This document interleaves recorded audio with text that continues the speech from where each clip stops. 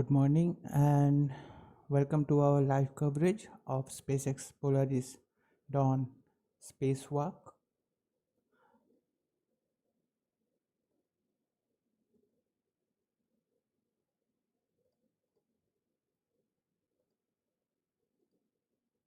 The first ever spacewalk by 4 commercial astronauts wearing SpaceX developed EVA suits is just some hours away.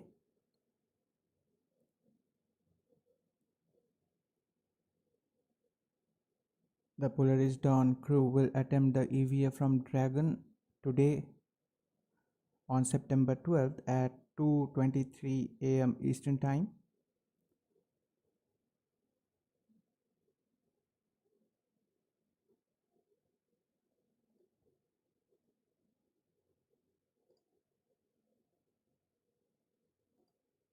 We hope you all are doing fine and much excited about this special EVA.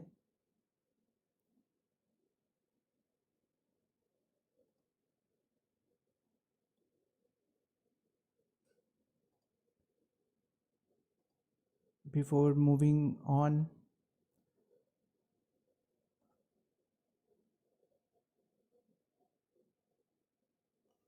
let me just tell you now we will be discussing a little bit about the updates we received from Polaris Dawn mission and what they did in this last 2 days after liftoff, and following that we will be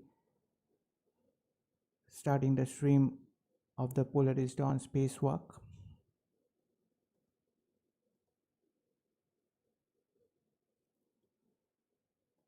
Hello, my name is Dipto Mitra, performing the commentary for today's special spacewalk by Polaris Dawn mission. On behalf of AstroYonder team, we express our heartfelt gratitude to everyone for being a part of today's live stream, and we really appreciate you being here. Big thanks to our amazing YouTube community for being here today as we provide detailed coverage of space launches, complete with extensive stats and thorough insights.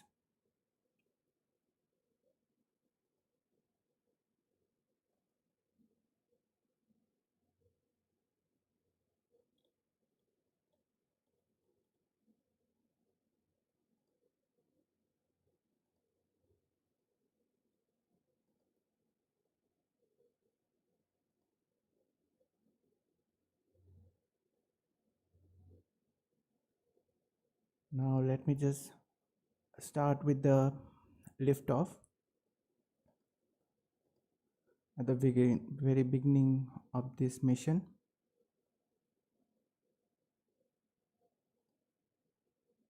as you can see on your screen, the Polaris Dawn crew walked out for their launch aboard the Falcon 9 from Launch Complex 39A at NASA's Kennedy Space Center in Florida back in September 10th at 5:23 a.m. Following their walkout, they reached the pad using SpaceX Tesla cars. On your screen, you can see the crew getting transported. They are right now on their respective Tesla cars on the way to launch pad. Some happy faces. And now Jared Isaacman coming with a big thumbs up. Following that, the crew went for the ingress procedure. Some happy smiles and waving there while they were aboard the SpaceX Dragon.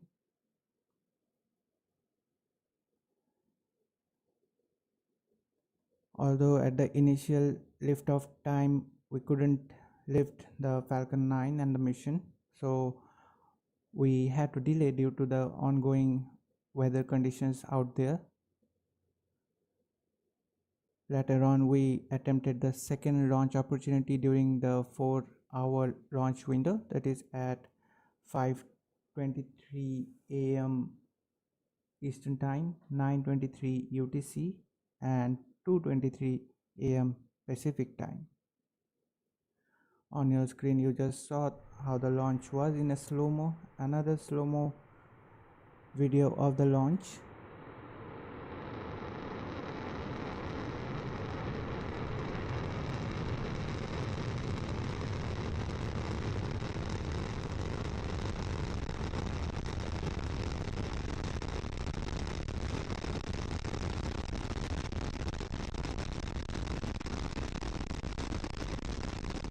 Falcon 9 leaving the pad Launch Complex 39A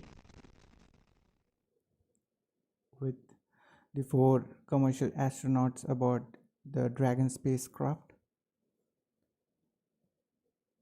And just about 12 minutes from that liftoff, we saw the Dragon separation from its second stage on the Falcon 9, heading to the initial orbit.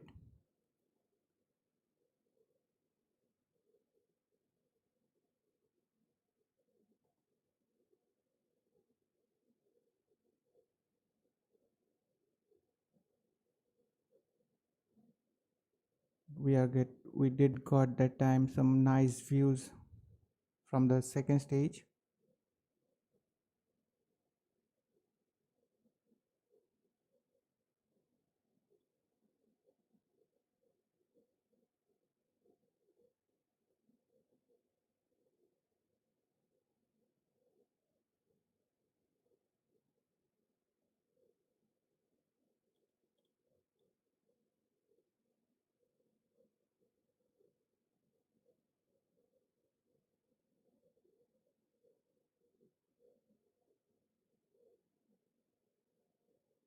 Following that, we got an update that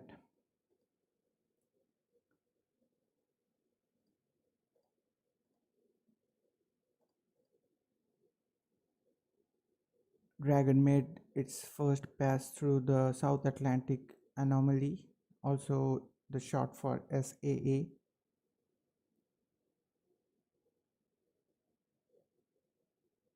A region where Earth's magnetic field is weaker, allowing more high energy particles from space to penetrate closer to Earth. The mission control operators and the crew worked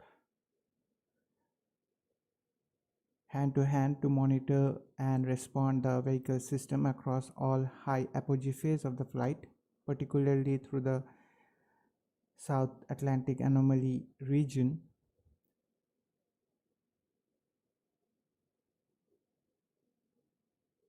And following that, the crew settled in for their first sleep period in space, during which Dragon performed its first apogee raising burn, orbiting Earth higher than any human in over 50 years. The crew rest for about 8 hours ahead of a busy day on flight day 2. And during the Dragon's first orbit, Dragon reached an apogee of approximately 1,216 kilometers, making Polaris Dawn the highest Dragon mission flown to date. Following a healthy system checkout, the crew and the mission control monitored the spacecraft before the vehicle raised itself to an elliptical orbit of Dragon SpaceX 1,400 kilometers.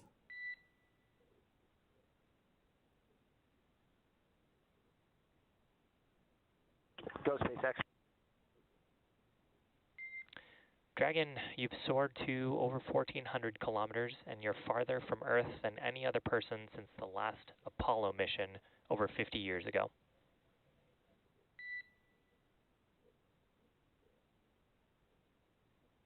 Copy Just that, now you saw the SpaceX. We view. all look forward to our friends at the Artemis program to take us to even greater heights.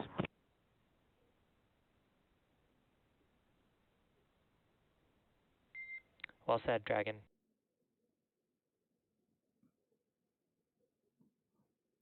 Nice views from there when the Dragon was in orbit of 1400 kilometers. We heard the mission control there communicating with the Polaris Dawn crew.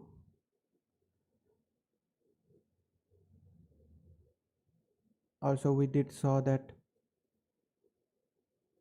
how the Draco thrusters from the Dragon spacecraft made their work.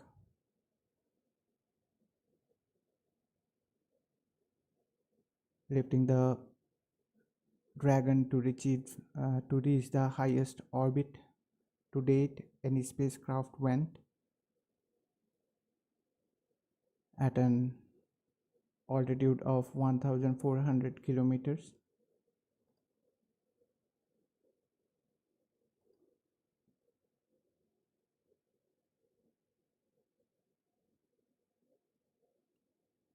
Just for a quick reference, you can see on your screen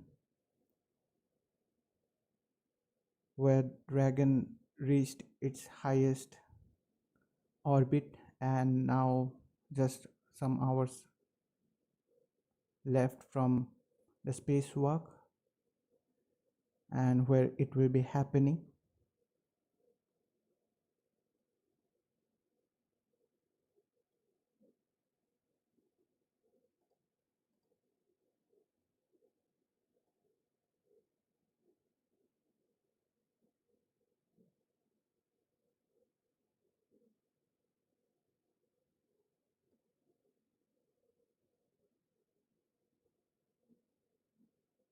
The mission involved complex orbital maneuvers, targeting an apogee of 1400 kilometers that you can see on your screen, the highest apogee there. As of now, ISS orbits around our world around 420 kilometers. During the Inspiration mission, SpaceX pushed the boundary a little bit farther and reached the orbit of 575 kilometers. And this time they made it more and went to 1400 kilometers. And following that, a descent to 700 kilometers for the much anticipated spacewalk.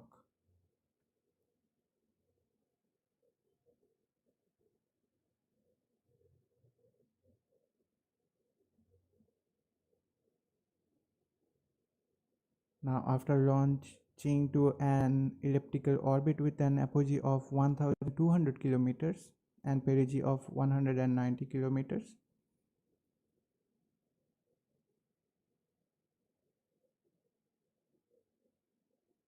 getting verified about the health of the Dragon spacecraft, Dragon's Draco engines fired to raise the spacecraft apogee to an altitude of 1400 kilometers,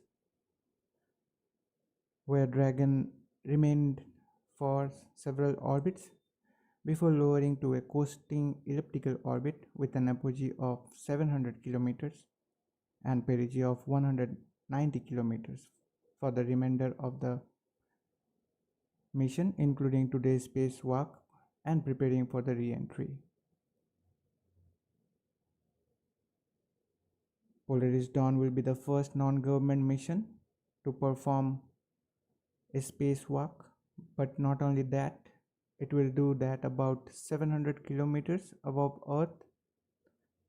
You can easily comprehend from the slide on your screen, we are presenting that the International Space Station orbits Earth at about 420 kilometers, and today we will be having the spacewalk at 700 kilometers.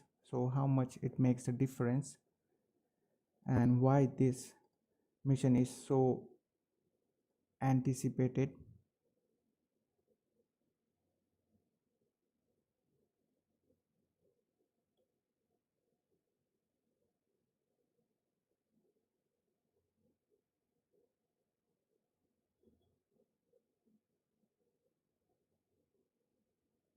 Also, the Dragon orbit Earth through regions of a highly charged belt of radiation, also known as Van Allen belts. There are two such belts around Earth, an inner one and outer. Now, those of you are not familiar with Van Allen belt, let me just make you understand in an easy way.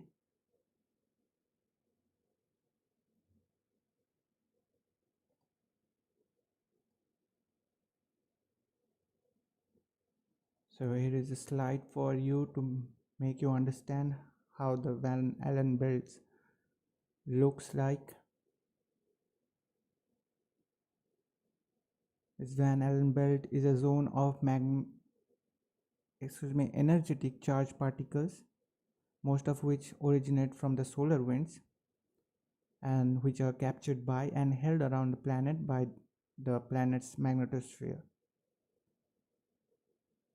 For us, Earth has two such belts, as I mentioned before, and sometimes others may be temporarily created. But those are temporary. These two belts are permanent and they reside there.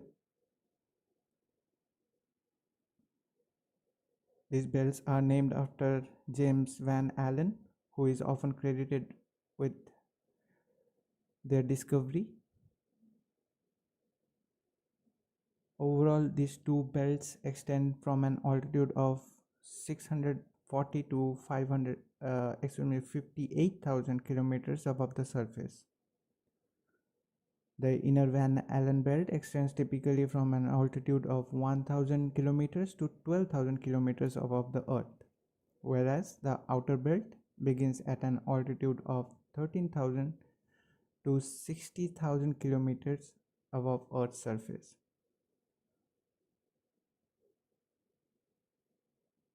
Polaris Dawn orbit soared through a region called South Atlantic Anomaly, which I mentioned before. Here, the lowermost of Earth's two Van Allen belts comes closest to Earth. With high concentrations of electrons and energetic protons, the Van Allen belts are harmful to humans if exposed for a prolonged period. The crew's expected radiation dosage over just 5 days stay on the orbit is equivalent to 3 months stay aboard the ISS. So you can make the difference.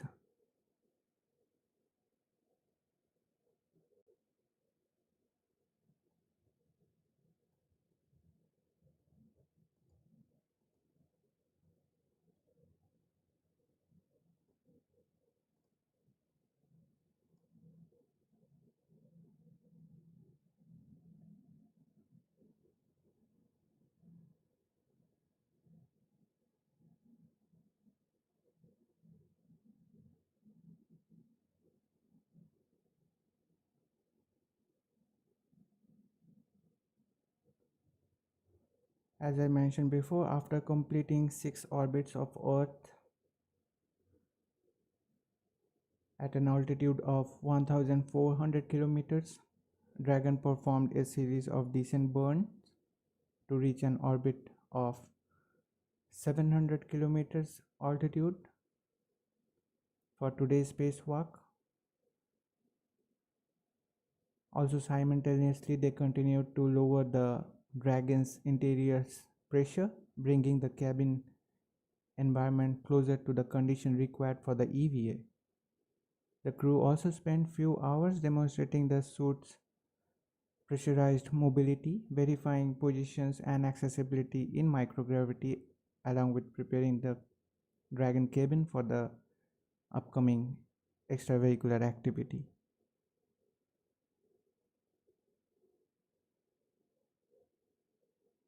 In addition to the spacewalk preparation, the crew conducted a series of activities on orbit, including time dedicated to science and research. And all these 5 days of their stay, they will be conducting some science and researches weaved throughout the mission. The crew focused on monitoring initial changes today on the flight day to their eyesight and ocular health. We know about that sense, so I will be making you to understand all this. Just make me to give you all the updates first, then we will talk about the mission once again. Also, they studied how fluid shifts and exposure to the microgravity effect on the blood flow, and assessed how medications are processed by the body while on orbit.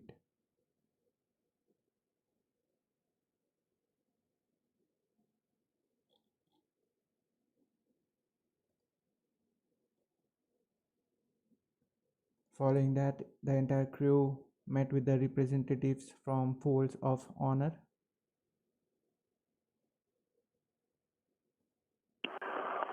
Good morning, good afternoon, good evening, Dan, Rachel, and Kensley. We're so excited to bring you along our Dragon capsule. So we've been up here for just over 28 hours, flying around and around the globe. We're going about 8 kilometers per second. That's about 17,500 miles an hour, going around every 106 minutes. It's pretty wild to see Earth from this altitude. We're up at 1,400 kilometers. And why is that significant? It's the highest anyone has ever been since 1972 when Apollo 17 went to the moon.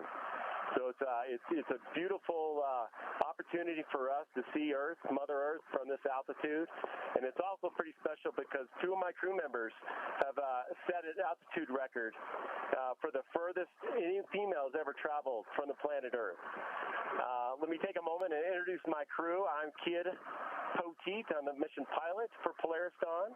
To my right, you got Sarah Gillis. Her call sign is Cooper. She is a mission specialist. She's also an engineer with SpaceX.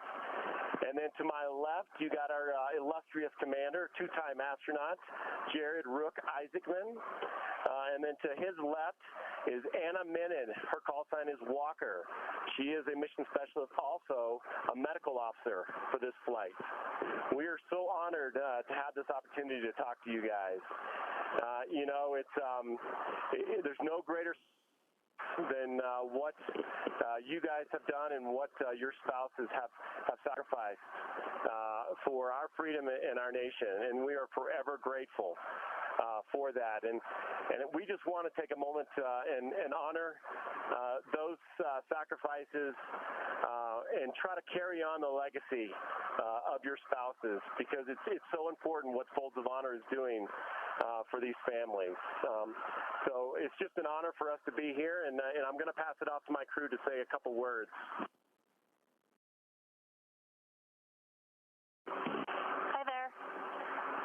So just want to really highlight the opportunity of a STEM education here and what Folds of Honor is doing. It's a huge part of our mission, and it's what goes into the incredible feats that happen in order to go explore among the stars and go farther into the universe. STEM is such an important part of everything we do to make progress. And so just want to acknowledge and recognize what Folds of Honor is doing as an organization and how important it is and how grateful we are that you guys are able to continue providing education opportunities.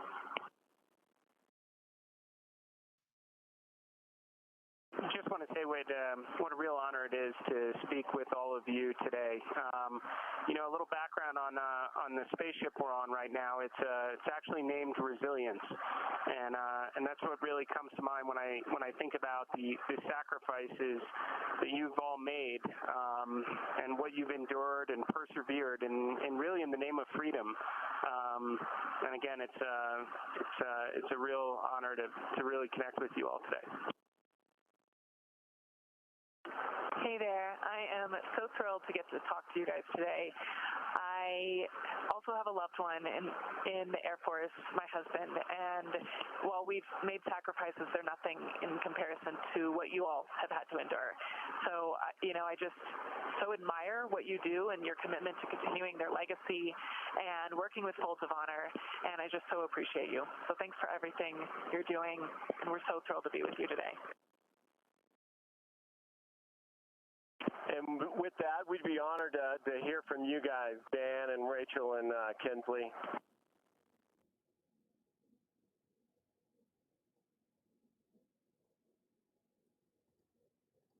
You just heard the Polaris Dawn Crew having the conversation with the representatives from Folds of Honor. Folds of Honor is an organization providing educational scholarships to the spouses and children of America's fallen and disabled military service members and the first responders. It's an act of honoring those who have made the ultimate sacrifice in service to the United States. Following that event, Anna Menon read her book Kisses from Space to a group of St. Jude patients and to her family as well, followed by a question and answer session.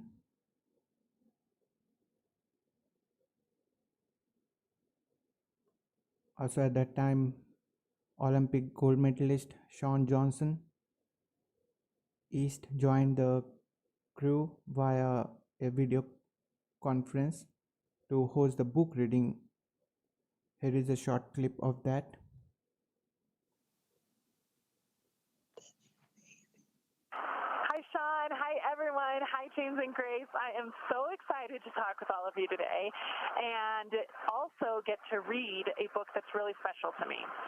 This book, Kisses from Space, is a story that I wrote for you, James and Grace, to remind you that I love you and that I'm always thinking of you even when we're apart. But I'm also excited for another reason, and that is the fact that this book raises money for St. Jude Children's Research Hospital.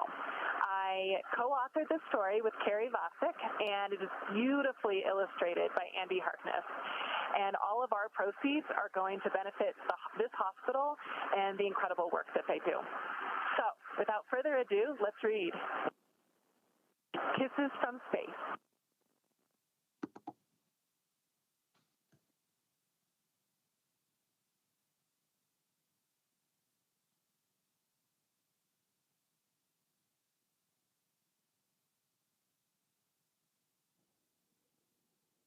Gather round, my sweet dragons, your mama is back.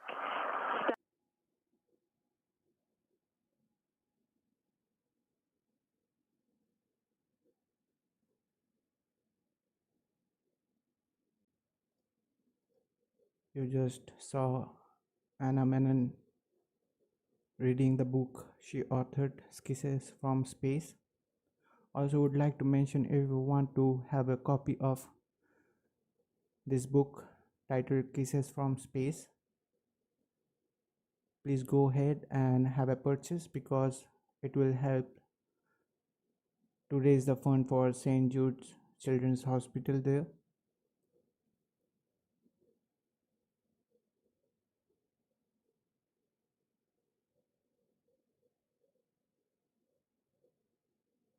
And following this book reading, Isaacman, Kid, Sarah and Anna ended their flight day 2 with their calls to family, which was conducted over Starlink connections.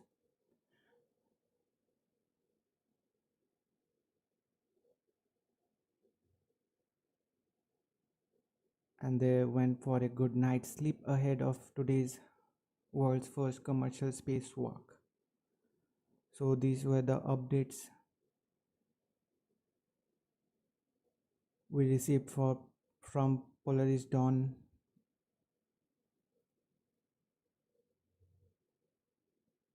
up to the flight day 2. Now we are in the flight day 3, the EVA day.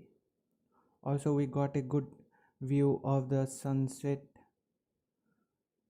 through the external cam on the Dragon.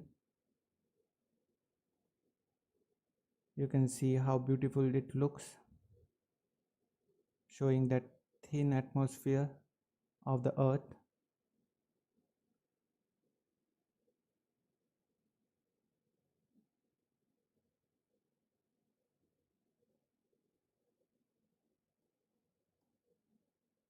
We hope that we could give you the best possible way to have the updates for the Polaris Dawn mission.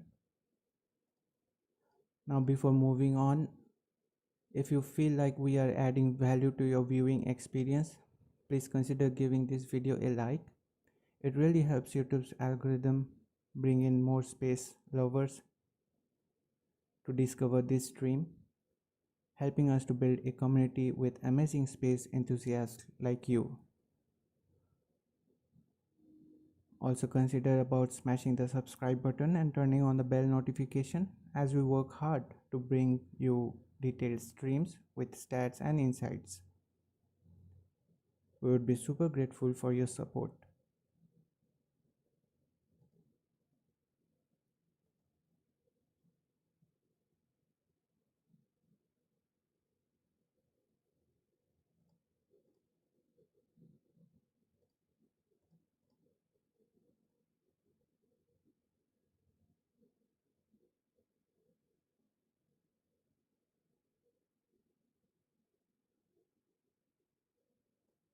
Let's just talk about the crew a little bit.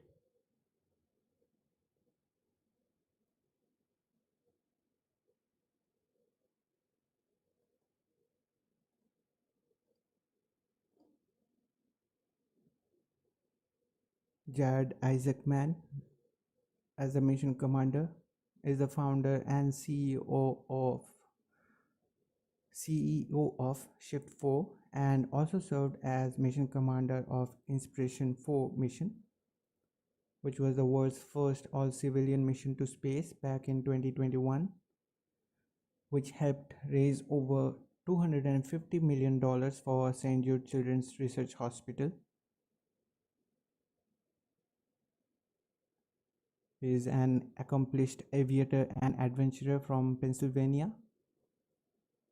Isaacman is rated to fly commercial and military aircraft, and he holds several world records, including 2 speed around the world flights.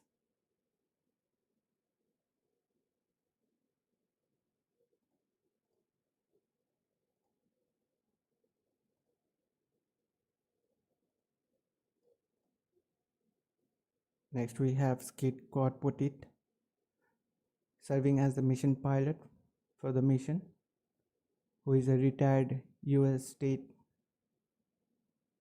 Air Force Lieutenant Colonel and has 20 years in the service, including commander of the 64th Aggressor Squadron, USF Thunderbird 4 demonstration pilot, operational test and evaluation pilot.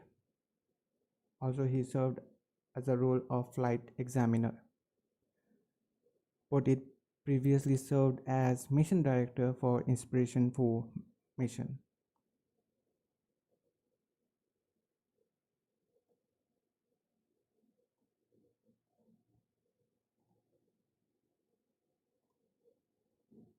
Sarah Gillis, mission specialist for Polaris Dawn mission, is a Colorado native who is a lead space operation engineer at SpaceX,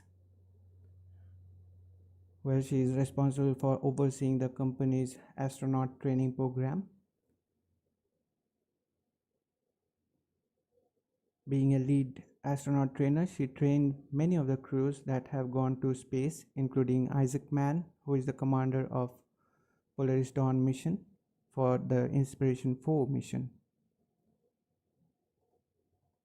She is a trained classical violinist. Gillis began as an intern for SpaceX in 2015 and worked on human-in-loop testing for the Dragon spacecraft. Gillis has developed a curriculum, a musician's guide to reaching for the stars, that encourages students to reach for their dreams and discover the connection between music, creativity, and exploration.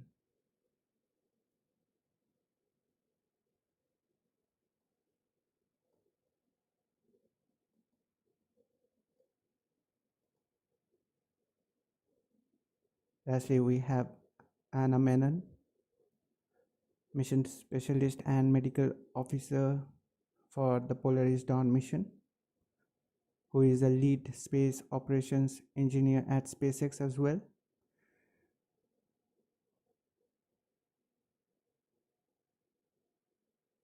In that role, she manages the development of crew operations and serves in the mission control as both a mission director and crew communicator. Prior to that, she was a biomedical engineer and supporting astronauts on console at NASA. As mentioned before, she authored a children's book, Kisses from Space, which was inspired by her experience preparing for the Polaris Dawn mission and her desire to share her spaceflight experience with her two young children, as well as with the St. Jude Children's Research Hospital.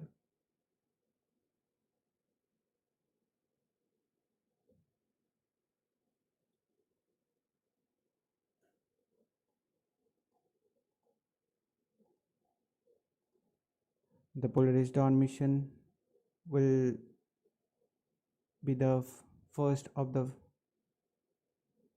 3 planned Polaris Dawn missions in the Polaris Dawn program. The mission utilized a flight-proven Falcon 9 booster for its 4th flight, launching from the historic Launch Complex 39A at Kennedy Space Center.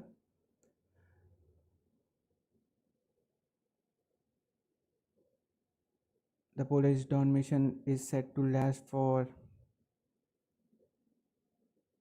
up to 5 days with an orbital inclination of 51.6 degrees, which is a common angle for missions to the International Space Station due to its optimal ground coverage and accessibility.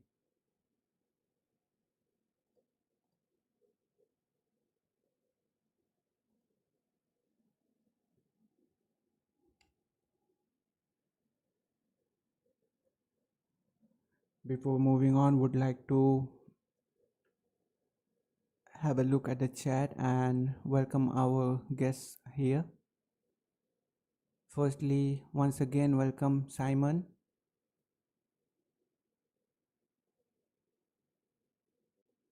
Also would like to welcome one of our moderator here, Pop Tripika. Thanks for tuning in. Hope you will be enjoying the stream.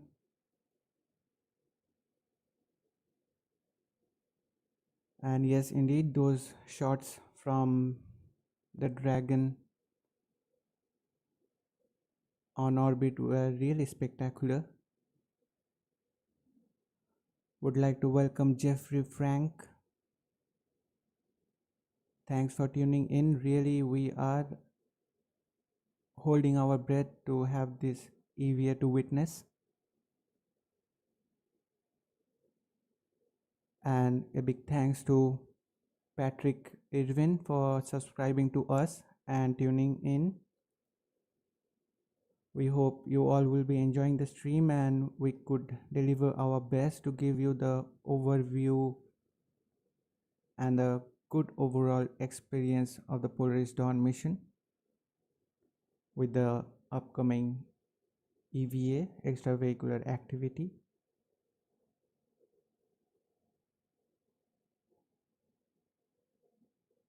Now just let's discuss about the mission a little bit before the webcast begins. The mission involves several orbital maneuvers, starting with the targeting of an apogee of 1400 kilometers, which we already achieved.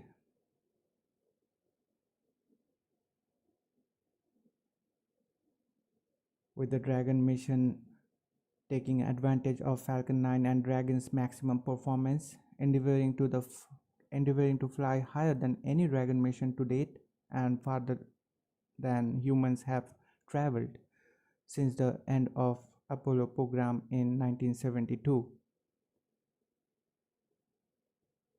The Falcon 9 lifted off from Launch Complex 39A at Kennedy Space Center to an elliptical orbit with an apogee of 1,200 kilometers and a perigee of 190 kilometers.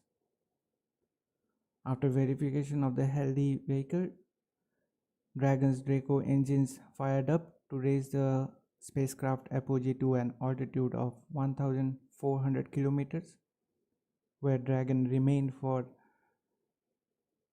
several orbits before lowering to a coasting elliptical orbit with an apogee of 700 kilometers for the remainder of the mission, including today's spacewalk, before preparing for re-entry.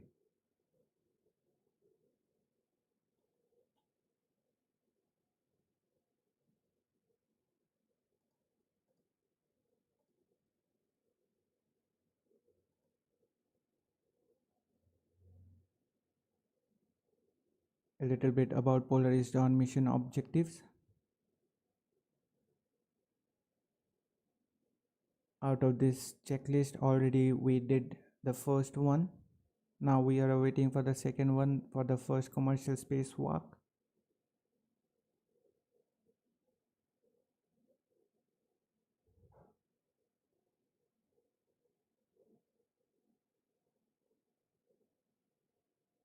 With this first commercial spacewalk, Gillis and Isaacman to perform the EVA at a planned 700 kilometers altitude will see several world records.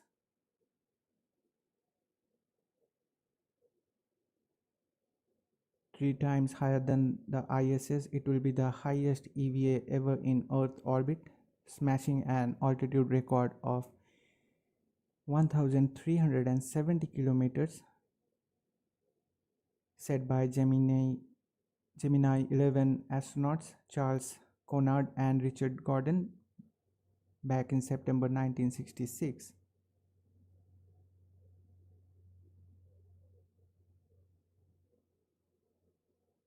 Attempting the first ever commercial spacewalk, this will take place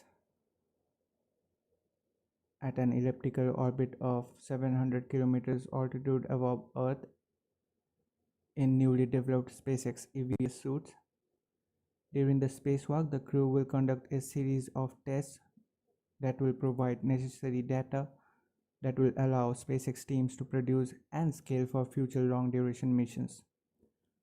Also, the Polaris Dawn 2 mission will be based on the data gathered from the Polaris Dawn mission.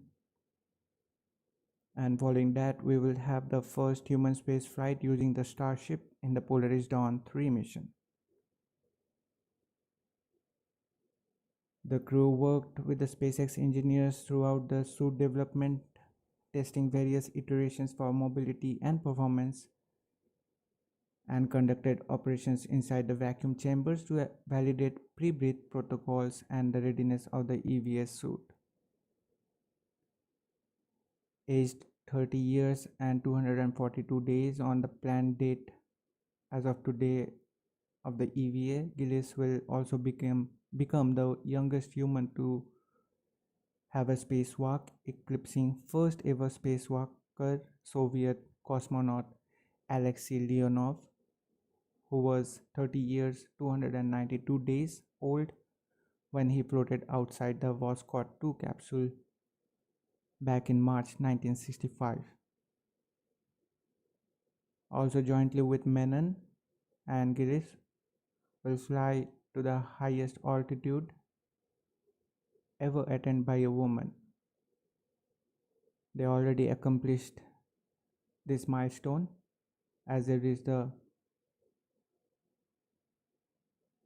highest altitude of the human space flight to date. They made it double the 358 miles, that is 576 kilometers, reached by astronauts Kathy Thornton, Nancy Curie, and Megan McArthur across 3 Hubble Space Telescope repair flights between 1993 and 2009. Now, following the EVA, the Polaris Dawn mission is set to test the laser-based satellite communication using optical inter-satellite links between the Dragon spacecraft and Starlink satellites.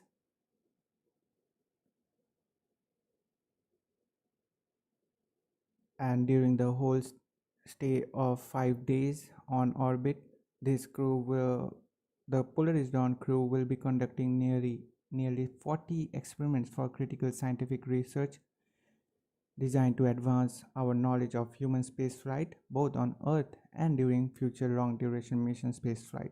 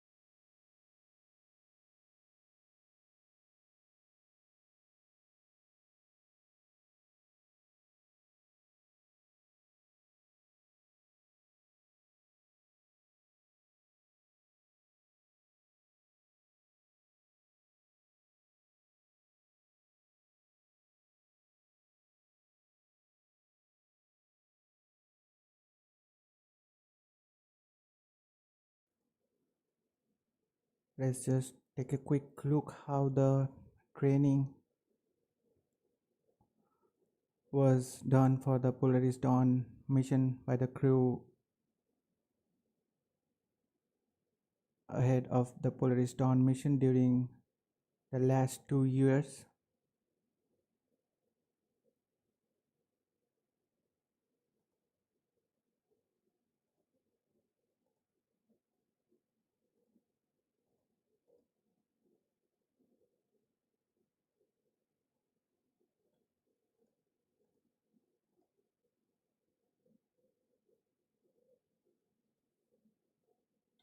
On your screen you can see the centrifuge and hypoxia familiarization training.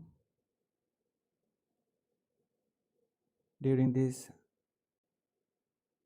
the Polaris Dawn crew completed their training to familiarize themselves with the symptoms that may experience while at the higher altitudes where there is a lack of oxygen, as well as the G-forces experienced during the launch and re-entry by having that centrifuge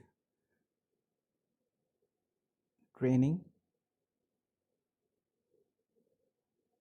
In the centrifuge, it's about 4.5 to 5 Gs, similar to that the forces experienced during the various transitions on the way to space and back to Earth. Following that, the crew spent time in the altitude chamber. Here on your screen right now you can see that slide, getting familiar with their symptoms of hypoxia.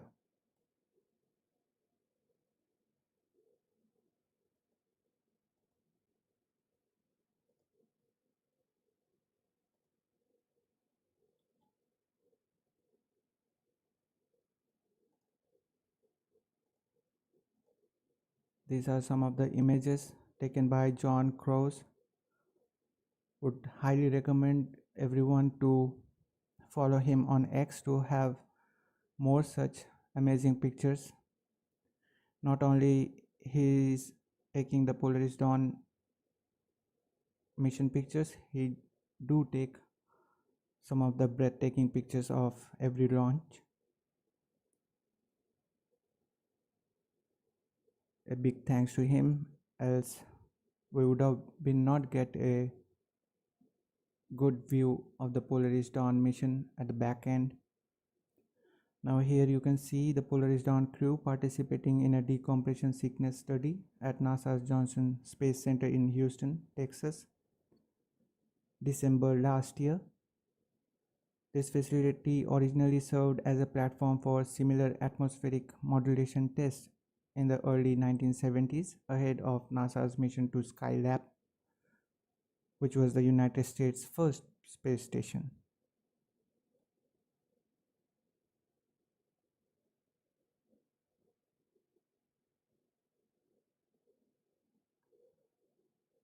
The risk of decompression sickness is lowered when the amount of nitrogen is reduced in a human body.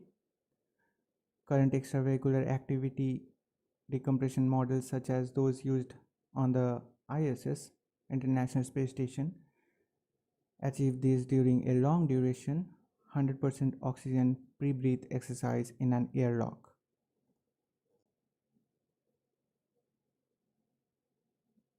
Which requires the entire vehicle, including the crew members, to decompress down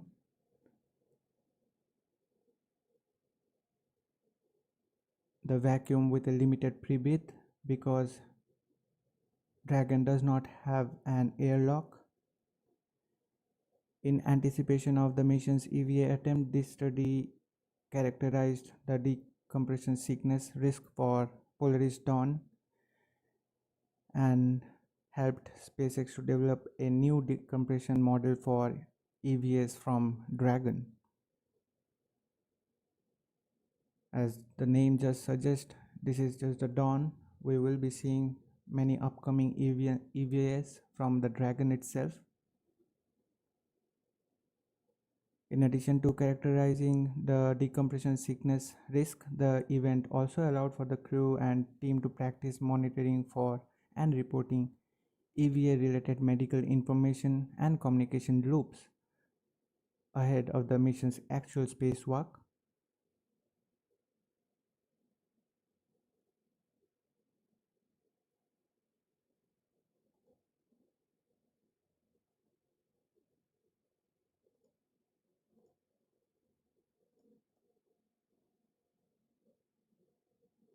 The Polaris Dawn crew members also climbed the Cotopaxi stratovolcano in Ecuador, which presented them an opportunity for the crew to develop mental resilience for facing physical strains, challenging weather conditions, and evaluations at high as 19,374 feet above sea level. This allowed the crew to build upon their endurance and mental toughness, which is a must-need quality for the space environment.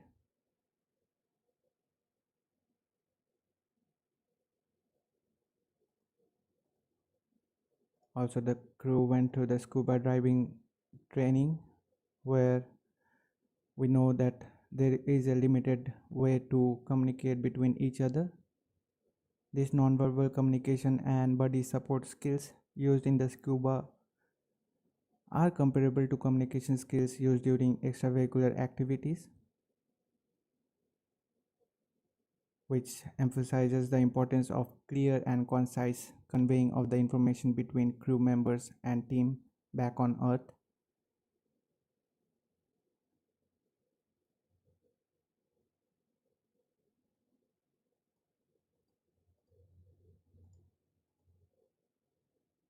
The zero-G flight training of the Polaris Dawn mission, which was essential for any astronaut to get accompanied to the weightlessness experienced in space. These are 30 seconds of interval in which we experience the 0G during these flights. So the crew utilized this opportunity to accomplish some of their science and research to see how that would feel like during the space mission.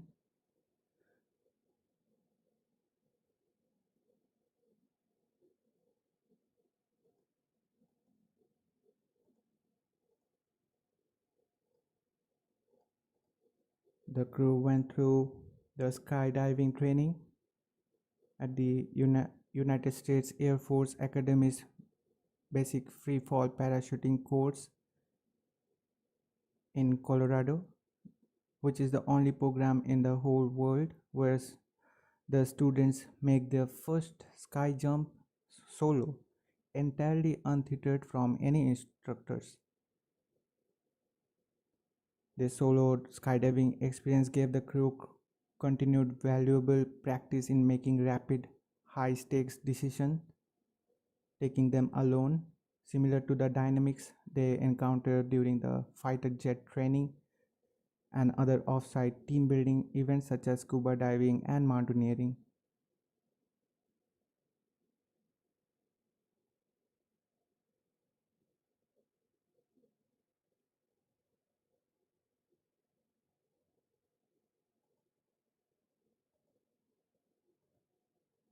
These are some of the breathtaking pictures taken by John Cross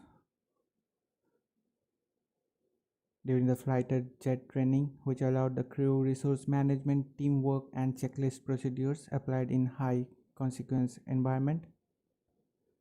This skill set translates into a spaceflight context where the crew must be prepared to react swiftly to a wide range of nominal and off-nominal scenarios that could arise during their mission.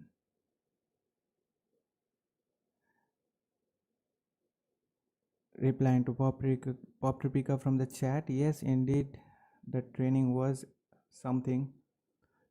These trainings will make anyone to have a complete wholesome training for a space flight,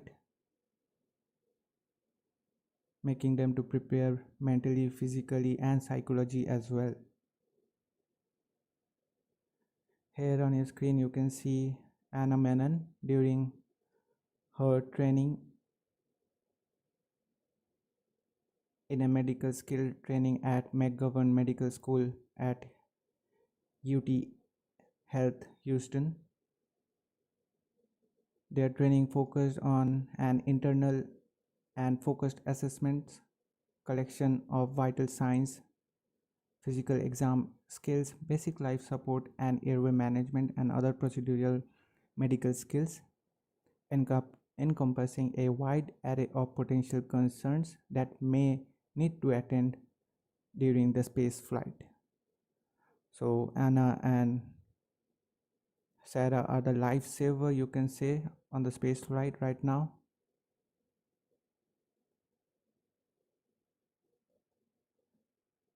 Now let me just check, because I guess it's time for the webcast to begin.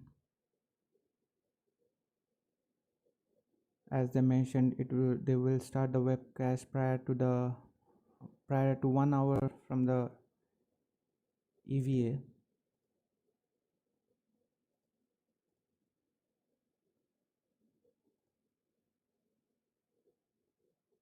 Guys, we hope that we are able to add something to your viewing experience. If you feel so, please like this stream so that it will reach a wider audience of space lovers, so that we can have a good community of space lovers and space enthusiasts like you.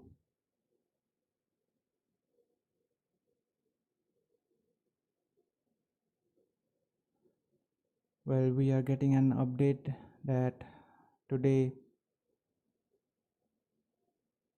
at 4:52 a.m. Eastern Time, Falcon 9 will be launching the Bluebird 1-5 mission, launching the 5 first commercial satellite launch for AST Space Mobiles. The launch will be happening from Space Launch Complex 40, and currently the weather is 30% favorable for the liftoff. Hopefully we be able to stream, because I don't want both the streams to coincide. So as of now, it seems like the webcast has not begun.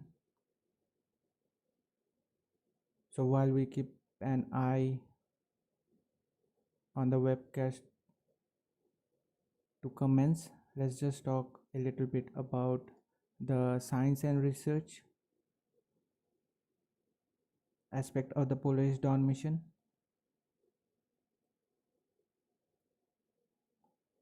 As we know, from the mission profile of the Polaris Dawn, which affords us to have some great opportunities to expand our collective knowledge about the human body in space and associated applicability here on Earth.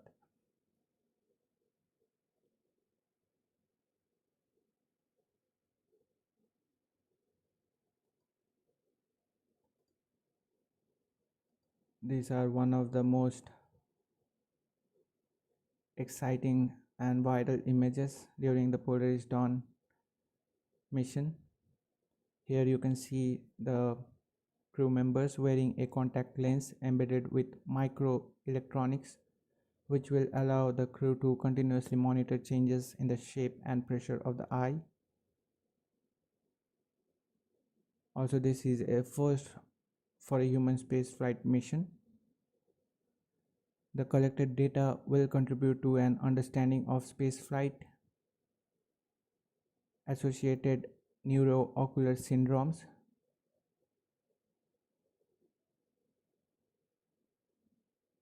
in short it is said as SANS, a condition that can cause degraded vision and poses a risk of human performance during space missions to be particular.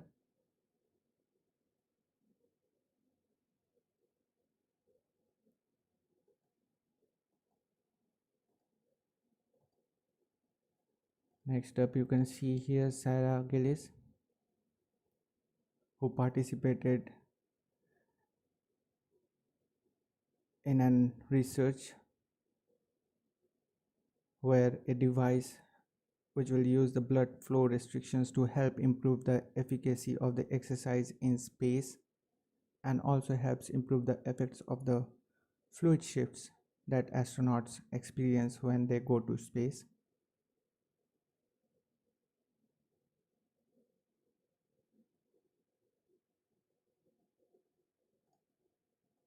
Some of the other science and research experiments you can visualize through these images. This one is for the endoscopy, or a camera that will be inserted through the nose into the airway to gather imagery and look for the inner body challenges like inflammation. The last slide which you saw, where Anna was there, that was about a research about which we all know that the balance and orientation issues that astronauts face when they return to a Earth's gravity environment. So in that experiment, a testing tool that might help with this issue, where actually this slide on your screen right now you are seeing, I'm talking about this, which uses electric shocks between inner ears to stimulate that disorientation and balance issue, and which will teach more about rapid adaptation skills to the Earth's gravity environment.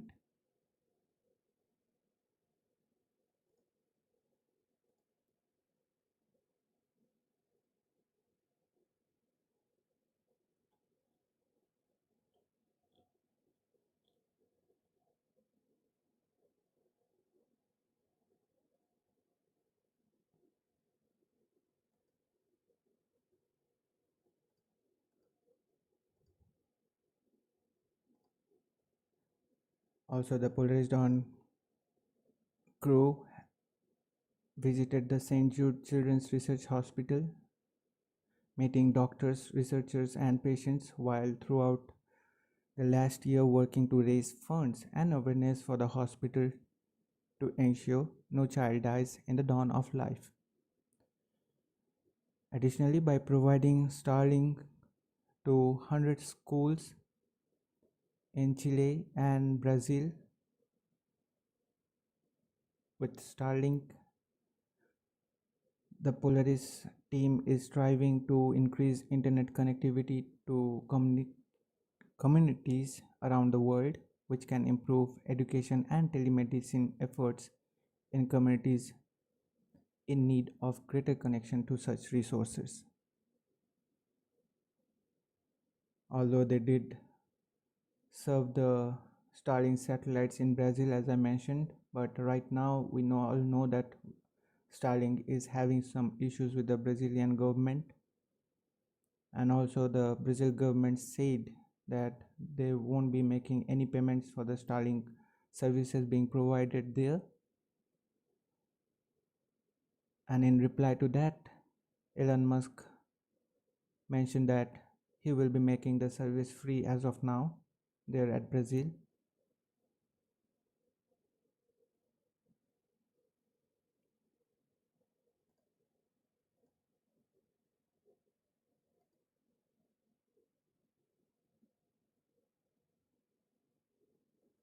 Yes, Bob Tripika, we don't have any images so far now that how people are sleeping inside the Dragon. We know how the astronauts are sleeping on the ISS. We saw their sleeping beds, those vertical sleeping beds, but on Dragon we didn't saw it. Hopefully, I think there was a slide or a video during the Axiom 2 mission where Peggy Whitson was inside the Dragon sleeping bed, but that was a close-up one. We cannot understand anything from that how its orientation is and where it is situated on the Dragon spacecraft.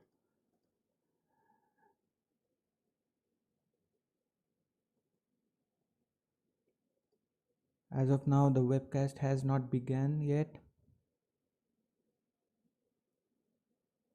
We are awaiting for it and continuously checking for that. So meanwhile, let's discuss more about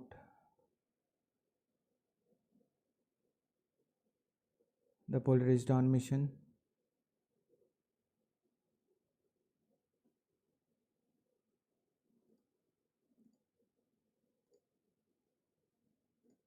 Here are some of the slides during the Polaris Dawn crew members checking the modified Dragon spacecraft for the spacewalk. We know that Polaris Dawn spacewalk will involve opening the Dragon's hatch, forward hatch to be precise, which has a new motor for the job for the spacewalk.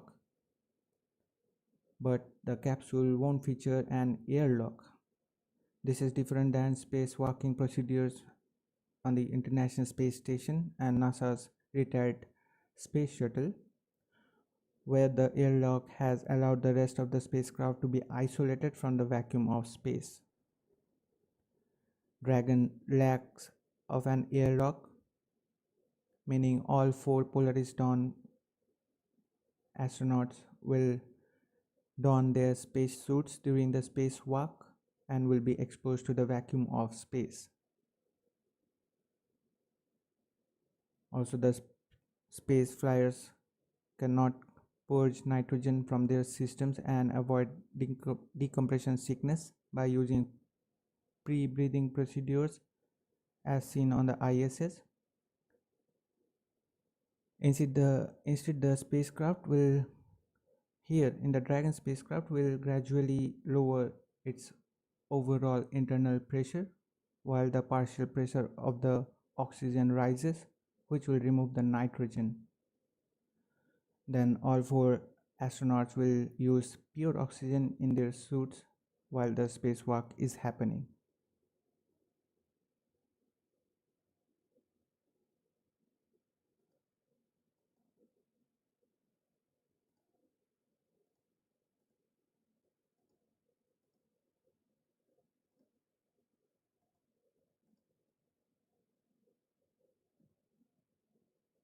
Polaris Dawn spacewalk will be the first time that four astronauts will be concurrently exposed to the vacuum of space.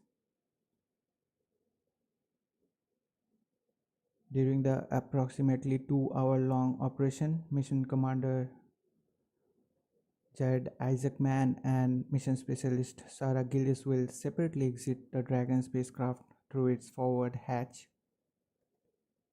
Mission pilot Kit Poteet and mission specialist and medical officer on the Polaris Dawn mission, Anna Menon, will remain seated, managing spacesuit umbilicals and monitoring telemetry on the Dragon's interior display.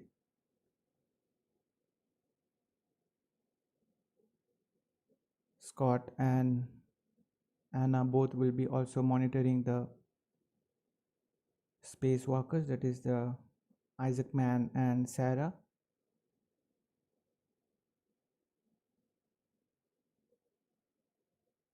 As they perform their EVA outside the Dragon spacecraft.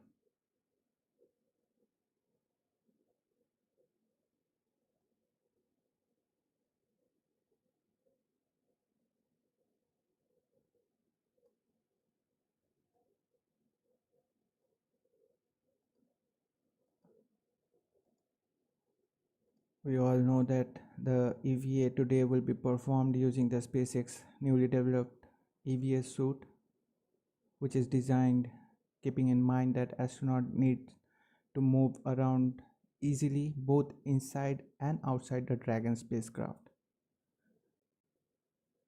This spacesuit is developed for the intra and intervehicular space activities, that is the both and outside the Dragon spacecraft, and the team behind the Elon Musk backed venture used new materials, production methods, and specially designed joints that let the suit be bend and flex to allow a high degree of mobility. The suits are having more flexible joints so that the astronauts can have more mobility. There are extra seals and pressure valves to ensure the spacesuit stays pressurized. Also, SpaceX claims to have created a more convenient plug-in systems to attach the spacesuit to the vehicle. This plug system is home to crucial elements such as communication kit, cooling hardware, and pressure control system. One of the cool features on the newly developed EVA suit is this EVA's helmet, which is a 3D printed and has special padding elements that house communication mics and pressure control valves.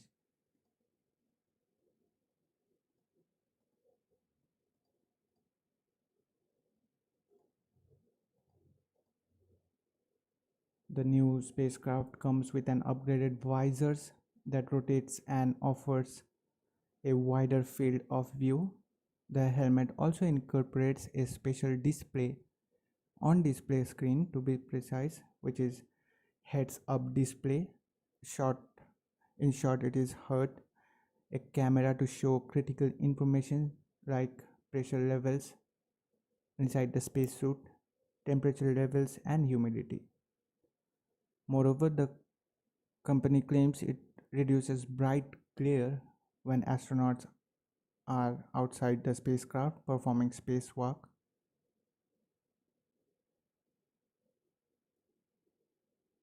These new developed 3D printed EVA helmets Their visors has a copper coating to protect against radiation as well, using tin oxide similar to that employed on the wraparound cupola window that flew on Inspiration 4 mission.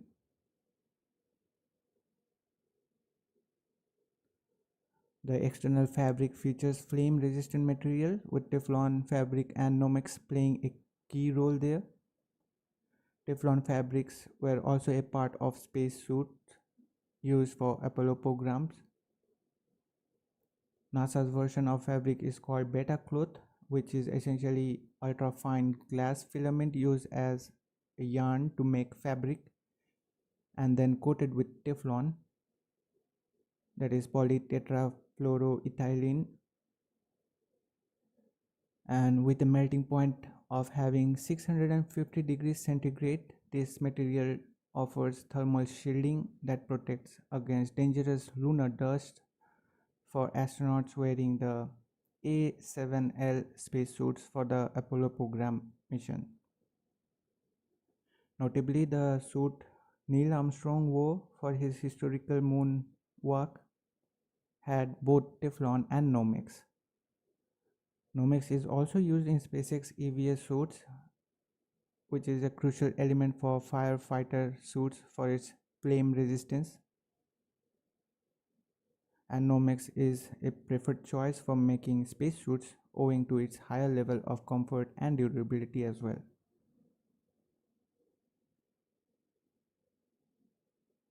Evolved from intravehicular activity, that is IVA suit, the EVA suit provides greater mobility, a state-of-art helmet, heads-up display, HUD, and camera, new thermal management textiles and materials borrowed from Falcon 9's Interstage and Dragon's trunk.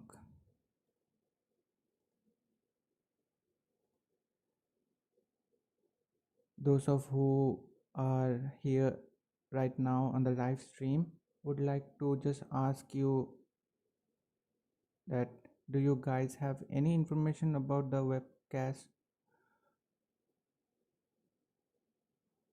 Well, we got the update. The webcast will begin at 4:55 a.m. Eastern Time.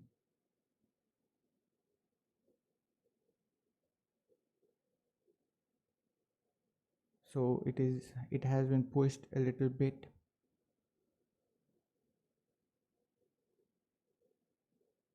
Nearly about 2.5 hours.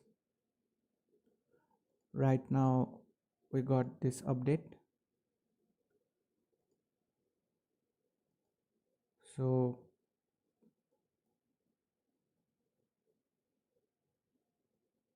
we have some more time before the webcast to begin.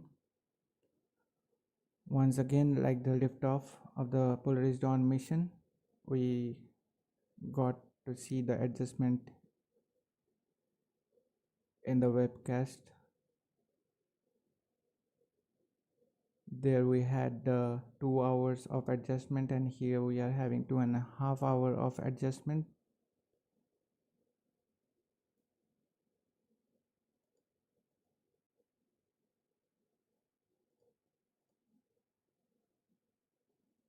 Yes, Pop Tripika, I just saw that as well, that the EVA will begin at 4:55 a.m. Eastern Time. Actually, that's a good decision, I would like to say, because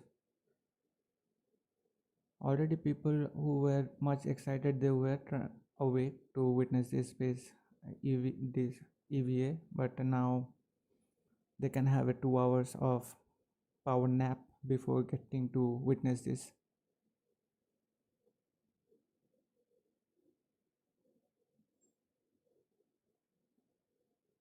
Maybe that can happen, Bob Tripika, but let's see what they have to say about this adjustment.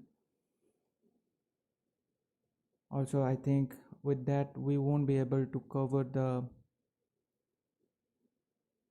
Bluebird 1-5 mission launch, but let me just see if we can incorporate that launch here on this webcast only, because currently the system in which I'm working, it is not possible to have two simultaneous webcasts to host.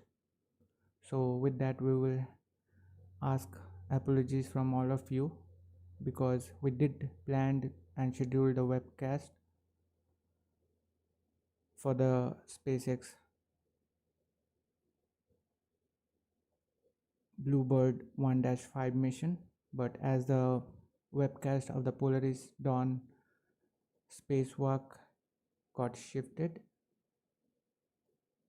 to 4:55 a.m. Eastern Time, which will be coinciding with the webcast of the Bluebird 1-5 mission for the AST Space Mobiles from Cape Canaveral. So we would see that if we can manage here, we would like to have you guys to have the webcast to witness on this webcast only. So please don't switch to that scheduled live stream on our channels page for the Bluebird 1-5 mission.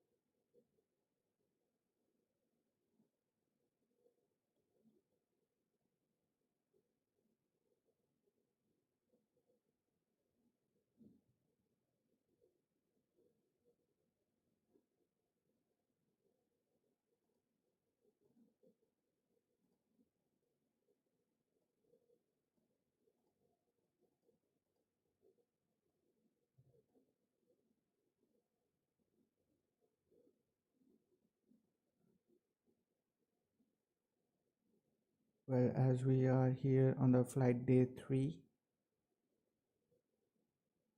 that is the EVA day,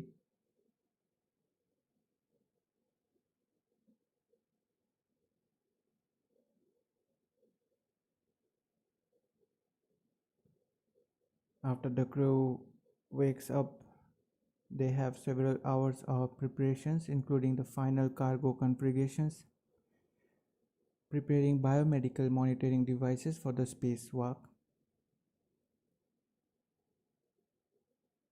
They will get into the space suits and will perform a suit leak check and then perform the EVA.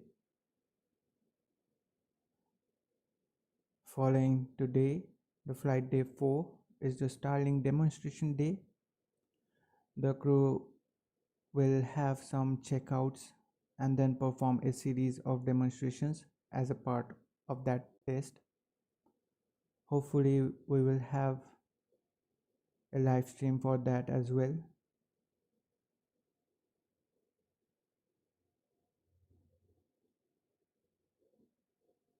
Flight day 5 is the final full day on orbit. On that day, crew will be wrapping up all the research that they will be performing weaved in every single day of the mission, and finally preparing for the re-entry. And with that, it brings us to the flight day 6. Having spacesuits on, they will re-enter through Earth's atmosphere and then splash down off the coast of Florida at one of the SpaceX 7 sites and will be recovered by the SpaceX recovery vessel.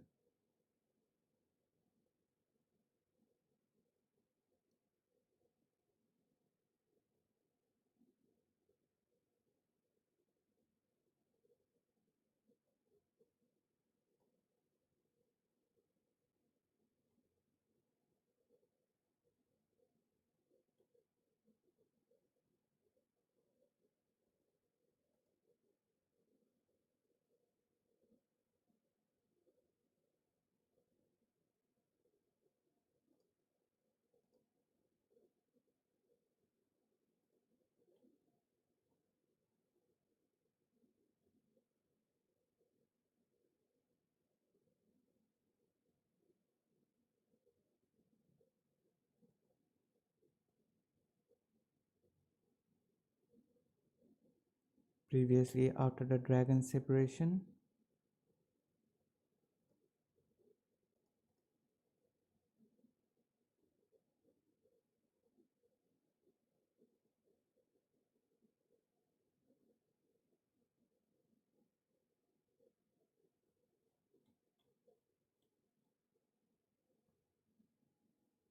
on the flight day 2, the incredible milestone, Dragon reached an apogee of more than 1,400 kilometers, marking the farthest humans have ever traveled.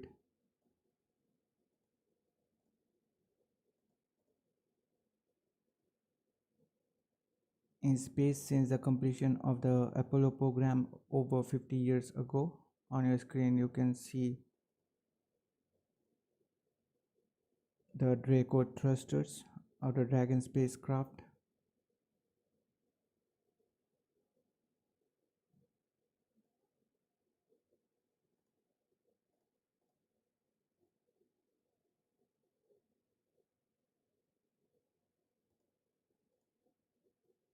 These are the forward bulkhead Draco firing during the burn, reaching an apogee of 1,400.7 kilometers.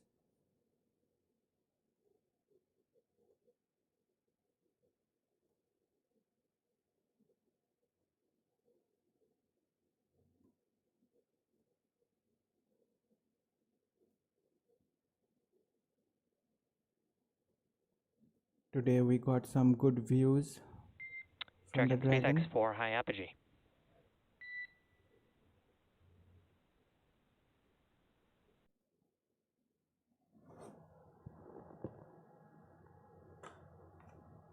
Dragon, you've soared to over 1,400 kilometers, and you're farther from Earth than any other person since the last Apollo mission over 50 years ago.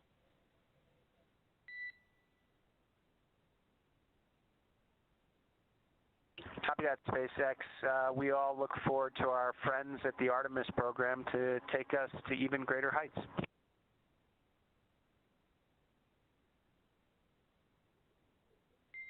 Well said, You Dragon. can see how beautiful the planet Earth looks.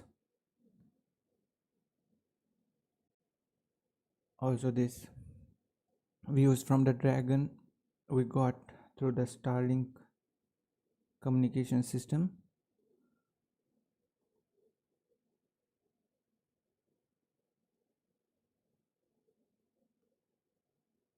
Also, one of the beautiful clip we got today as well of this orbital sunset view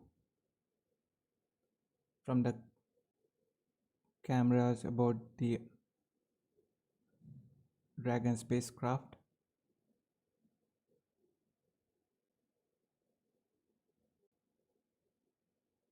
You can see that thin Earth's atmosphere with a white line, just like a curve there, due to the sunlight behind.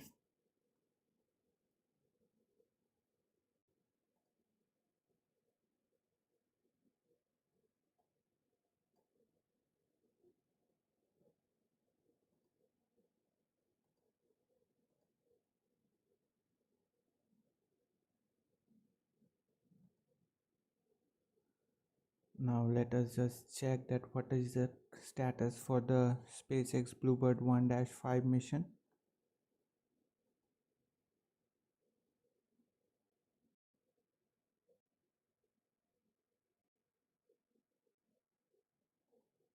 Well, it will be launching from Space Launch Complex 40 at Cape Canaveral Space Force Station in Florida.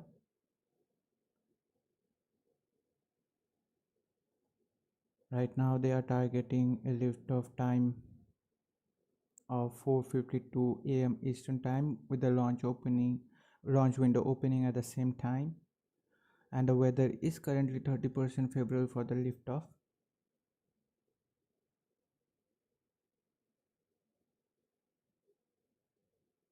That this will be the 30th flight of the Falcon 9 booster supporting this mission.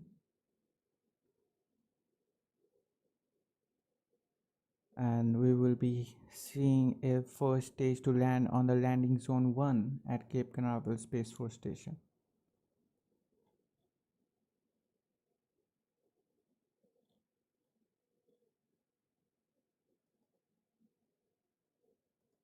So let's just take a small break so that I can have a glass of water.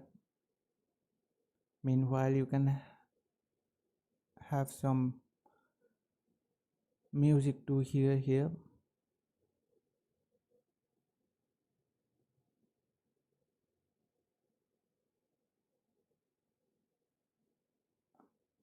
Please be tuned in, and I will be coming back. And also you can have a break as well, because we are having a good amount of time left from the webcast of the today's EVA to begin.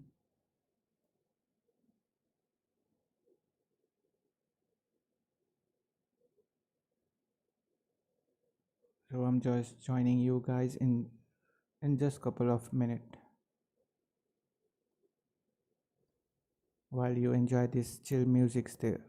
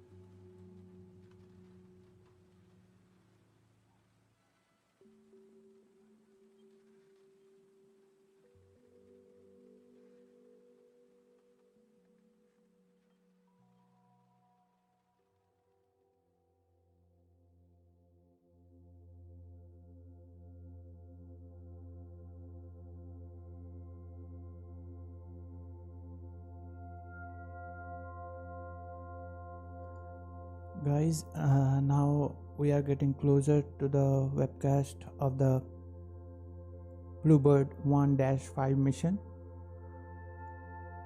So I will be a little updating this stream because it was intended for the Polaris Dawn EVA, but although we made a mistake that to make it this stream to get live earlier than when the scheduled time was for the Polaris Dawn, we just wanted to give you the more insights about this EVA and the Polaris Dawn mission. But unfortunately, SpaceX adjusted the EVA time for the Polaris Dawn spacewalk, so we got stuck here. Currently, we have that Bluebird 1-5 mission live stream on our page, but we won't be streaming from there. We will be streaming here because currently, as mentioned before, we don't have the infrastructure to multi-stream at the same time. So please allow me a couple of seconds and the screen might get black, so don't worry, I'm still there, just updating the stream. It will take me 2 minutes only, less than 2 minutes, and I will be coming back.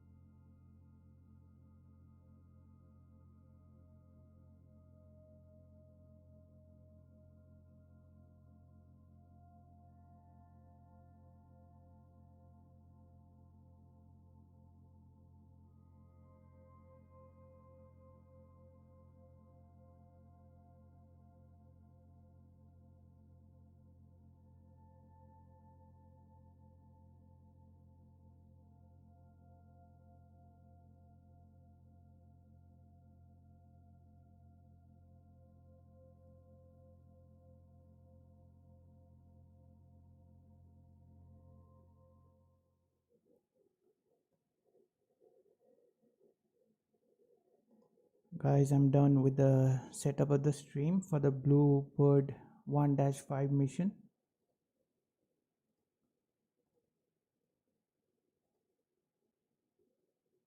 Currently, we got that update that today we are 30% having a 30% favorable chance for the launch to happen.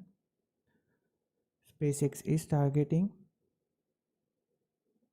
the launch of AST Space Mobile's Bluebird 1-5 mission to low Earth orbit. Although I don't know whether it is a low Earth orbit or not, it is not clearly mentioned. From Space Launch Complex 40, Space SLC at Cape Canaveral Space Force Station in Florida. We have a 4-hour launch window which opens at 4:52 a.m. Eastern Time. A backup launch opportunity is also available tomorrow, that is on Friday, September 13, again with a 4-hour launch window opening at 4:43 a.m. Eastern Time.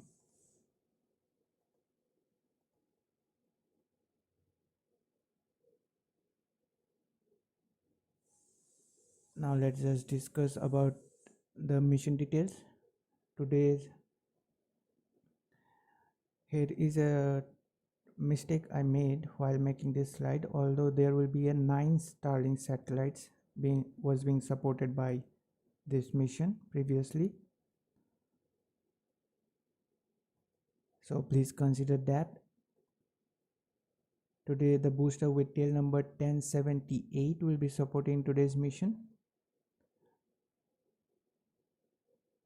The booster will be supporting this mission on its 13th flight, which previously supported SpaceX Crew Dragon 6 on 2nd March of 2023.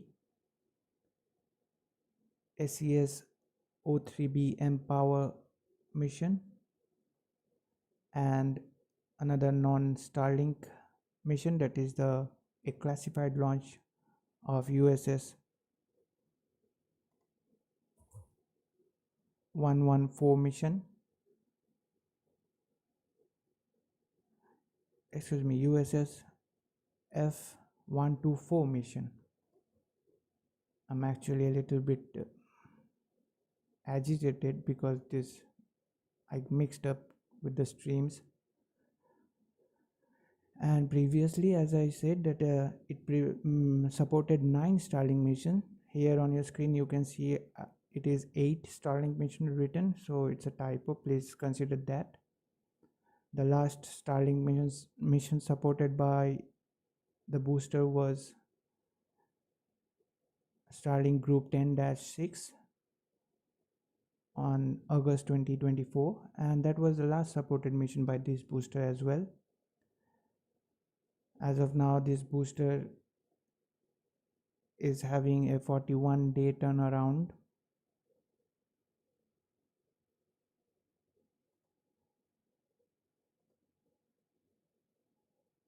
Now let's just quickly look into the payload details.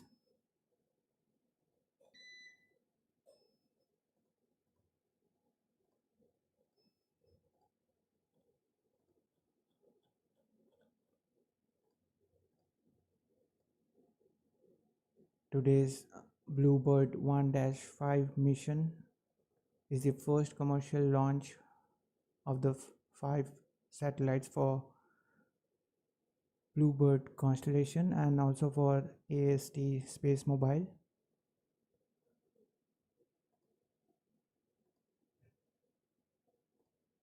These satellites are built at AST Space Mobile in its company's 185,000 square feet of assembly, integration and testing space in Midland, Washington.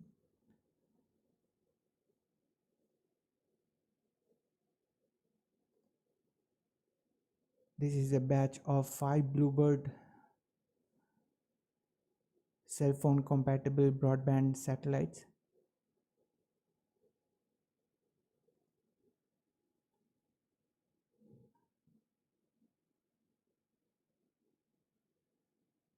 Each Bluebird satellite has a communication array of 693 square feet to establish connectivity directly with the cell phones via 3GPP standard frequencies,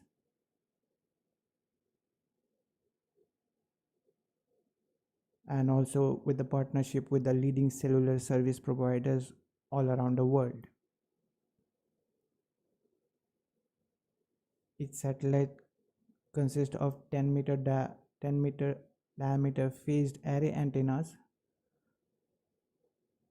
with an area of 64 square meters, which also consists of numerous identical sub-antenna modules. These satellites are built on the success of our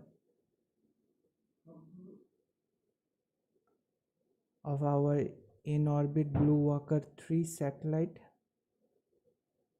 and will provide US nationwide non-continuous service with 5,600 cells in premium low band spectrum, which will make it tenfold increase in the processing bandwidth.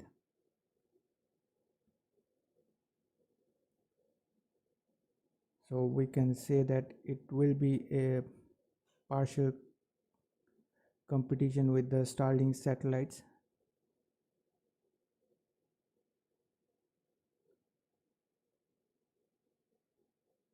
Now let's just quickly look into the stats for today's Bluebird 1-5 mission.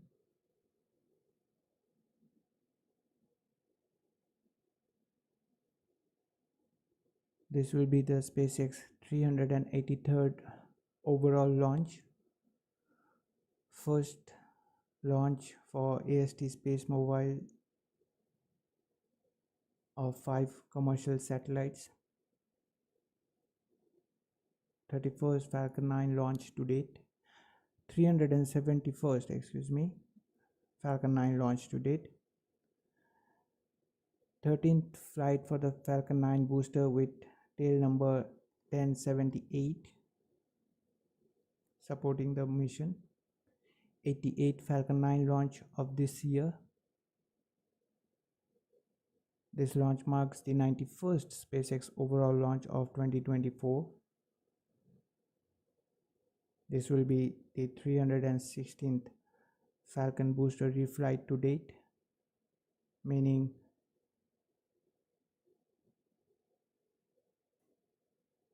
a booster having a flight at least once before. 205th SpaceX orbital launch from pad Space Launch Complex 40 and 360 overall launch from this pad.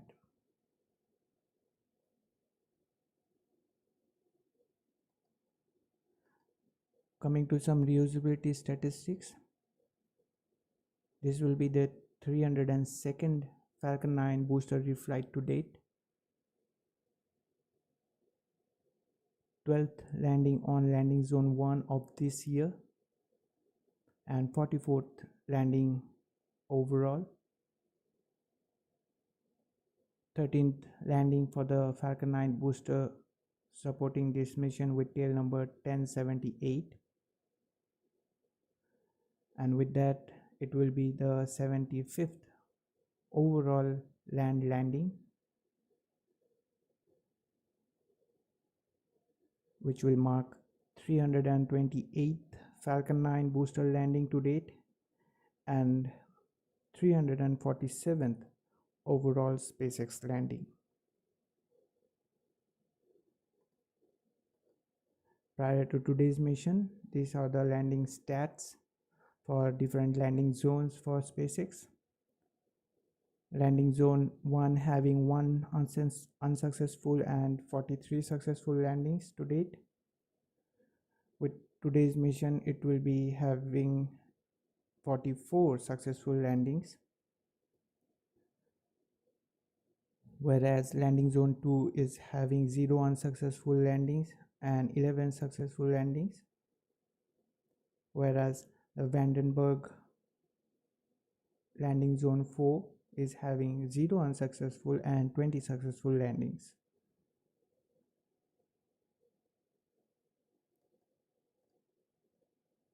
Now let's just take a quick look at the SpaceX stats for this year.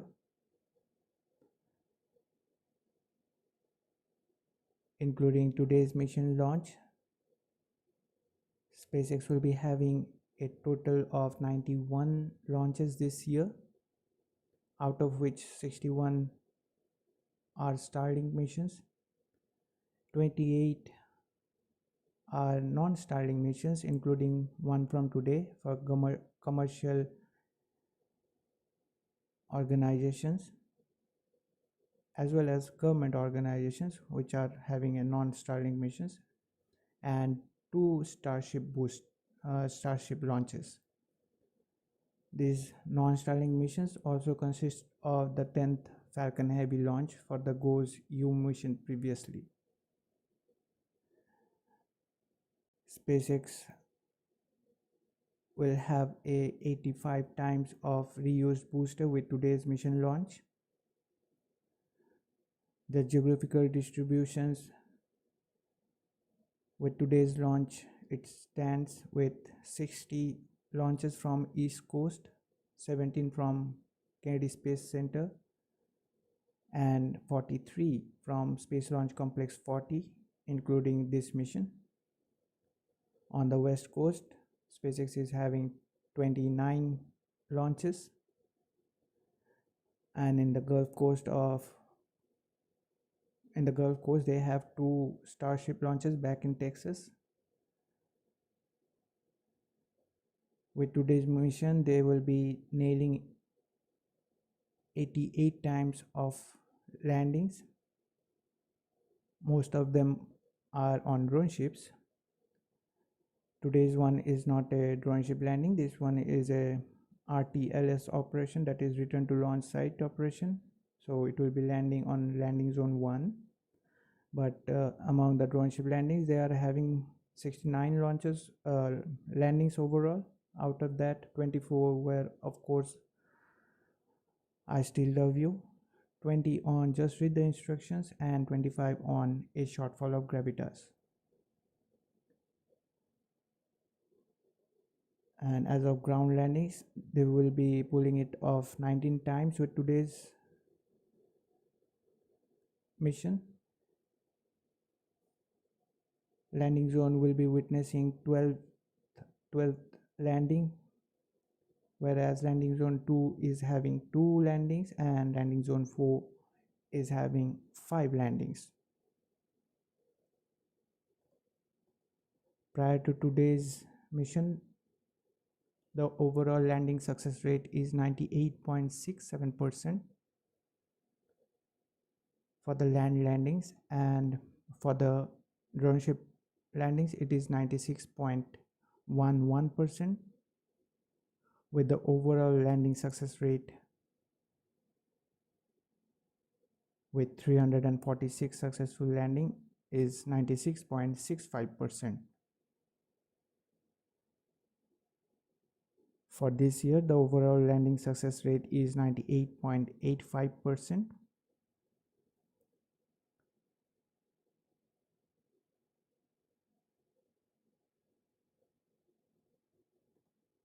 Now with today's mission launch, here is a pie chart.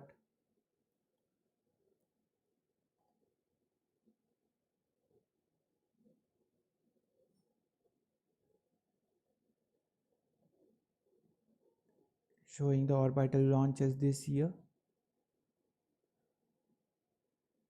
USA having 104 launches, including Electron launches, and taking a share of 63% of that pie.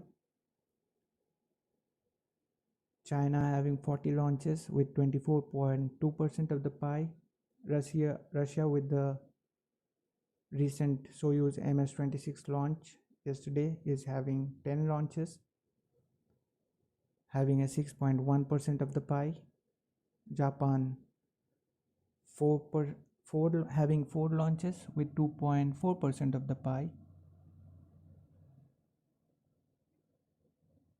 India is having 3 launches, having 1.8% of the pie, while Iran and Europe both are having 2 launches with 1.2% of the pie respectively.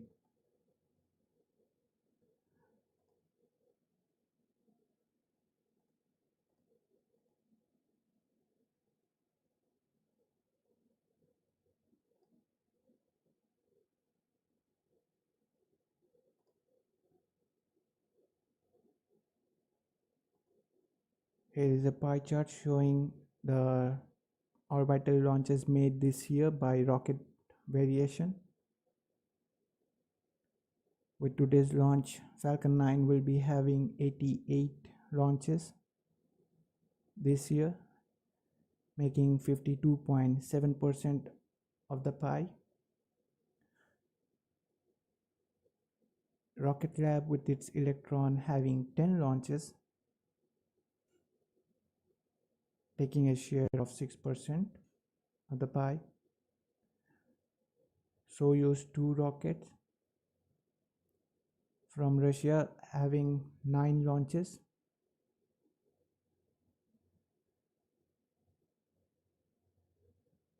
which takes a share of 5.4% of the pie. China's Long March 2D, also known as CZ2D, having 5 launches, taking 3% of the pie. Next up, China's Long March 2C, also known as CZ2C, having 4 launches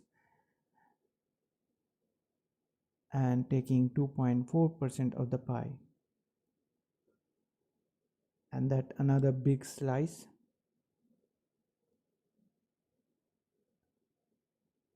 Labeled others, that is a mix of different rockets.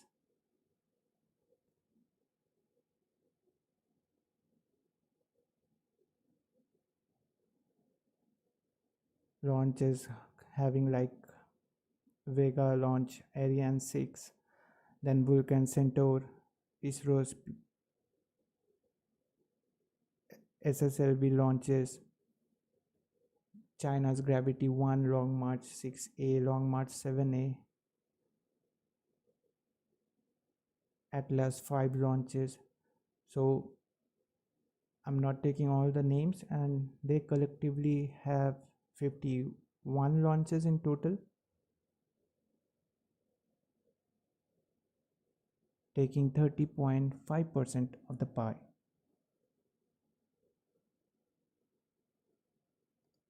With that, we are 2 minutes away from the webcast to begin. Hope SpaceX will be sticking with their liftoff time of 4:52 a.m. Eastern Time.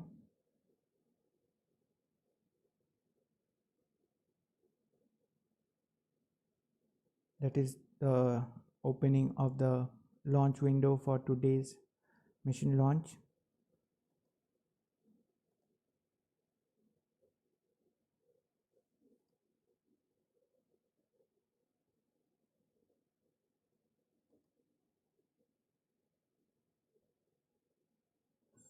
As of now, we couldn't make it to understand that what will be the trajectory for today's launch, so we couldn't make you to see what is the trajectory for today's launch, because we need a little bit research to do for that, and we didn't got time in between. So please pardon us for that. And upon completion of this stream, we will be immediately switching to the EVA stream.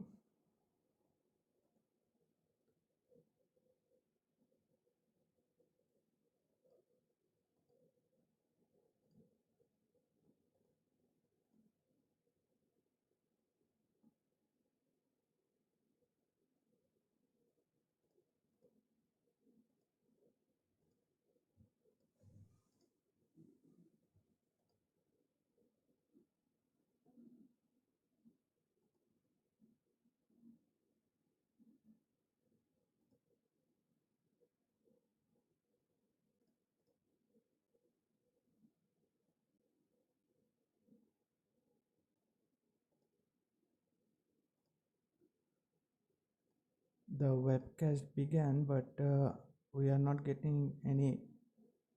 Well, okay, fine.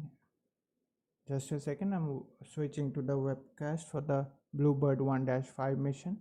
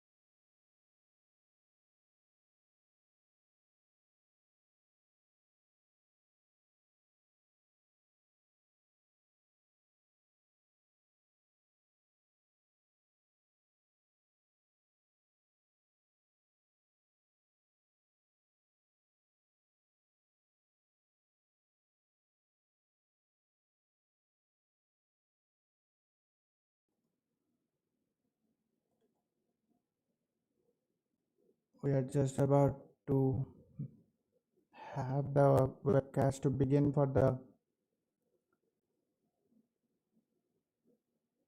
AST Space Mobile's Bluebird 1-5 mission.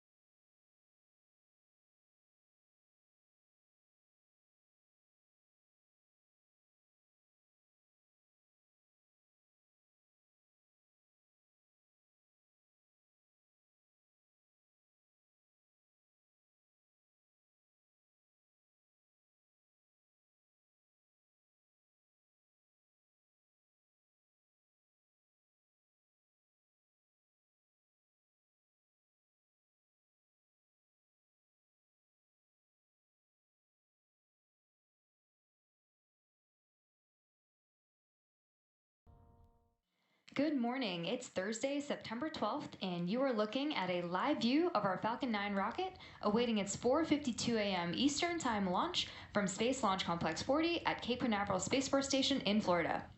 Welcome to our live launch coverage of AST Space Mobile's Bluebird 1-5 mission. Today's launch marks SpaceX's 88th mission of 2024 and the 383rd overall mission to date.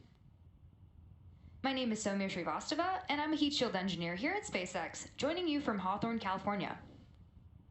We're just about 12 minutes away from launch.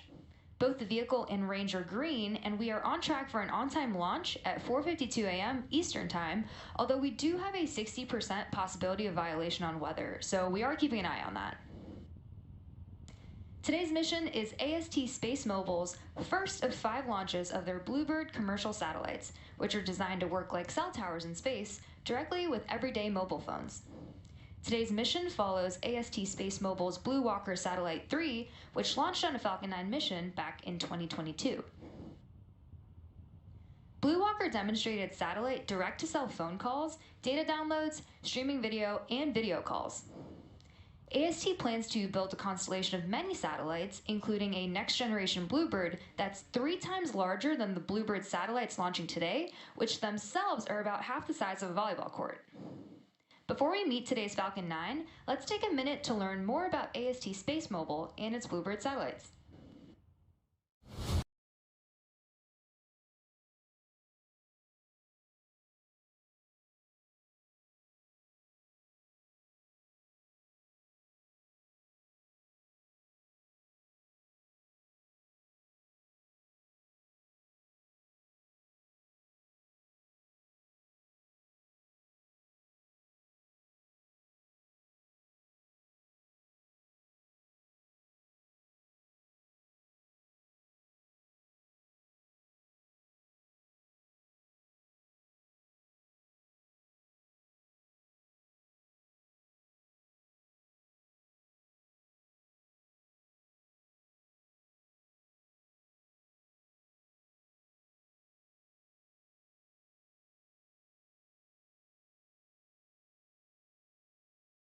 Thin arrays made of microns.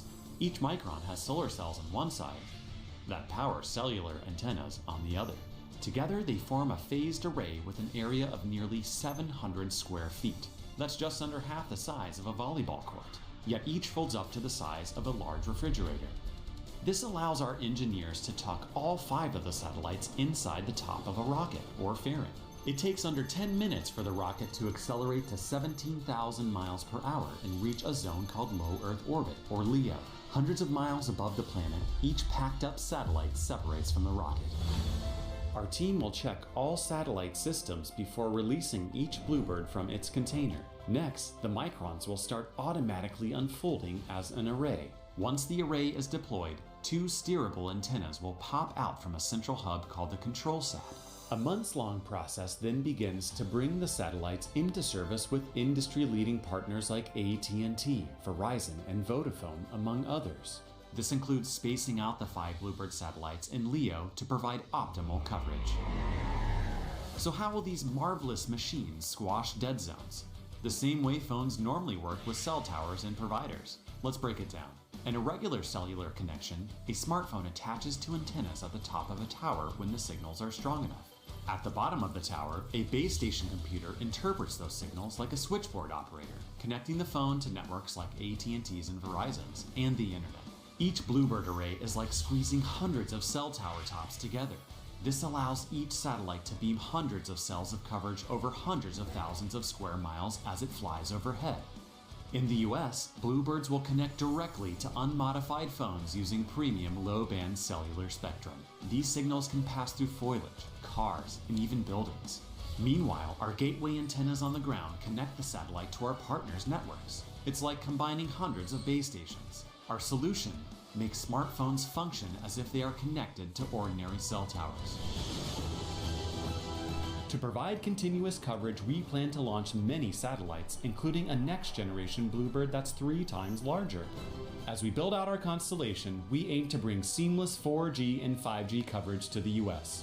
Flying additional Bluebirds would help build substantial global coverage, kicking off a bold new era for mobile and human connectivity.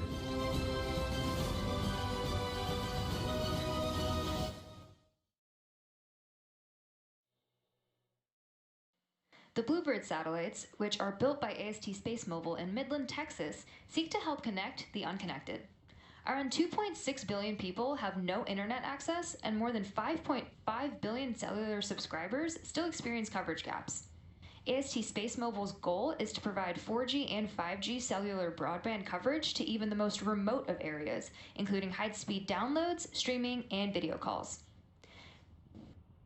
Planned service could also assist first responders and help with disaster recovery. Today's mission is a critical step for AST SpaceMobile as they continue to expand their network and bring communication services to even more people around the world. Now, let's meet Falcon 9. Falcon 9 is a two-stage rocket developed and manufactured by SpaceX, known for its safe, reliable, and cost-effective access to space. It's also the first and currently the only orbital class rocket capable of reflight. Starting at the top of the vehicle is the payload fairing, a protective shell that encases the payload being sent to space. Today's fairings will be flying for their 18th and 8th times today and will be recovered by our recovery vessel Go Cosmos after launch. That fairing will separate and jettison away from the vehicle, exposing the payload once Falcon 9 reaches space. Here's a photo of the satellites being encapsulated in that fairing just a few days ago. Continuing down the vehicle, we have the second stage. The second stage is powered by a single Merlin vacuum engine, or MVAC, which is optimized to perform in the vacuum of space. And below that is the first stage, which contains 8 engines arranged around one center engine, held in place by a structure called the octaweb. Each of these 9 Merlin 1D engines delivers about 190,000 pounds of thrust at sea level, which gives Falcon 9 a combined 1.7 million pounds of thrust at liftoff. The Falcon 9 first stage is also equipped with 4 landing legs that deploy just before landing to allow for vertical touchdown on a drone ship or a landing pad. Let's take a look at today's flight profile. Today, Falcon 9's primary objective is to launch the 5 Bluebird satellites into low Earth orbit. And in order to do that, Falcon 9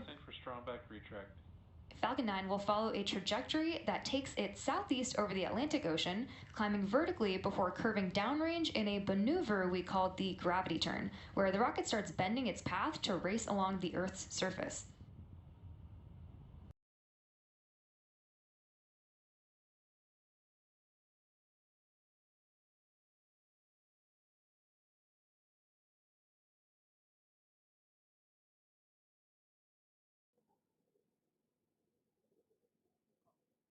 We just heard the call out that a strong back will be starting to retract. Right now you can see on your screen the clamp arms underneath the payload fairing opening up. And after that we will be reclining the strong back about 1.5 degrees away from the Falcon 9. It will remain in that position until liftoff. It's when it will be rapidly pulled back for the Falcon 9's vertical ascent.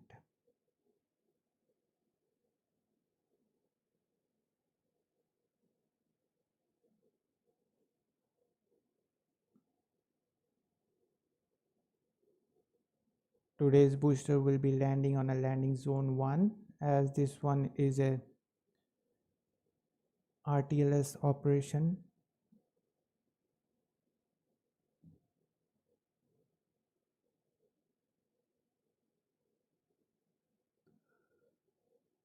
Also, yes, Fairmaid, one of our moderator here, joined us today. Yes, I'm good, but not so good because was awake for the EVA to get prepared. Meanwhile, I started the EVA to provide all the details, but they made it delayed. Now we got the call out that stage 1 LOX load is complete. Now we are waiting for the stage 2 LOX load to be getting completed just around 2 minutes mark from liftoff.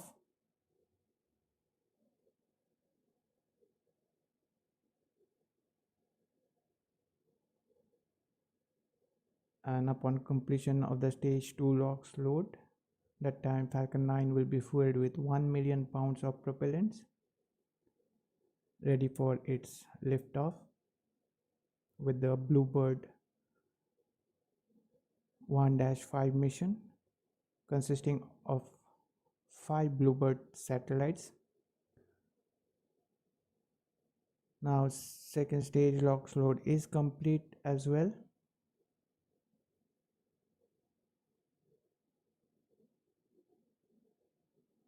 Right now we are venting the pressure that was there in the tubing of the strong back. That's why we can see those white clouds.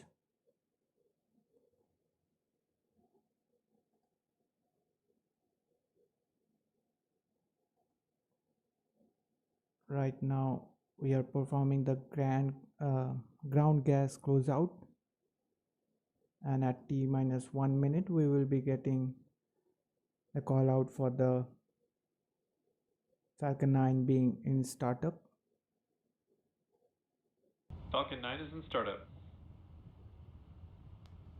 Just heard that Falcon 9 is now in startup, which means the internal flight computers have taken over for the launch countdown. Now LD will give the go for LD, launch. Go for launch. And the launch director, or LD, has given the final go for launch. So at T-minus 35 seconds, all systems are go for the launch of Falcon 9.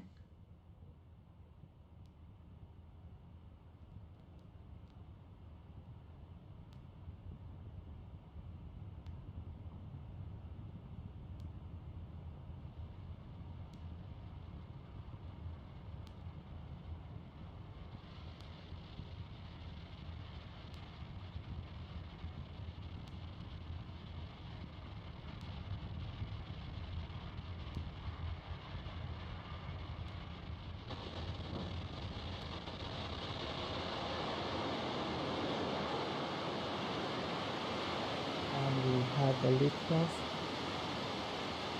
Vehicle is pitching downrange. Falcon 9 has cleared the tower. We got the call out, the vehicle is pitching Stage 1 downrange. propulsion is nominal. Good call outs there. Stage 1 propulsion is nominal as well. Copy your laps. At T plus 33 seconds and counting, Falcon 9 has successfully lifted off from Slick 40. After clearing the tower, we tilt or gimbal the engines to initiate a roll maneuver, which you may notice in the Stage 1 camera view. This enables the vehicle's antennas to stay in the best position for communicating with the ground.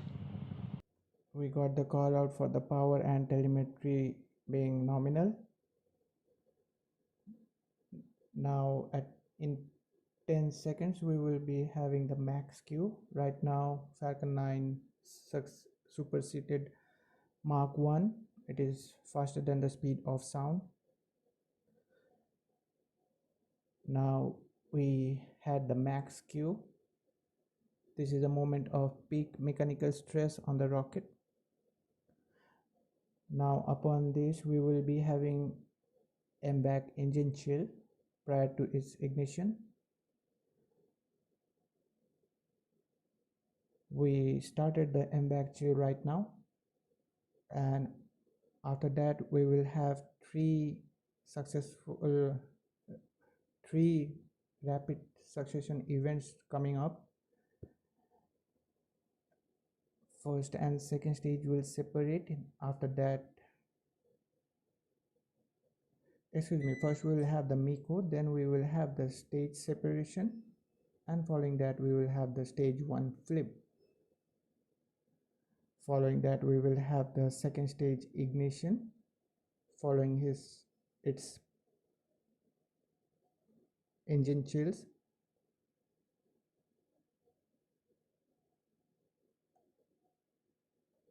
Right now we had MECO, stage separation is confirmed, and here we go. We have the MBAC ignition, also known as SES1. Right now we will have the stage 1 flip,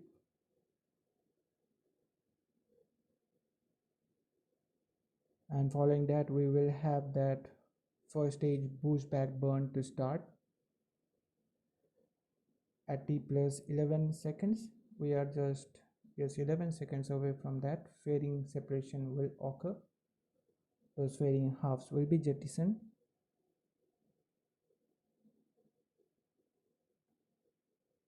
Exposing the payload to the vacuum of space. Fairing separation confirmed. There we go, we got the fairing separation being confirmed. We got a glimpse of the payload there, and we had boost back shut down right now.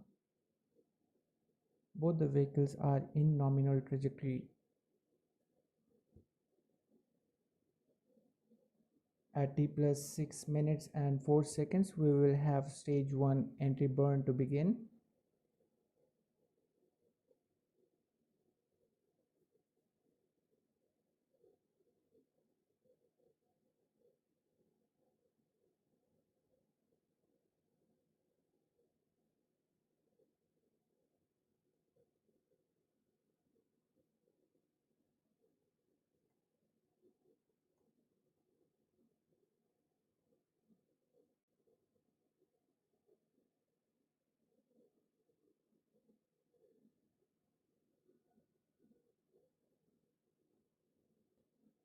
That entry burn of the first stage should be lasting for 11 seconds up to T plus 17 seconds, with the beginning of the entry burn at T plus 6 minutes and 4 seconds.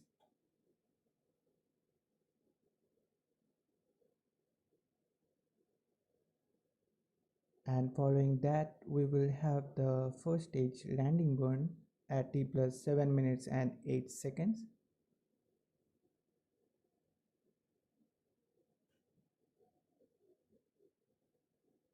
And nearly about 20 seconds from that of the landing burn, we will have our first stage landing.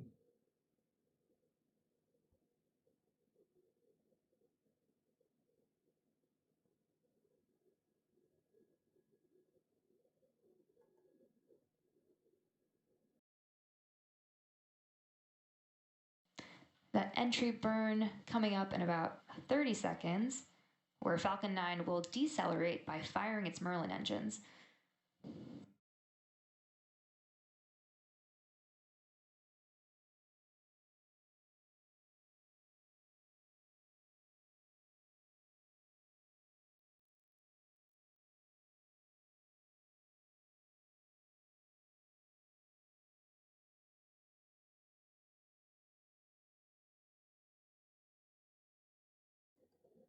Guys, as of now, the webcast of the Polaris Dawn Stage 1 entry burn. EVA has started. Just after the landing, we will be switching to that You can stream. great call out there, and you can see the entry burn just completed. You can see that that the stage 1 is still continuing to move really, really fast, even though it is slowing down.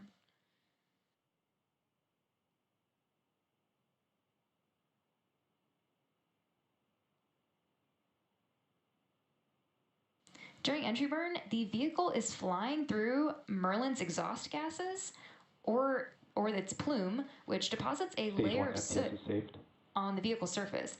And that soot comes from the carbon-based fuel that Falcon 9 uses. And with each flight, the soot builds up a little bit more on the outside of the vehicle.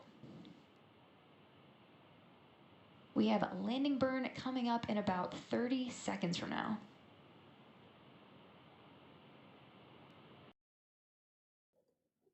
Right now, I guess we can see those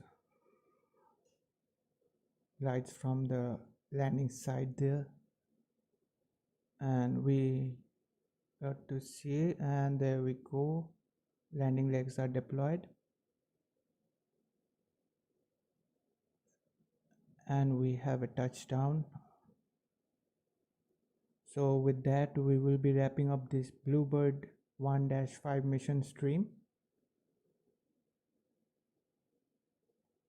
Right now we will be switching to the EVA webcast. Just give me a couple of seconds, be tuned in. I'm just reconfiguring the stream for the webcast of the Polaris Dawn to begin.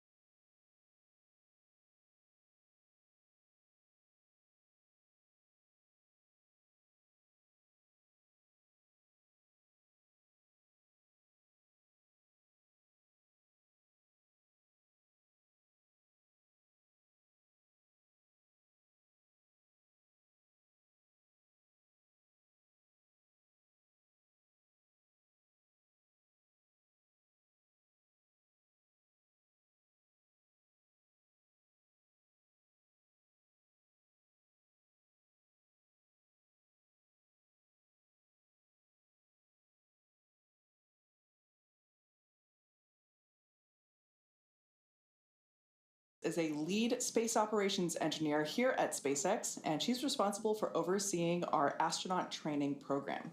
She helped prepare NASA astronauts for the Demo 2 and Crew 1 missions, and most recently directly trained the Inspiration 4 astronauts.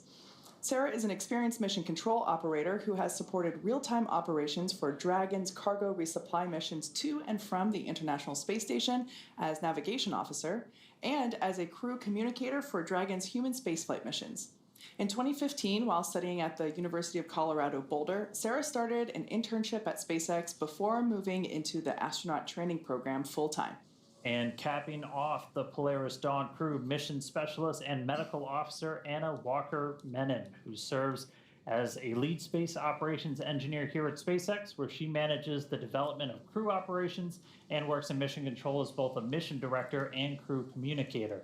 During her time at SpaceX, Anna has led the implementation of Dragon's crew capabilities and developed critical operational responses to vehicle emergencies. Prior to SpaceX, Anna worked for 7 years at NASA as a biomedical flight controller for the International Space Station. She received her bachelor's degree in mathematics and Spanish from Texas Christian University and her master's degree in biomedical engineering from Duke University. Everyone on this mission certainly has the background, the qualifications you would want in your crewmates when you're going to space. That's clear, but let's take a moment now to meet our Polaris Dawn crew in their own words. Hi, I'm Jared Isaacman. I'm Scott Kidd Poteet. I'm Sarah Gillis. And I'm Anna Menon. And we're the Polaris Dawn Crew. I love this crew. I mean, all of them are just so hardworking, so smart. Kid Poteet over here is our mission pilot. Talk about a career in the Air Force, doing every job as a pilot that anyone would aspire to achieve. And having somebody who has been there before and can bring that perspective to our training, but also when we're on the mission is just so important. We are what we are as a crew because of you. You hold us together and you are always there. Glue. You are always there predicting what every person needs. And he's needy. What? Our commander, Jared, I think he is incredibly sharp. That's right. Something I have just witnessed over and over is that he's always like 5 steps ahead of everybody else. He's a visionary. He wanted to make it bigger than just himself going to space. It was about how we could contribute and support organizations here on Earth, as well as continue to push the envelope for space exploration. So Sarah Gillis, the technical competence, we don't get out of any engineering update or brief or go through a procedure or debrief without getting into the weeds and making sure every T is crossed, every I is dotted. She holds my feet to the fire when we need to understand the systems and the operations. It's her intellect. Every time she speaks, every word is so thoughtfully prepared that served her in her role as core, it served her in her role as a trainer. Anna, you have this incredible joy that you bring to everyday life. It is infectious. It makes us all smile. Feels like she always has this big picture. Doesn't necessarily always speak up on it, but when she does, it's like time for everybody to stop and listen. And then as a biomedical engineer and a background like that inspires like a ton of confidence that when you go up there, if people aren't feeling right, that she's going to be there to take care of it. I cherish all the moments that we've had in these experiences, and we're just so excited to go to space.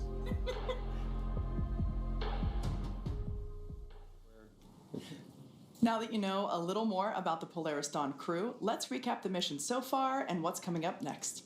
Since liftoff and getting to their initial orbit on day 1, the crew has been quite busy. The crew had a few meals, got some rest, and spent a few hours demonstrating the EVA suit's pressurized mobility to verify positions and accessibility in microgravity.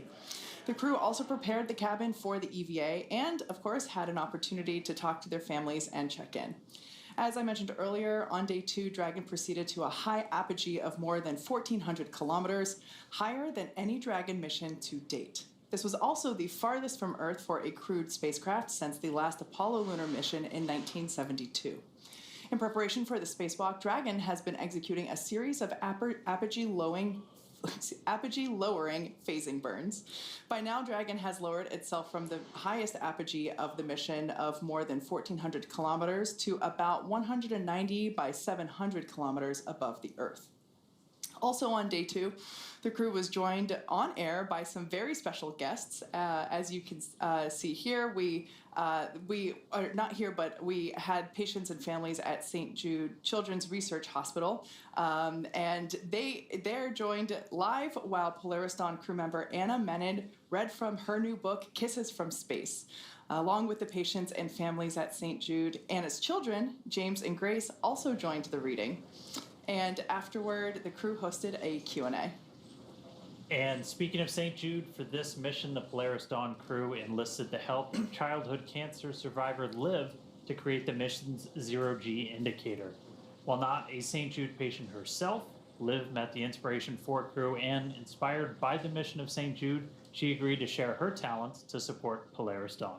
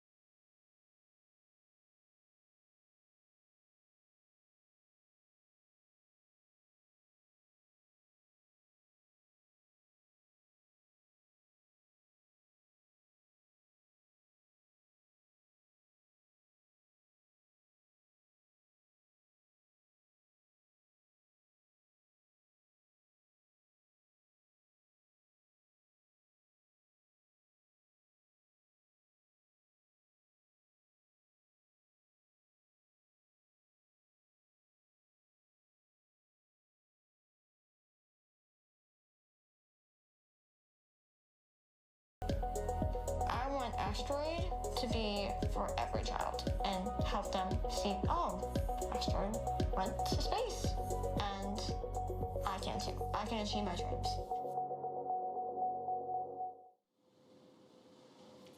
We are also flying Liv's original drawing that you see there that was used to design the zero-G indicator, which we plan to return to her after it has flown in space.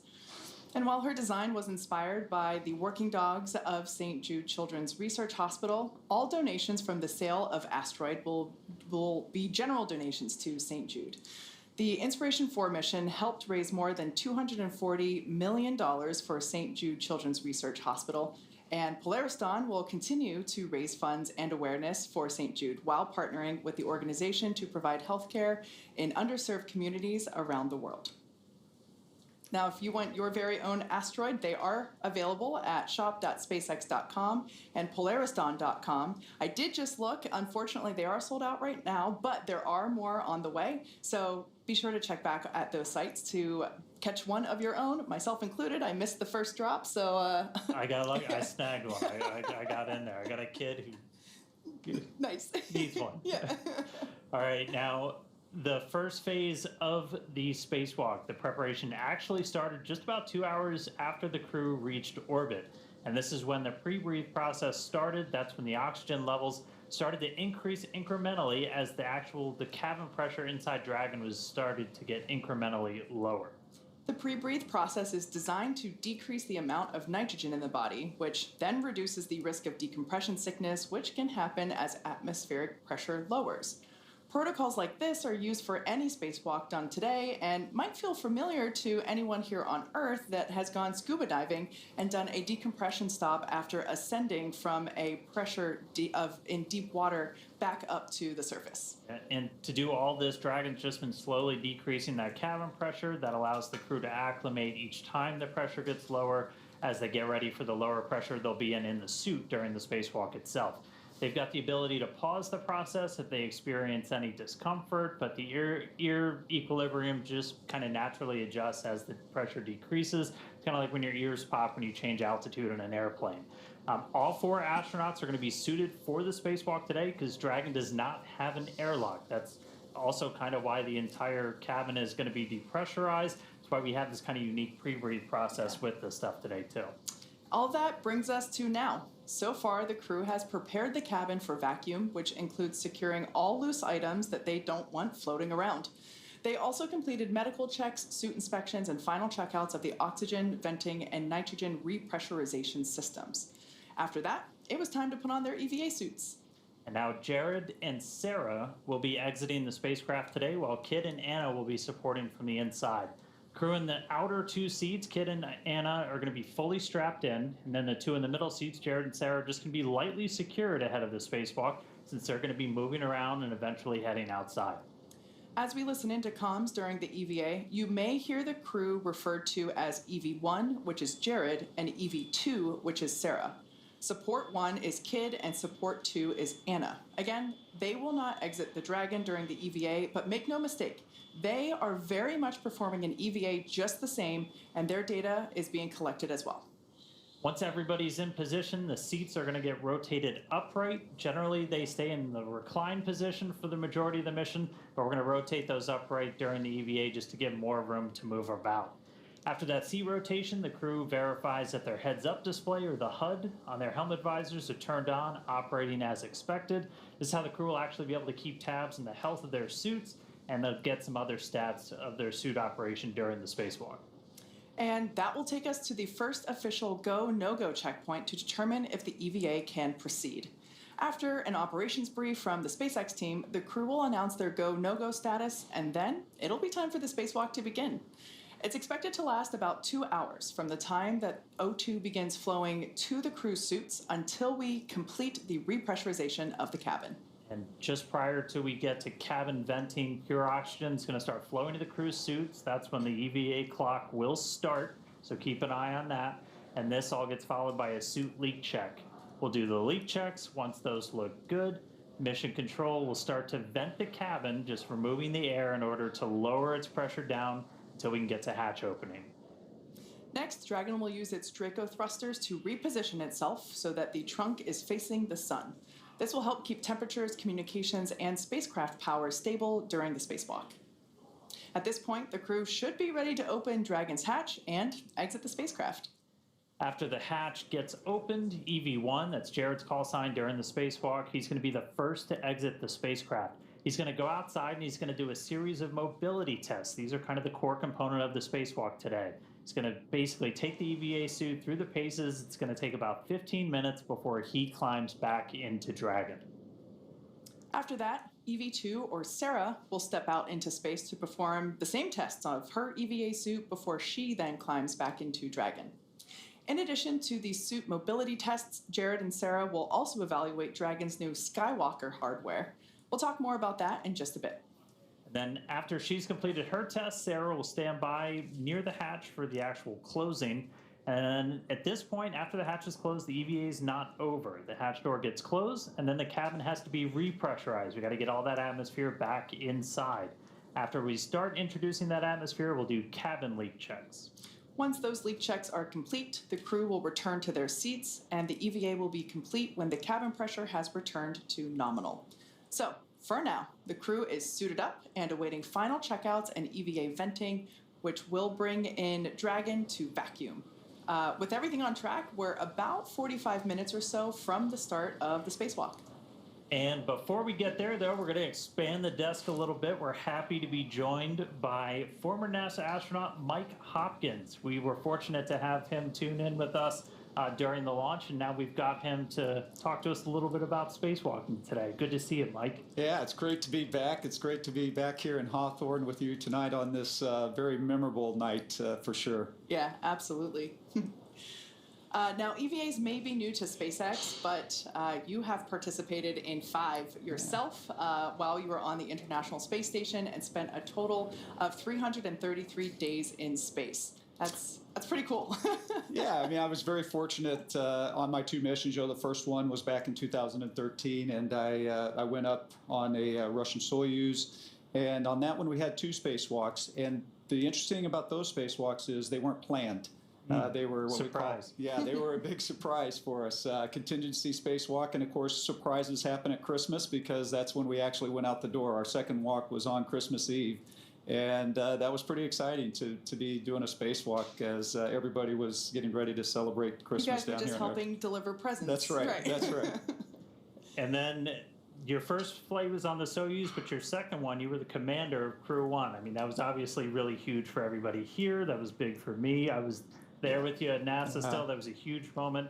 That was the first long duration mission to the space station on Dragon. And I mean, you really got to know Dragon probably more than anybody because you actually got to call it home while you were docked up there. That's right. I mean, I tell you, it was quite an honor to get to be a part of that crew, to get to command that crew, and it was a great, amazing group of people. Not only Victor, Shannon, and Suichi, but also everybody that helped get us there at SpaceX and at NASA. But yes, you're right, Dan. While we were on board, we didn't have enough crew stations, and actually, you can see a picture of where I slept while I was on board for that second mission, and it was actually quite comfortable. And one of the best parts about being able to sleep on Dragon is that I had a view, had the window, and our other crew quarters did not. So I've got some amazing pictures from my time staying in Dragon. That's amazing.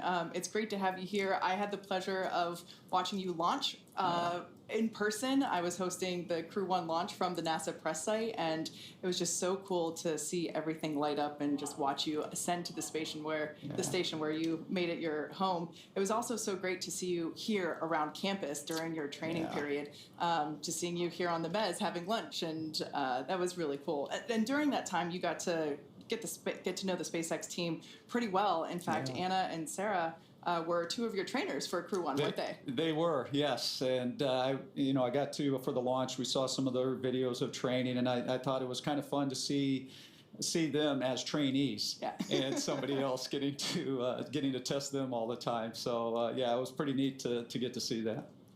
Switching it up a little bit because we're starting to get some views back from Dragon. We've been treated to some pretty spectacular stuff as we were, all the way out to 1,400 kilometers. We like to talk about something called the overview effect. So kind of that first, and we're getting some comms from our crew too. Yeah, I'm not. SpaceX Dragon radio check. That's loud and clear, kid. Help me. That's loud and clear.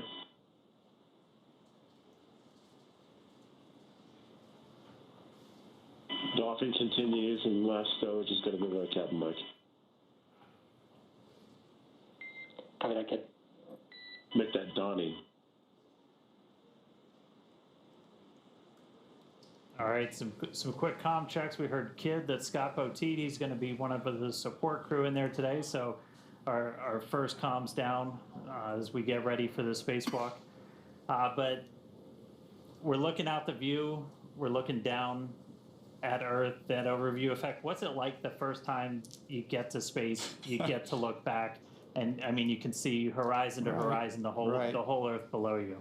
It's kind of funny, Dan, because the overview effect is definitely real. But when I first got to space on that Soyuz, gosh, how many years ago? Almost 9 years ago, I had this really weird feeling of falling, and so when I looked out that window the first time, I wasn't really thinking the big thoughts of an overview effect. I was kind of thinking, like, what is going on with my body right now? This feels really... That's pretty, but oh no. But again, fortunately, when you have time to be in space, you do have an opportunity to experience that, and it is definitely true. You'll hear people talking about that small sliver of atmosphere, and you see that, and that's what's keeping us alive. You see a world without borders, which is incredible. But one of the experiences of the overview effect that I had was that that it gives you that sense of answers, but it also, for me, gave me a lot of questions and made me realize that there's a lot of this world I don't really know much about, the other parts, other countries, other societies, cultures, languages, and so sometimes it brought as many questions as it did answers. Wow. Hopefully a bunch more trips then, right? That's right. Yeah. That's right. Now, for those of us who have never been to space, it can be hard to imagine looking down from there here at planet Earth.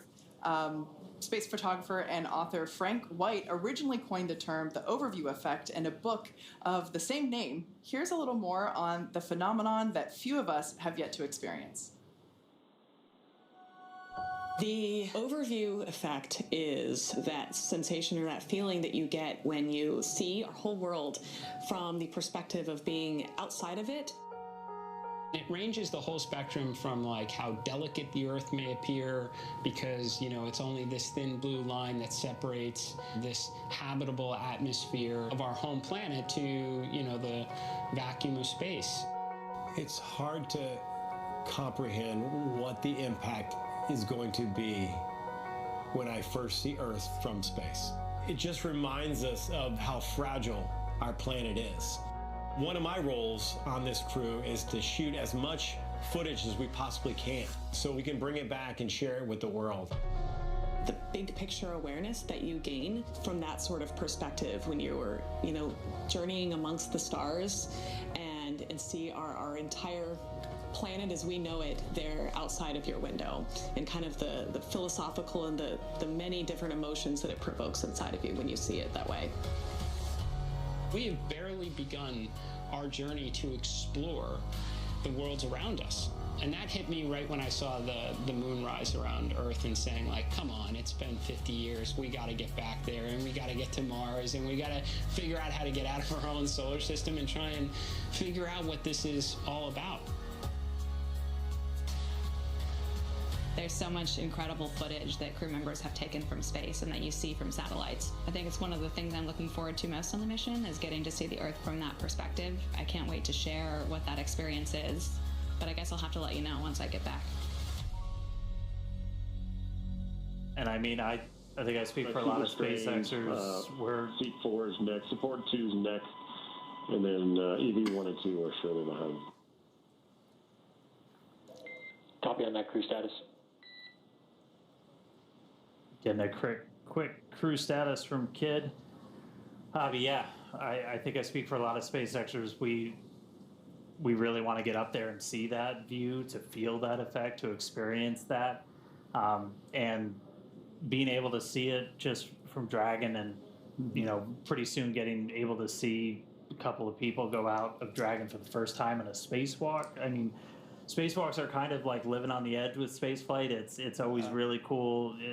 It's really important for just about any program. Like, what are some of the things when you were outside the space station? What were some of the things that you were working on, Mike? Yeah, so when I went out, I mentioned that first spacewalk as contingency. We had a failure.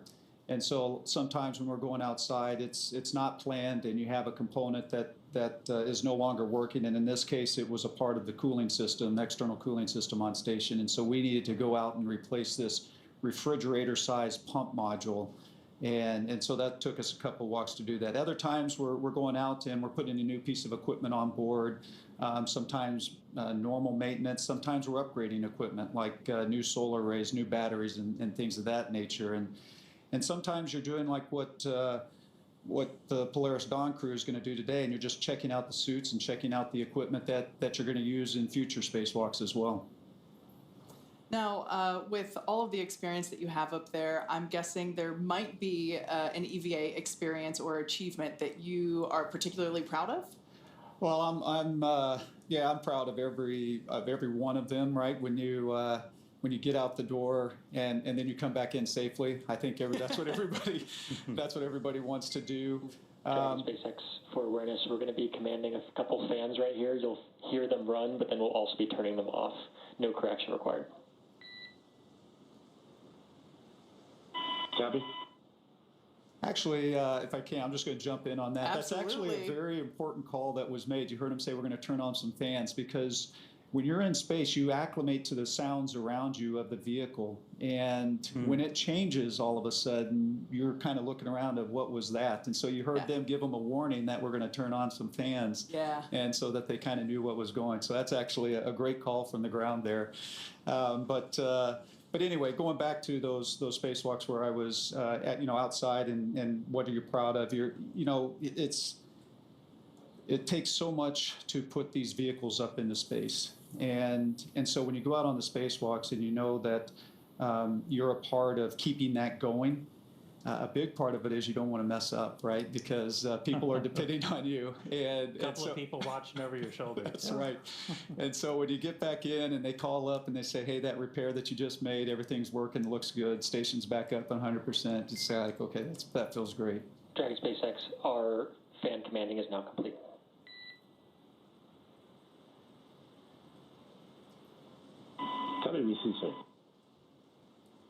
All right. Hopefully no surprise sounds in there for them. So, right. I mean, spacewalks are something that you train the heck out of. Mm-hmm. They're planned down to the minute. What are, why? Like, what are some of the challenges you can run into when you're outside doing a spacewalk? Yeah, so I mean, one of the first challenges that you're always worried about is how your suit's functioning, right? Because that's what's keeping you alive when you're outside like that. So there are always, you're monitoring your suits yourselves. People on the ground are monitoring your suits and how that's performing. And so those are certainly things that you need to be conscious of and aware of. And then when you're out there as well, there are so many steps that it takes to get through a spacewalk. I mean, hundreds and hundreds and hundreds of steps. And so it's too much for you to remember. And so that's where it's a teamwork between you and the ground. And so they're making all of those calls. Hey, here's your next step. Here's what the settings are for these tools. And they're just walking you through the whole process. And so I think that's one of the neat things about spacewalks that maybe people don't realize is, you focus on the people actually getting to go out and do the walk. But the team on the ground is such a huge part of that as well. So on your third, fourth, subsequent EVAs, these spacewalks, you train a lot for them mm-hmm. beforehand, before you even get up in space. By the time you're on your fifth one, it must have been more like a cakewalk. No, it never felt like a cakewalk at all. Because it is. It is a risky endeavor, right? So every time you go out on the spacewalk, you're definitely very, very focused, and you never want to let your guard down with it. I will say you certainly are more comfortable with what's going on, more familiar, maybe is a better way to say that. But I think you can kind of trace it back to experiences down here on Earth. For me, a lot of times it's my sports background, so I'll equate a little bit of going out and playing a football game, right? Before every game, you're still nervous, right? Yeah. You're still got a lot of that energy. It was the same thing on my fifth spacewalk like it was on that first one. You still have all of that kind of nervous energy as you're getting ready to go out. Mm-hmm. Well, so right now we're still kind of waiting to get into some of the final preparations for this spacewalk. We should be coming up on seat rotation. I don't know if we missed it or not, but again, they're going to be rotating those seats to move them upright. That's just going to give the crew a little bit extra room to move around as we get into this. But for now, why don't we take a couple of moments and meet Dragon. Polaris Dawn is SpaceX's 14th human spaceflight mission since 2020, when Dragon became the first private spacecraft to take humans to the International Space Station. It's also the first private spacecraft to take an all-civilian crew to orbit during the Inspiration 4 mission in 2021. And just prior to Polaris Dawn, Dragon completed 46 launches. 13 of those are human spaceflight missions, and it's since flown 50 astronauts representing 14 different countries. Throughout all of those missions, Dragon has helped support more than 1,000 experiments in space. Pretty incredible stats there. And even from low Earth orbit, Dragon is helping lay the groundwork for deep space exploration. Through missions like Inspiration 4 and Polaris Dawn, we are rapidly expanding our knowledge of how humans will adapt, live, and work in space. Designed to be the safest spacecraft ever flown, the fully autonomous Dragon stands nearly 27 feet tall and 13 feet around. Dragon is capable of carrying up to 7 passengers to and from Earth orbit and beyond, but today it's carrying the 4 members of the Polaris Dawn crew. And the crew is currently living and working in the top portion of the spacecraft. It's that white section that you see there, also known as the pressurized section. This allows for the transport of people and environmentally sensitive cargo. Below that, Dragon's trunk. It sits right below the pressurized section that can carry unpressurized cargo on resupply missions and it remains attached to Dragon until shortly before re-entry into Earth's atmosphere. And as you can see, about half the trunk is covered in solar panels. Those provide power to Dragon during the flight. The other half is the radiator. Dragon itself is equipped with 16 Draco thrusters. We got a really cool view of the 4 forward bulkhead ones firing earlier on this flight with lights on the Earth behind you. Those are used to orient the spacecraft during the mission. They also get used for apogee and perigee raise and lower maneuvers, orbit adjustments, and attitude control. For the EVA, the Dracos are going to be used to reposition Dragon so the trunk is facing the sun, and they're also there to be used for reorientation during the spacewalk if needed. In order to accommodate a spacewalk, this is the first Dragon to be outfitted with a Skywalker in place of the cupola observation dome. The Skywalker that you see there, looking up at it basically from underneath it, the Skywalker is a structure that is mounted to the top of the Dragon capsule, and the astronauts will use this to assist in exiting and re-entering the spacecraft during their spacewalk. The team also added additional nitrogen tanks to assist in repressurization of the capsule after the EVA.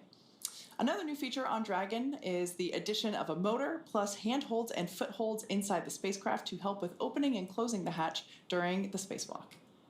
This Dragon also carrying what we are calling the Starlink plug and placer, making this the first mission on Dragon to use the Starlink network in orbit. Inside of Dragon is a router connected to a user terminal in Dragon's trunk, and then this terminal is linked to a new plug and placer device that's mounted nearby. While we're not using Starlink for continuous coverage during this operation, we've been testing its ability to establish and maintain laser communications with our Starlink satellites there in orbit that are below Dragon. Dragon has proved to be quite a versatile spacecraft. It can autonomously dock to the space station when outfitted with the ISS docking adapter, and when it's intended for free flyer mode, the docking adapter can be swapped out. SpaceX Dragon, you guys are welcome to come back aboard if you want. SpaceX copies. Don't have a ground station right now, but we'll go ahead and bring cameras back on board so we get it when we do have ground stations. Copy. Quick comms there with SpaceX Core from the Dragon capsule. That was the crew just letting the folks here in mission control letting us know that it's okay to turn the onboard cameras back on once we have coverage for those cameras. But getting back to the different configurations that we have for the Dragon capsule, I was talking about the docking adapter previously. When the Dragon capsule is intended for free flyer mode, the docking adapter can be swapped out for a cupola, which is the one in the middle there, and that is used for the best views that you can get while in orbit. And then, of course, our newest option, the Skywalker hardware to support extravehicular activities, and that's what the crew is going to be using this morning. So those are the current 3 ways that Dragon can be configured to support different types of missions. But hey, you never know what's to come. We always got something up our sleeve. That's right. Now, Mike, Crew 1 broke the record for the longest space flight by a U.S. crewed vehicle. It surpassed the 84-day mark that was set by an Apollo capsule during that final flight to the Skylab space station in 1974. What was it like? Because we went over it. You literally called Dragon home during that time. Yeah, what was it like to live in there? So first of all, I got to say it's pretty exciting because the Dragon that they're using right now is the Dragon that I lived in that took us to orbit. Dragon Resilience. Yeah, we affectionately called Resilience. And it was an amazing spacecraft. From a standpoint of living inside it, and again, it a lot of room actually compared to some of the other crew quarters that we had on board, and plus just being able to spend all that time in it. I'd call my family every night before I go to bed, and I'd be looking out the window at the Earth as I was doing that. It was very special. Did any of them get jealous because you had the window seat? Well, yeah, there was a little bit of that certainly going on up there. Nice. Now, as you mentioned, this Dragon capsule that that the Polaris Dawn Crew is flying in was previously used, really debuted on the Crew 1 mission, hence why you guys had the honor of naming it in the first place. But this capsule was also used for the Inspiration 4 mission that Jared also commanded. What is your take on this being one spacecraft, but supporting multiple missions? I think it's fantastic. It just shows the flexibility of the design that SpaceX made when looking at the Crew Dragon vehicles. So I think it's very exciting to see a vehicle that can go from one mission to the other, and quite frankly do it quite quickly as well. I think I don't remember the exact timing from our mission and when we landed to when Inspiration 4 launched, but it wasn't a very long time, and yet you were able to take that docking adapter off, put the cupola on in a very short time, which is also pretty impressive. I actually have that noted here. Crew 1 took off in November of 2020, and Inspiration 4 lifted off in September of 2021. So that's incredible, because we landed in May of 21, and so within that short period of time, you reconfigured the vehicle and were able to put that cupola on and launch. Cool. Yeah, very impressive. Your mission patch sticker is in the capsule that they're in now, and will add their own sticker too as well. Right. All right. Well, as you can imagine, Dragon has undergone some changes for this, and with changes comes extensive testing for the mission. And all the modifications that we made in preparation for today had to go through kind of their own test regimen. Yeah, testing is a critical part of qualifying a spacecraft like Dragon for flight. Rigorous testing helps identify and mitigate potential risks, verify system and component reliability, and helps ensure that the designs meet the mission requirements. There are many types of tests a spacecraft might undergo when qualifying for flight, including structural, thermal vacuum, radiation, software, and integrated systems testing. One of the tests the new Skywalker hardware underwent is thermal vacuum testing. This actually tested how Skywalker withstands the extreme temperature swings that it's going to see while it's in the vacuum of space. And while Dragon was being put through all of its paces, the Polaris Dawn Crew was going through the same SpaceX training as part of that we give to NASA astronauts. They also had to train to perform their EVA, though. For basic training at SpaceX Hawthorne, they trained on everything from orbital mechanics to just how to live and work in microgravity. Also ran through numerous simulations of what the full mission would look like while they were seated inside of our Dragon trainer. In addition to ensuring that they're familiar with SpaceX's Falcon 9 rocket and Dragon spacecraft, the crew went through an extensive training regimen to build their physical endurance and mental toughness, ensuring that they are well-rounded and prepared for spaceflight and today's EVA. Now, switching gears, one of the coolest things, designed in-house by SpaceX, the EVA suit has all the functions of our original spacesuit with the added bonus of allowing astronauts to exit the spacecraft while in orbit. And this mission gives us a great opportunity to test our EVA suits in space. Building a base on the moon and a city on Mars will require thousands of spacesuits, so the development of this suit and the EVA performed on this mission will be important steps toward a scalable design for spacesuits on future long-duration missions. As we mentioned, SpaceX designs and manufactures our own suits, and we have a little behind-the-scenes look for you, something most people don't get to see, the inside of our very own suit lab. An EVA suit is an extravehicular activity suit, which is a spacesuit that can go outside of the spacecraft to do a spacewalk.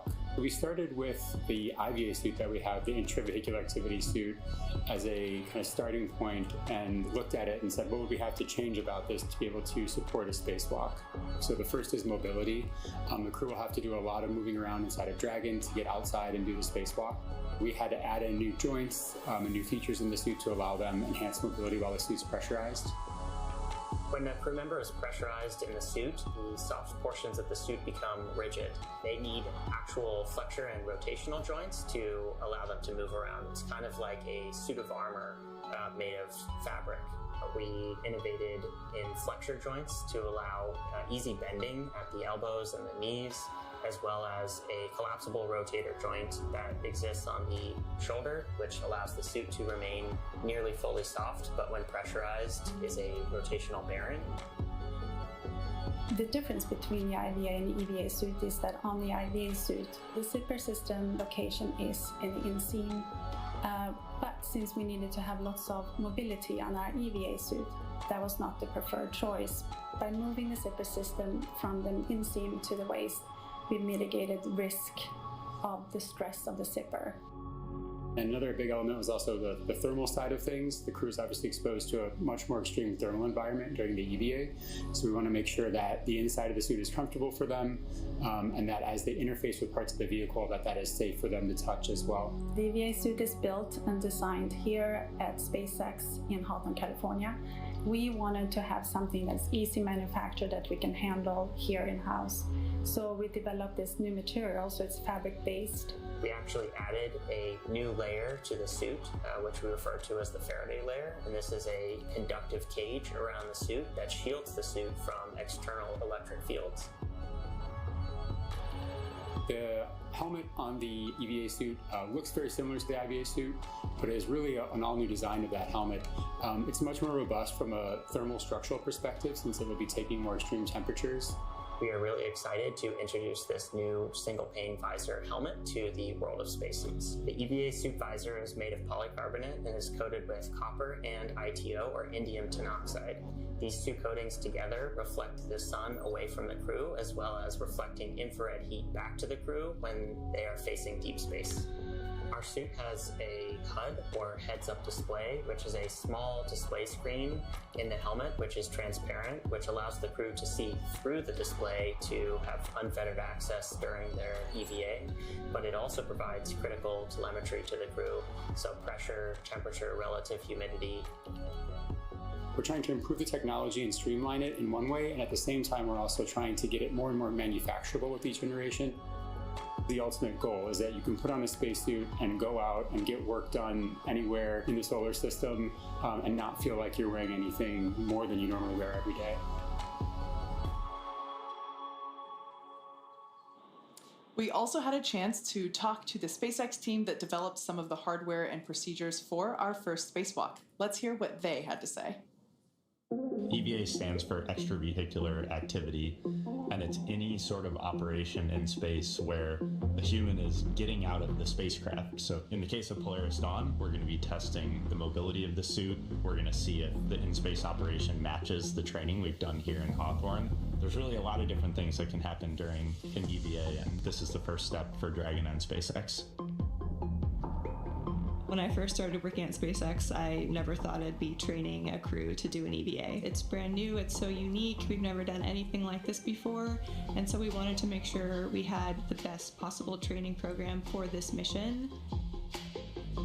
We want to see if we can train a spacewalk on Earth in a way that's representative of what it feels like in space. Even though only 2 people are going to be going outside during this first EVA, all 4 crew will be in EVA suits going down to vacuum.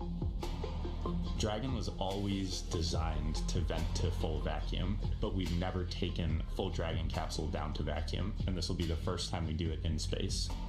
We actually put crew into a chamber at Johnson Space Center in Houston and had them live the exact profile that they will experience, and making sure that no one actually experienced decompression sickness. We have a couple new training assets for Polaris Dawn to train the EVA specifically. The suspension system that we have is situated on top of the platform of our capsule simulator. The lines drop through the hatch. They attach to a single crew member inside the capsule. We can lift them up and get them situated so that they can egress the capsule and perform their tasks at Skywalker, the mobility aid. The Skywalker, what's amazing to me is a lot of people are going to think it's a metallic structure just bolted to the top of Dragon, but a lot of development effort, testing went into the Skywalker. So we actually used similar technology as we have in the Super Draco chambers to apply a thermal barrier coating to the outside of the Skywalker. That is going to be a really, really amazing mobility aid on the front end of Dragon. We also developed a sideways simulator, so we flip the hatch on its side. In the event the hatch fails to close, they can manually close the hatch. We have them do that in a sideways suspension system, so gravity isn't helping them close or helping them open that hatch mechanism. It's new development for Dragon, it's new development for SpaceX and the industry as a whole. So this is a great example of where Polaris Dawn is forcing the team to innovate in a way that adds safety and reliability to every Dragon mission going forward. That's this huge challenge for us to go solve, but that's also an opportunity for us to solve the problems that we have to go figure out anyway for our larger goals, like putting people on Mars. The Polaris Dawn objectives are the first step towards that ultimate flight with humans inside of Starship, which is right along the SpaceX development path that we have towards getting to the Moon and Mars.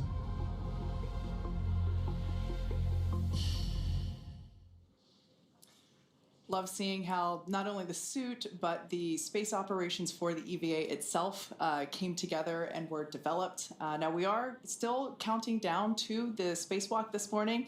The crew on board is completing final fit-ups, and we're going to be standing by for seat rotation and suit leak checks. So we're continuing to truck along to the main event. Now, Mike, you obviously went through some of the suit-up process that we saw in that package in terms of the development of the suit and how it's custom fitted for each individual. And that's the same case for an EVA suit. So maybe you can share with us what that experience was like. Yeah, it's extremely important to have a suit that fits, whether, again, it's the IVA, the EVA suit, or the EMU that we wear with NASA when we go out on the spacewalks. And the reason for that is because if it doesn't fit right, it can be extremely uncomfortable. You can get what you call hot spots, or there can be a place where a crease, when it gets pressurized, can really put a hard point on your arm or something of that nature. So having a good suit fit check is extremely important.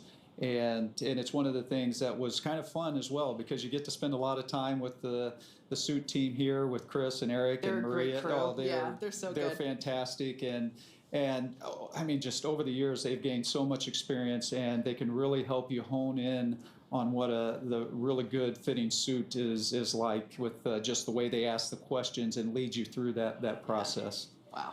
What are kind of the sensational differences from being in like the IVA suit? Because a lot of times the IVA suit, when it gets pressurized, it fills up, but you're still in like a pressured environment. With EVA suit, you're in the vacuum.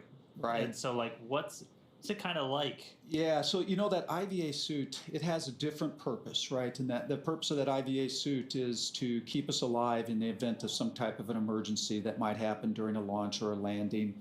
And so that's that case where either you have a fire or you have a depress event, and so that suit's going to pressurize. And so in that case, we're not as worried about like the mobility of the suit. You just want to get home and do it in a safe way. And so you need to have enough mobility to still be able to control the spacecraft and do the things you need to do, but you're just not as worried about it because you're not trying to perform a maintenance activity or something like that when you're going out on a spacewalk. And so I think that's one of the biggest differences between the IVA suit and the EVA suit, is just what the purpose of it is and what you're trying to do with it. Yeah, that feedback loop is so important to be able to communicate what feels good, what doesn't, because I imagine, as you're out there and having to perform, as you mentioned, maintenance activities, among other things, that the functionality of your body is critical to perform those. It really is, and probably one of the hardest, I think, parts of the suit to design is the gloves. Right, because when you hear us use the term "it fits like a glove," right? We use that a lot, but you don't realize how much you use your hands when you're outside on a spacewalk, as opposed to say your feet when you're, because in space we don't use our feet or our legs as much as we do our hands, and so when you're in a pressurized suit like that, and you're constantly grabbing and reaching, you are overcoming the pressure of the suit, and your hands can get just exhausted. And you can get those hot spots. I had some issues with my EMU gloves when I first started training at NASA, and I would actually get what's called delamination on my fingernails. Ouch. And so there's just little things like that it really matters how well that suit fits and how well it functions. And so you don't realize how important that is sometimes. Yeah. Now, we are going to be stepping into suit leak checks soon. Can you share with us a little bit about what that process entails? And more importantly, because you've actually experienced what it feels like to go through suit leak checks, what that experience is like. Extremely important part of the whole process, right? Because before you take the cabin, in this case, all the way down to vacuum, you want to make sure that your suit is maintaining the pressure that it needs to. And so it's it's not a very long process. It's usually just a few minutes to 2 or 3 minutes. And the interesting part is if you don't pass that lead check, what do you do next? And so there's always usually procedures associated with that as well, that start checking your zipper, start checking how you've closed things up. Did you not get something sealed quite right? And so it's always a good point in the mission when whether it's on the launch pad getting ready, whether it's in the airlock getting ready to go out the door, when you hear that, yeah, good lead check, because now you know that you're ready to go. So today's going to be kind of unique because all 4 of our crew members are going to be doing the spacewalk. They're all going to be exposed to the vacuum of space. But I mean, even when you did spacewalks, it's never a solo act, right? Like you're always out there with a partner. You are. It's extremely important. In fact, one of the hardest parts about our training for spacewalks is what we call incapacitated crew. And so you need to always be able to get your crewmate back into the airlock if something should happen, if they should no longer be conscious and something of that nature. And so we actually do spend quite a bit of time, and that's why it's extremely important for us to go out in pairs, because things can go wrong. And so you want to be prepared for those moments. Yeah, that's a great point, Dan, to make, that while only Jared and Sarah are going to be somewhat exiting the spacecraft, all 4 crew members are going to be exposed to the vacuum of space, and it's actually going to set a new record for most number of people exposed to, or not them without a suit, but in the vacuum of gravity all at the same time. Yeah, that's actually interesting. I never actually thought of that piece of this mission, and the fact that you're going to have 4 people on a spacewalk. I know at one point on a shuttle mission we had three folks outside on a spacewalk. And so, yeah, that's a big deal and kind of exciting. One of the things we do on the space station, of course, is we have astronauts that are still inside, and if we do get into those emergency situations, they're there prepared to help us get back into the airlock and get unsuited and things of that nature. So, of course, when you have all the crew, it just makes you think about those emergency situations probably in a little bit different way than we do on station. And hey, if you're just tuning in, we are still waiting to really kick off our spacewalk today. So right now the crew is inside the spacecraft. They're getting suited up. We should be hearing some comms from them pretty soon. And then SpaceX Dragon EV1 is completing glove zipper closures, but at this time we are ready for seat rotation. Copy that for seat rotation. Can you confirm crew is ready with the current glove zipper ups?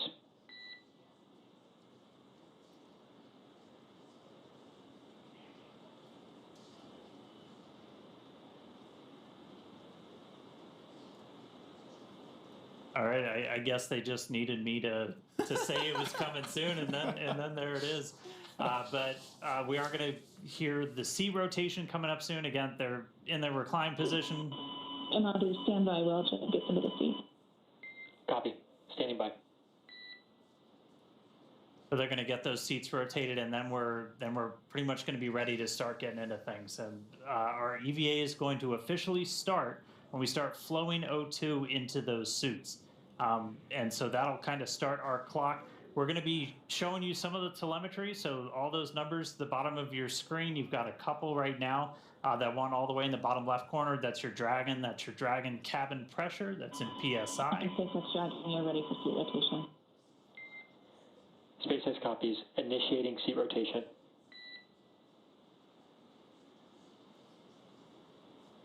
Great news there. That's going to help give the crew a little bit more room to move around during the spacewalk. And after we get through the seat rotation, we'll be able to perform those suit leak checks that we were just talking about.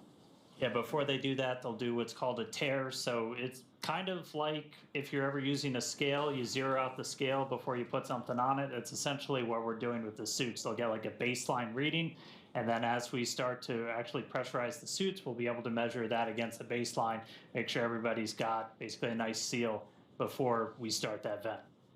Yeah, that one's pretty important. That was pretty important. Yeah, so a lot of that's coming up. Again, some of the data on your screen, you've got cabin pressure, you've got suit pressure. Dragon SpaceX, seat rotation complete and nominal.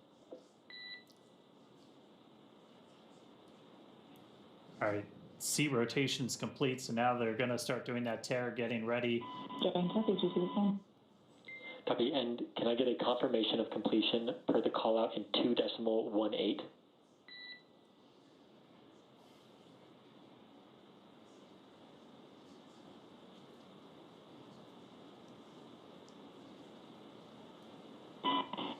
A1 SpaceX complete with 2.18. Copy. At this time, you are go to step into Section 3 and tear suit deucers.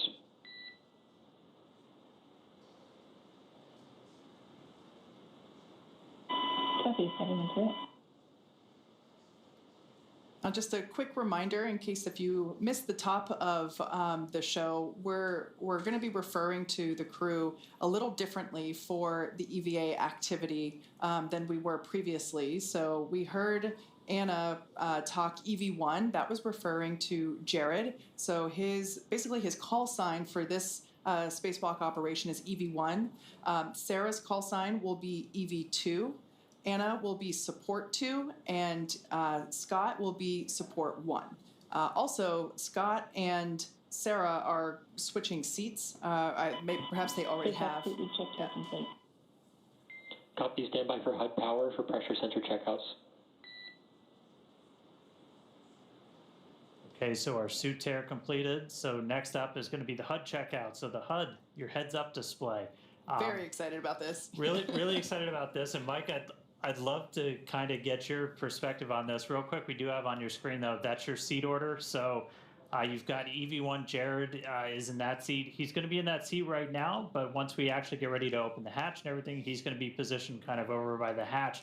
And then Sarah, EV2, is going to be in one of those center seats. Then you'll have Anna and Kid on either side. Dragon SpaceX, suit HUD's powered. Report results of primary sensor HUD checks in 3.2.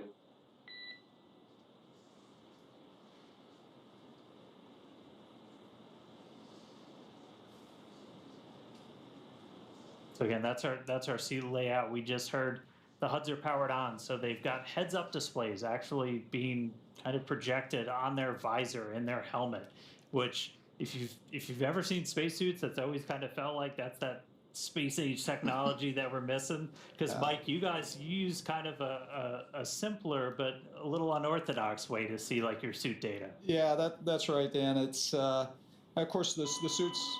And SpaceX HUD checkup complete, all nominal. Nice. Copy, swapping the backup sensors. Stand by to repeat HUD checks.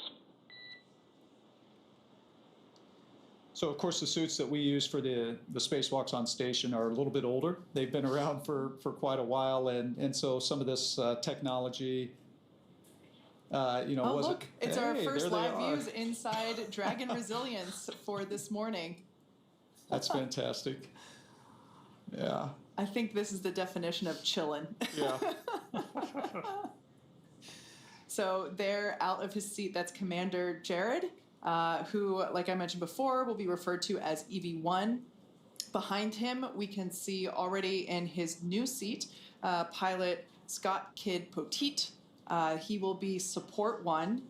And then moving around in front of us is Sarah, who will be EV2. And then just out of view underneath the camera, but I think you can see her visor, is Anna Menon, who is support 2. Dragon SpaceX, we're on backup sensors. Repeat HUD checks.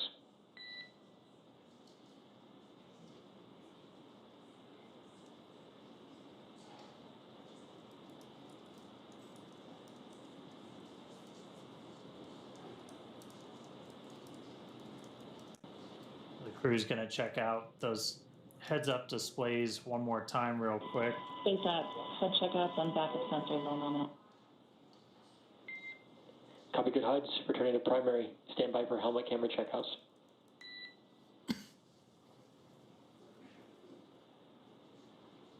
On that heads-up display, they'll be able to see the O2 flow timer. That's kind of like our mission clock, essentially, like once the O2 has started to flow to their seats, and they know they've got about an hour and 50 minutes, just under 2 hours for the whole time.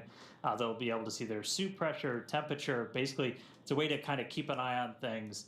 And we were talking about it a little bit, Mike, but on the EMU is a little bit different. Yeah, the EMU is certainly different. A lot of that kind of information is on on a display right in front of you that you have to kind of look down to see, and it can be pretty challenging to see. In fact, a lot of the information you have to use a mirror on your wrist to be able to read it and know what you're controlling as well. You mentioned the timer. Of course, we don't have that kind of information on ours, and I'm not sure I'd want to know that because I'd feel the pressure of, hey, I got to get a lot of things done and I'm running out of time. Yeah. All right. So they're going through these HUD checkouts again pretty soon. Dragon SpaceX powering on helmet cams. We're going to get the helmet cams powered on. Again, give you that kind of look right over their shoulders. Yeah, pretty excited for these. We've seen them utilized during the training sessions that the crew has undergone, and we're so excited to see them live today. Yeah, I tell you, the helmet cameras, I mean, it's going to be fantastic views, right, that we're all going to love, but there's also a very important role for those cameras as well. Like when we have the same thing, we have helmet cameras with the EMUs, and what it allows is your ground team. Dragon SpaceX suit cameras powered, confirm good health.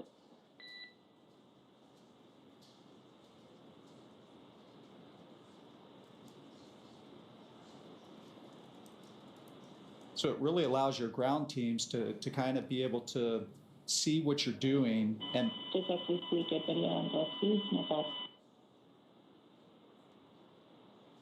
almost double check your work. Copy. Checkout's complete. HUDs will remain powered. Proceed to step 3.3, operations review through 3.8, report when complete.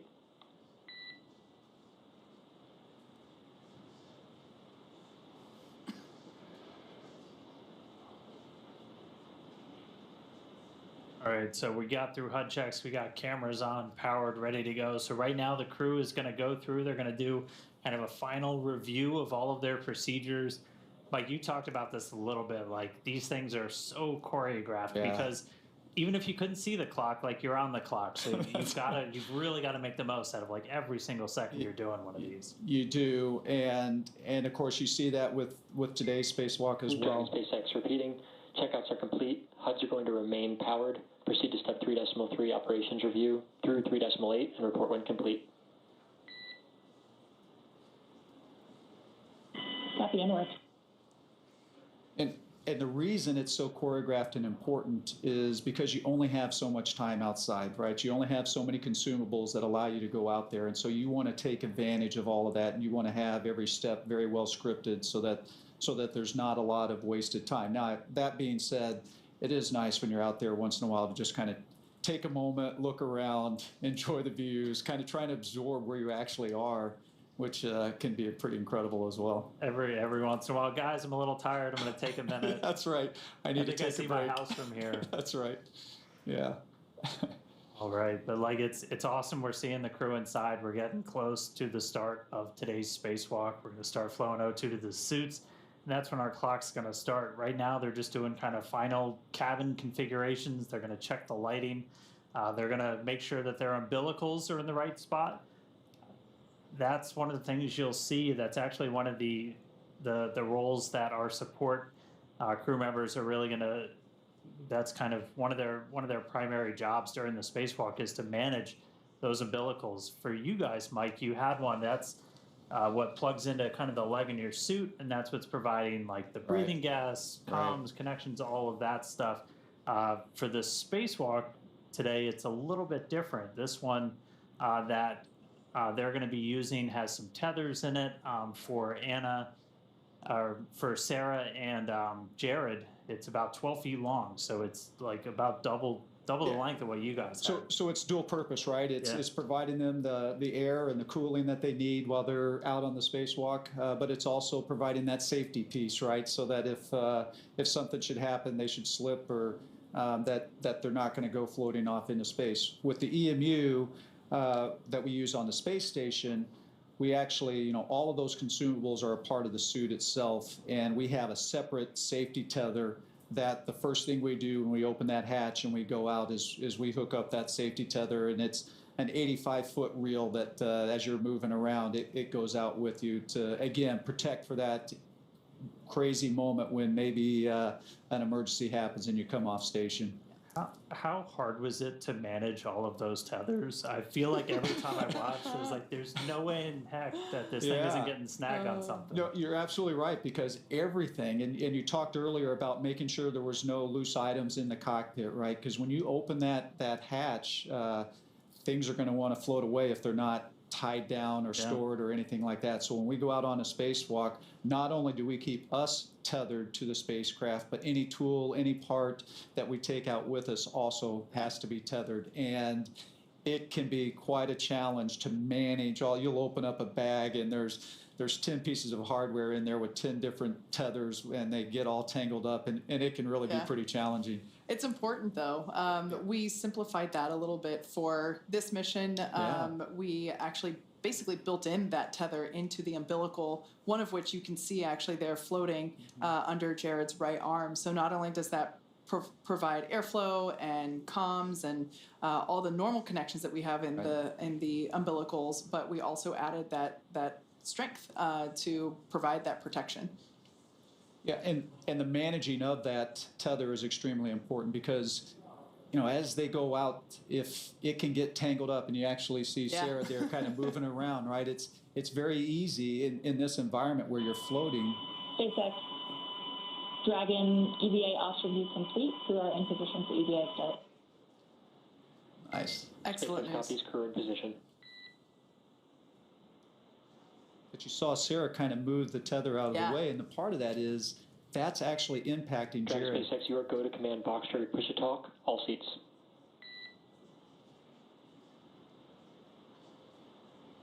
Copy, more.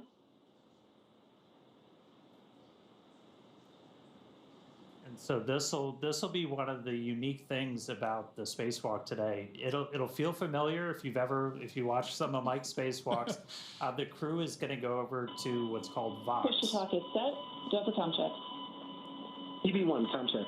EV2 com check. Support 1 com check. Support 2 com check.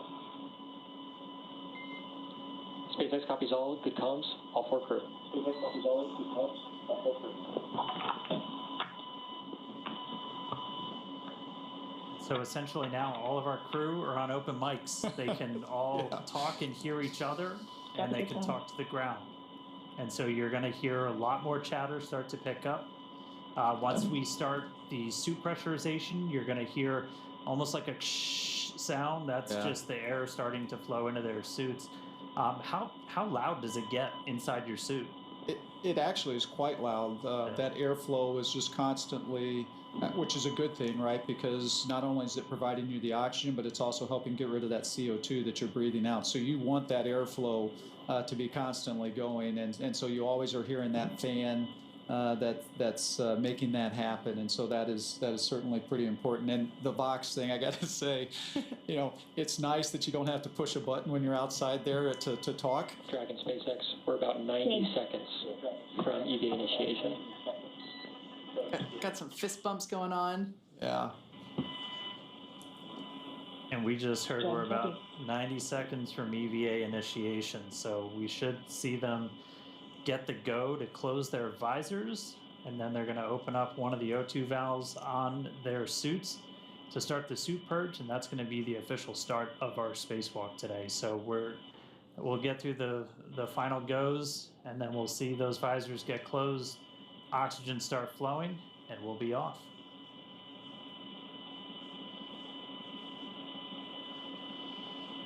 I love how everyone looks so calm and collected right now. I think that's a great visualization of just all the extensive training that they've gone through to get to this point. This has been years in the making. I'm sure they're excited, but everyone's focused. It is an interesting time right now, right? Because one of the hardest parts I always found about Dragon SpaceX. SpaceX is go for spacewalk operations. Report visors down, ready for secondary O2 flow initiation, and crew is go for spacewalk. Verify your visors are closed.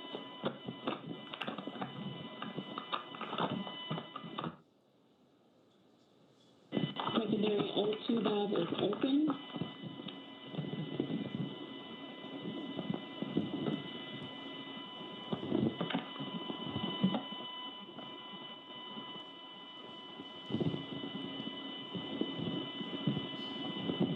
and you are go for the EVA. EV1 is go. EV2 is go. Support 1 is go. Support 2 is go.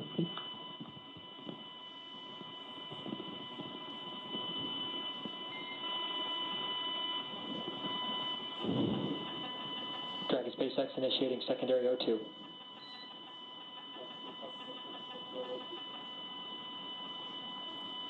And with that news, our EVA has begun. So you're going to hear it referred to as primary and secondary O2. Primary is going to be that primary flow of oxygen to pressurize. Secondary is largely putting oxygen into their suits to help with cooling, but secondary is the first one we turn on. And so our O2 flow timer has started. The EVAs start at 3:12 a.m. Pacific. I'll do the math on UTC in a little bit.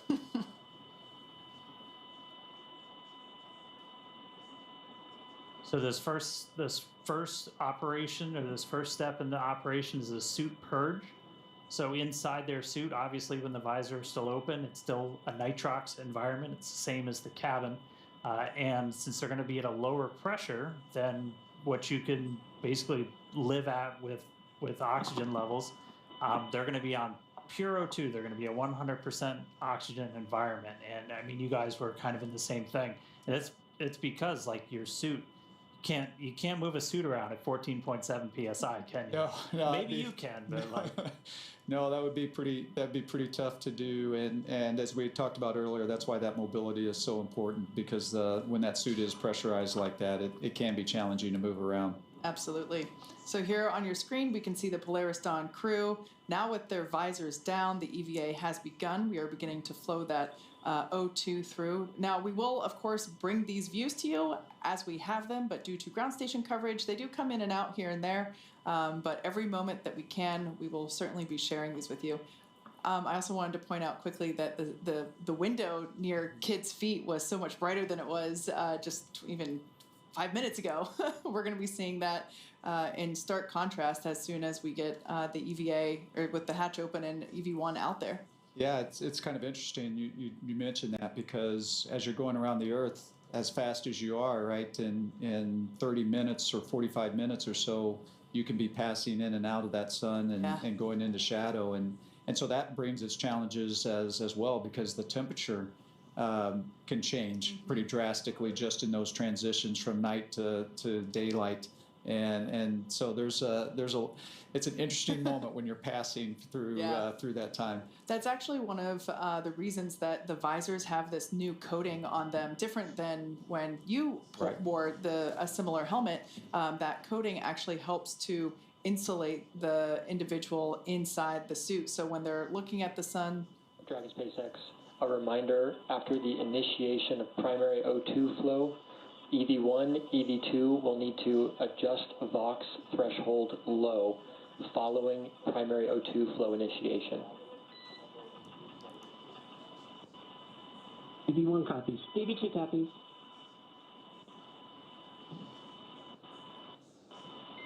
Dragon SpaceX, secondary flow purge complete. Close secondary O2 valves and report ready for suit pressurization. EV1 closed. EV2 closed. Support 1 closed. Support 2 closed. SpaceX Dragon is ready for suit pressurization. Initiating primary O2.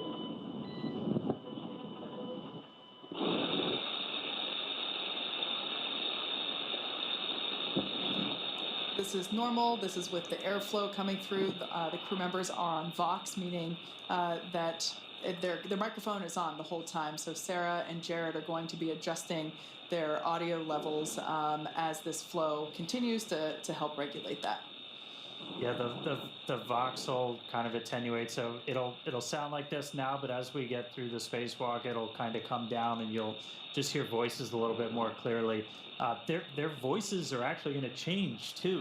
Like, did that Did that happen to you? Did that throw you, Mike, the first time you heard that? It absolutely did, yeah, because you're talking and you're going, who is that? Right? 'Cause you don't realize how much different it can sound. Yeah. Your voice can sound in that lower pressure environment. Yeah.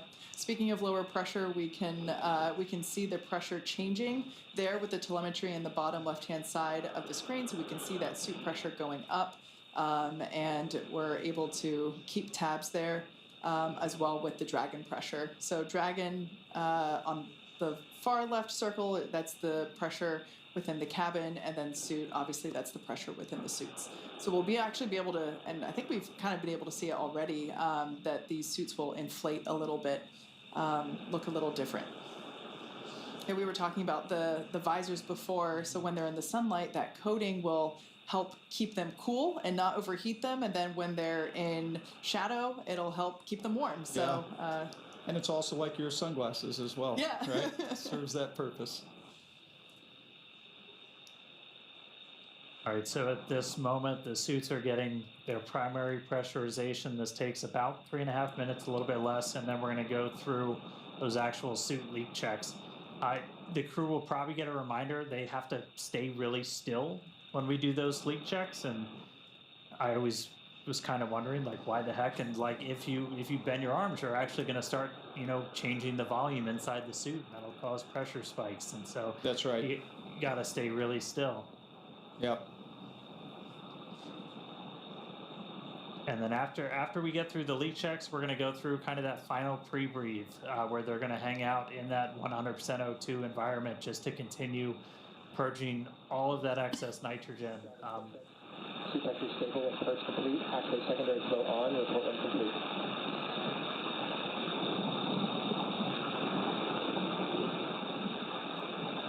EV1 open. 12-1 open. Support 2 open.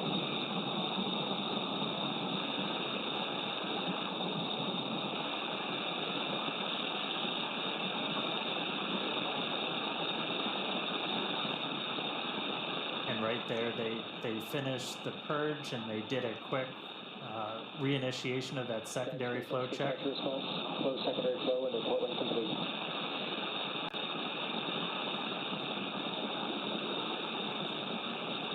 EV1 closed.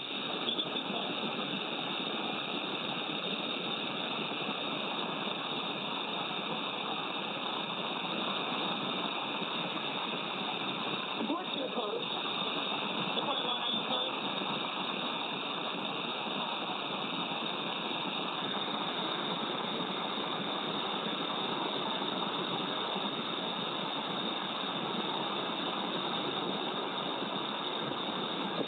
SpaceX, can you confirm secondary flow closed? These handles that we see Jared holding on to, these were one of the additions or customizations for this mission that we talked about earlier.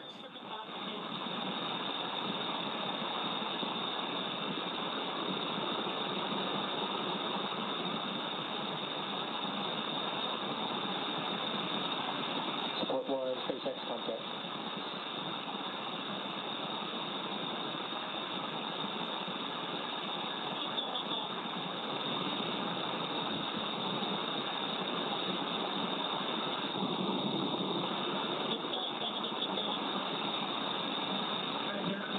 We got you. All right, copy. Got support 1.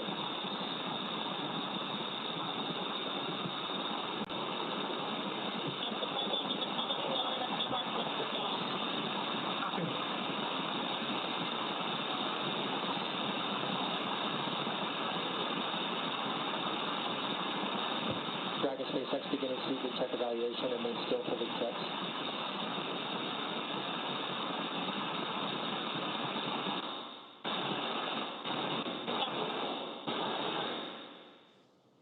So once again, that background noise is expected. That is the microphones and the flow of air within the suits. So we're trying to stay quiet to, along with you, listen in on what the crew comms are as they go through. We're also going to get views in and out, as we mentioned before, due to ground station coverage.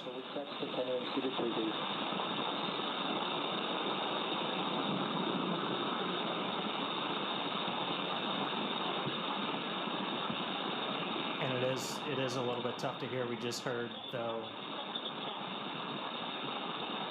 that we got 4 good leak checks on their suits, and now they're going to be in this final suited pre-breathe.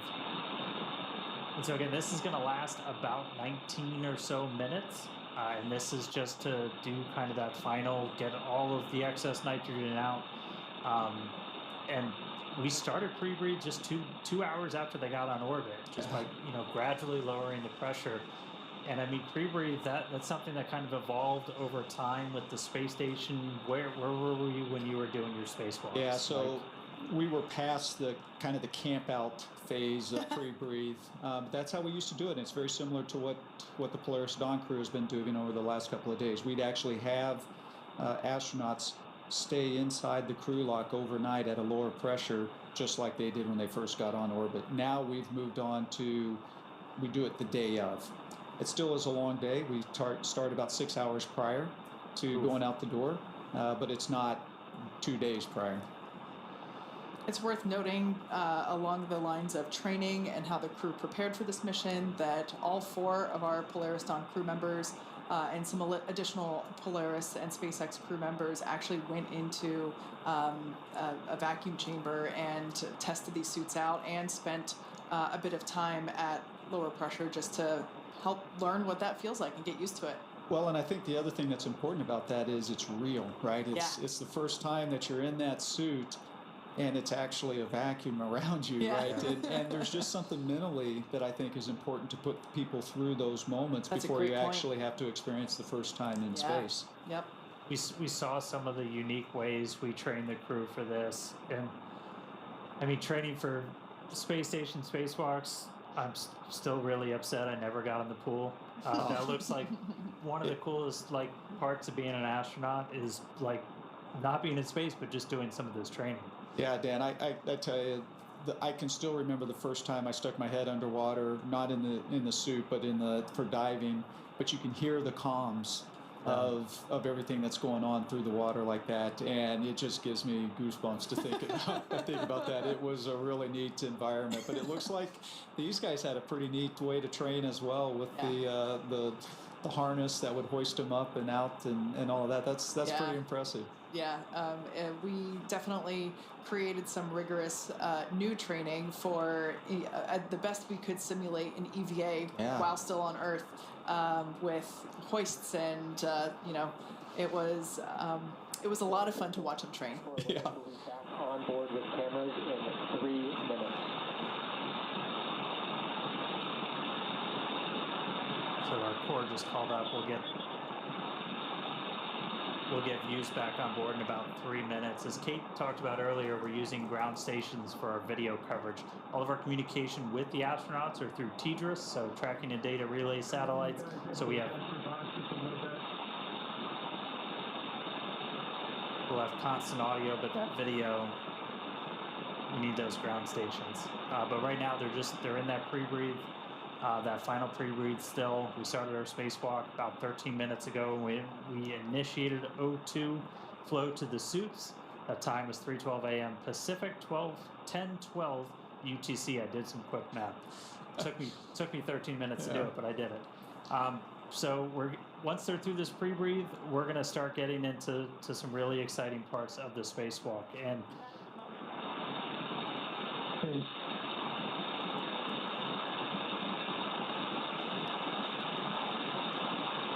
And then after we get through the pre-breathe, we're going to get to cabin vents. So, what's going through your head when you're like, man, it's happening. The air's going out. It's really happening. It's happening. Yeah, I tell you, it is a long process to get to this point, right? They've been prepping for this for 2 days, right? And one of the hardest things I found about the spacewalks is the waiting. Hurry up and wait. Hurry up and wait, right? You are so ready to go out and to do this mission and to go out that hatch, and it just takes time. And I think that's one of the things you talked about, my 5th versus my 1st. Your 5th, you kind of understand how long it's going to take. You have a better appreciation for how long it's going to take. And so you literally find yourself in these moments when you're kind of waiting through this pre-breathe or you're waiting for the airlock to depressurize, you just kind of find yourself just floating there, kind of zoning out, trying to keep yourself calm and relaxed, and until that moment when it's game time. Yeah. Now, just a quick mention, we're about a minute out until we get those views back inside the cabin. The view that we had previously was our Dragon tracker, which if you want to see where Dragon is, you can actually look that up as well. We have it on our website, spacex.com/follow-dragon. But yeah, just as a reminder, our crew, they are in their designated, or well, Jared's not, but our crew members, basically Sarah and Kid, have switched their seats for the EVA. Last time we were able to see inside the cabin, we saw Jared awaiting to open the hatch, so he wasn't in his commander's seat, but Sarah is now sitting in Scott's pilot seat, also known as seat 3. And then Anna is on the far left side, and Scott is on the we can see it there, on the far right side. And also just a reminder, their call signs for these EVA operations, Anna being support 2, Kid being support 1, and then Sarah being EV2 and Jared EV1, representing that Jared will exit first, do his activities, which include just some mobility testing of the suit, and then Sarah will go out and perform the exact same testing once Jared comes in. Meanwhile, Kid and Anna will function as the eyes and ears. They will be performing their own list of operations during, or their own list of tasks during the EVA. So while Sarah and Jared are going to be the ones that are, partially egressing the capsule once that forward door is open, Kid and Anna will also be performing an EVA in their own right. That's right. And we talked about it earlier, first time for people exposed to the vacuum of space. There's a lot of firsts in this. That's going to be a really cool first, not just for us and Dragon. But we are going to be getting views back really soon. We're, again, just in that final pre-breathe step right now. And then we're going to start venting Dragon down to near vacuum. So we're going to have a couple of different valves that are going to open up, and the atmosphere inside Dragon is going to start going overboard out into the vacuum of space. Now, the crew, the ground, they can pause that cabin venting if they need to. We can pause and resume. The most likely reason is for ear equalization, is, again, you're going through a lot of pressure changes anytime you do a spacewalk. And so if you've ever flown on an airplane and your ears popped, you've experienced just a little bit of what they might be going through right now. Once we start cabin venting, if we terminate or abort the spacewalk during that venting, we cannot start again. We talked a little bit earlier about how consumables are like the thing that really drives you. And for us, we don't have a great big airlock with this, with a full station's worth of oxygen and stuff like that. So Suited pre-breathe complete. Confirm crew list for venting at pre-breathe complete.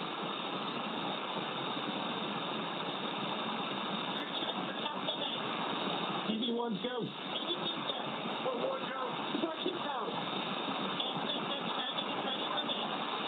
Copy, initiating cabin venting. There we go. That is great news. Exciting. So that breathing of increase,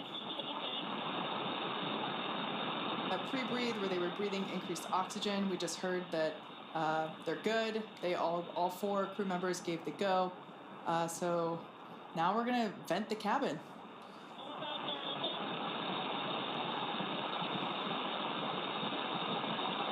yeah, in total, this will take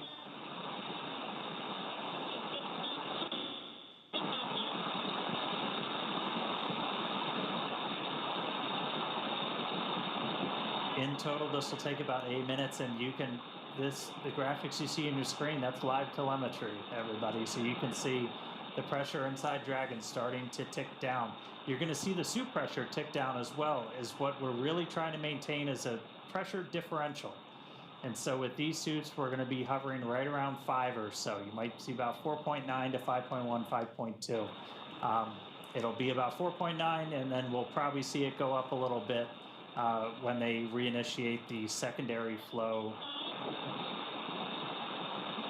for cooling.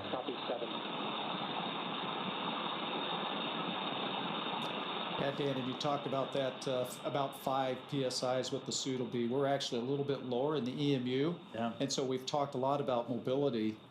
That difference between we're at 4.2 and they're going to be at 5, it can actually make quite a bit of difference just in how hard it can be to move the suit around, etc. Yeah, this crew got to, and that's something we can simulate, you know, in a vacuum chamber, or even just in 14.7.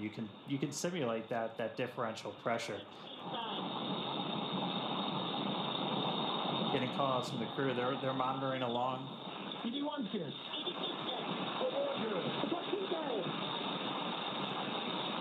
We're gonna hear that chorus pretty frequently, where you do those kind of frequent, almost like check-ins. And I know you guys did something kind of similar, where like you would have to pause and, you know, check your gloves, that kind of stuff. We did. I will tell you, one of the interesting things watching this live right now, the difference is how quickly the depressurization is happening here versus what my experience was. And so you talked about being able to clear your ears and all that. You're not giving a lot of time for your ears to adapt to that lower pressure. So this seems pretty quick to me.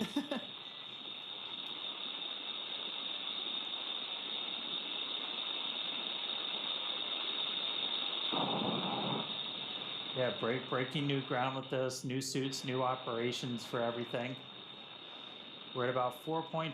We're going to see that tick down. It's going to get down to just under 1, and it's not going to go all the way down.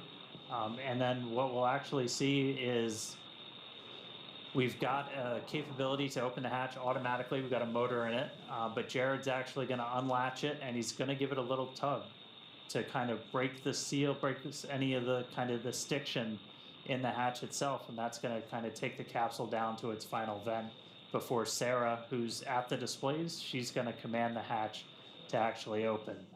Yeah, that's a good point. And you know, there will be slightly more pressure inside the capsule, so really just helping. 4 psi, seat pressures look good. SpaceX copies 4. So Jared really can't open the hatch all in one fluid motion, so we will see him release that pressure slightly before being able to open it completely. And I think one of the important things, you guys, I think I talked earlier about you put some more restraint devices inside the capsule from when I flew on it, and that's extremely important because there's going to be some force that Jared's going to have to be pulling down on, and he needs to be able to anchor his feet somehow. Otherwise, he's going to pull and it's not going to go anywhere. And so the new restraint devices in there, we're going to see how important that's going to become here when he tries to open that hatch. Yeah. Yeah, that's one of the things that's why we have Skywalker out there. We've talked about how kind of similar to Gemini when they were first kind of stressing their legs, but important to remember we've got that 50 or 60 years of spaceflight history that we're able to draw on. These are new suits. This is a new operation. This is to, you know, work out all the kinks and really test this for the first time. But we're going into this with a whole lot more information than they had back then. We know you need handrails, or it's going to get real hard real quick. That's right. That's right. Yep. We did also hear Dragon's moving into its EVA orientation. Essentially, we're going to point the trunk at the sun under 3 psi. I think it's also interesting you notice that the depressurization has slowed down a little bit, right? So as we get to this lower pressure, it's just taking it longer for that remaining little bit of air to go out through the vents. And TV1 time check. TV1, loud and clear. Loud and clear as well. And also hear the Vox starting to adjust its levels. Yeah. That flow of oxygen has not stopped, but the microphone's kind of adjusted and it's getting a little bit clearer. And yeah, keep an ear out. You might hear their voices start to like tenor down a little bit.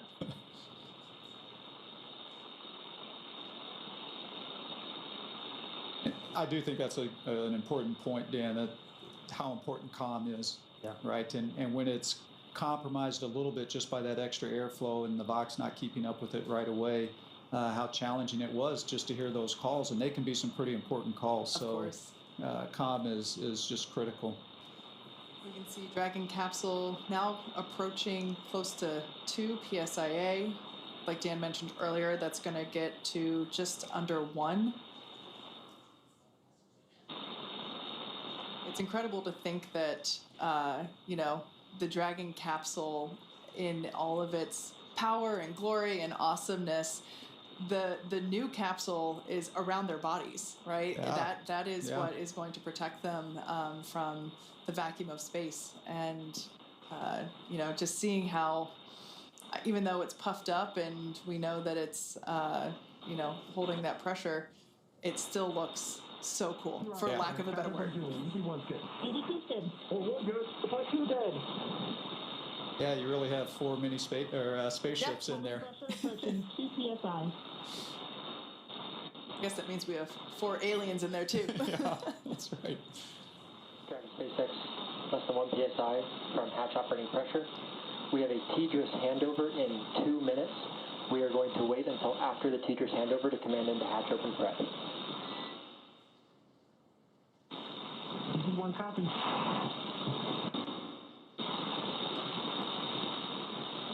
And I think you heard that, the TDRS handover. So there's going to be a short period of time there where they're out of comm, and it's kind of interesting because we're at a very critical phase as well. And so you want to make sure you have all the data and the ability to talk to the astronauts before you actually take that next critical step.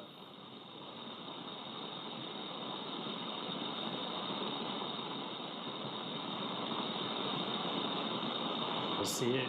We're seeing that pressure continue to tick down. Dragon originally designed to be able to still operate in a vacuum. That was some of the emergency situations I know you trained for, Mike. We did make some modifications to this one to essentially turn Dragon into a functional airlock. We added some additional vent paths. We do use like some of the same ones that you guys use to like pressurize the vestibule and stuff like that. That are actually in the hatch, but we've got an extra one in there to be able to essentially do that depress as quickly as we did.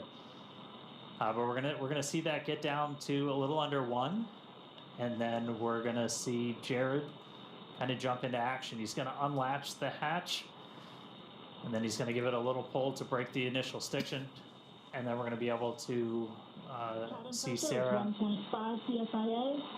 All suits look good. One copy.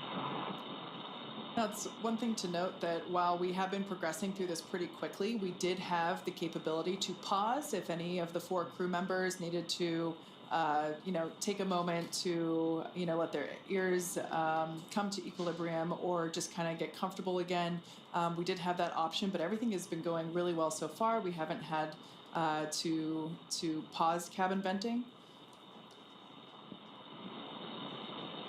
And if you're just tuning in, heck of a time to do it. We're about good timing. A little under 28 minutes into the spacewalk today, which again, that started when we started flowing O2 to the suits of these crew members. That was at 3:12 Pacific, 10:12 UTC. We just heard that Dragon's now in its EVA attitude. Handover complete.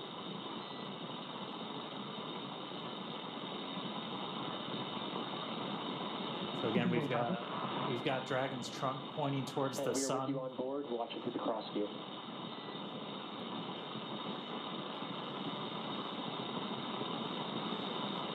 That was SpaceX Core Arthur Berrialt, just letting the crew know that where the cameras are on inside and basically which camera is looking at them. It's so fun to hear Arthur's voice because he was actually a part of our mission as well. In fact, Arthur was an intern. Started out as an intern when we were first starting the training, and so now to see him as a core and is pretty neat. Very similar to Sarah, who also started as an intern. Yes, yeah.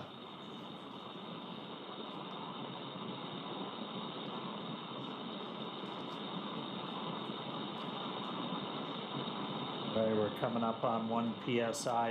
You saw the light change a little bit through that window as we're in our EVA position, trunk facing the sun. That's going to help us with thermal inside the capsule and on the crew suits.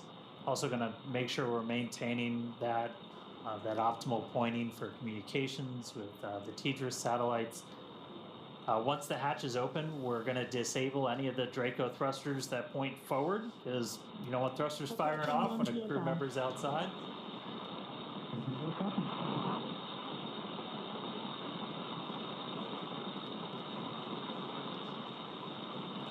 Where one, you can see the suit pressure is ticked down too. There's about 4.7 difference between the suit and the ambient cabin there in Dragon. That umbilical that you see there just to the side of Jared, that will continue to flow the air into his suit as well as provide telemetry and communications connection. That's also where we have the safety harness built in as well, so it's able to... Dragon SpaceX, cabin pressure below hatch operating limit. Stand by for transition to hatch open prep. Here we go.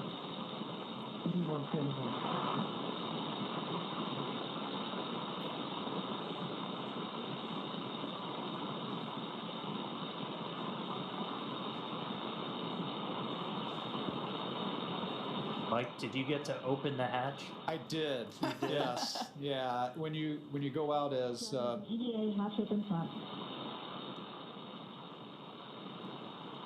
Dragon SpaceX, for an EVA hatch open prep. Confirm crew ready to open hatch. that is great news.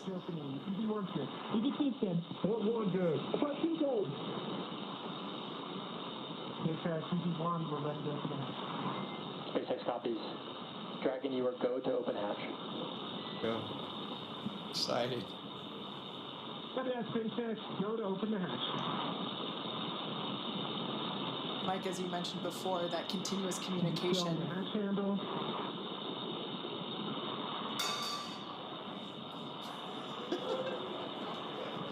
As you can hear, we do have a crowd gathering outside of Mission Control here in Hawthorne. In their excitement, somebody dropped a cup. We can see our commander, Jared Isaacman, now turning the crank, which allows the that top hatch to open. We'll see him give it a pretty heavy... EV1, hatch is visually indicating open. SpaceX copies. Stand by.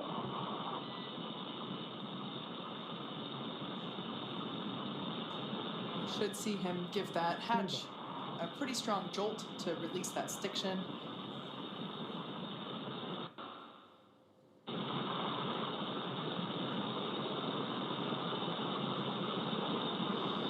Hatch is now unlatched.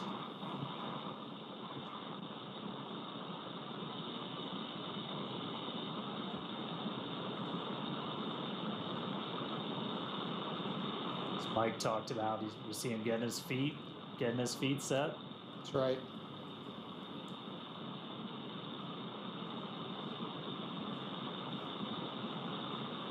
Dan, you'd asked if I'd gotten open the hatch. So when you go out as EV1, just like Jared here is EV1, that's typically the role for you is to open that hatch. And you guys have to draw straws, fight over it again.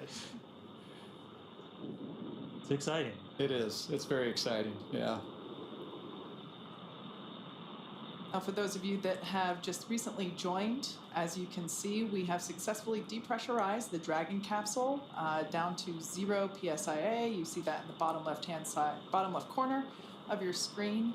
Our 4 Polaris Dawn crew members have gone through the O2 flow, and we see Commander Jared Isaacman now standing by to open that top hatch. The nose cone is already open. It opened just shortly after the crew got into orbit. So, Dragon SpaceX target pressure reached. Copy that, SpaceX. I'm unseating the hatch now. Jared now opening Dragon Resilience into space. So we saw some motion on the hatch. Again, he's just giving it kind of that initial tug. And then Sarah gets to push the button to swing that hatch open.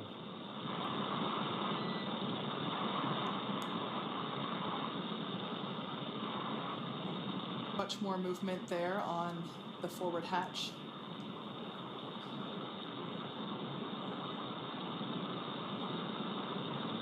This must be pretty exciting for Jared because that center part of Dragon SpaceX, that's a good brace. We're going to have you repeat the operation.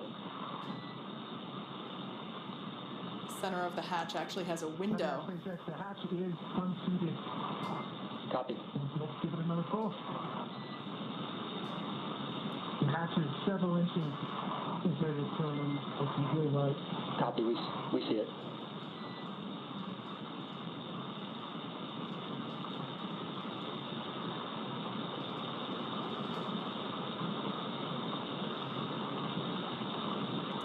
Looking out that tiny window there in the forward hatch, knowing he is going to have a much bigger window in just minutes.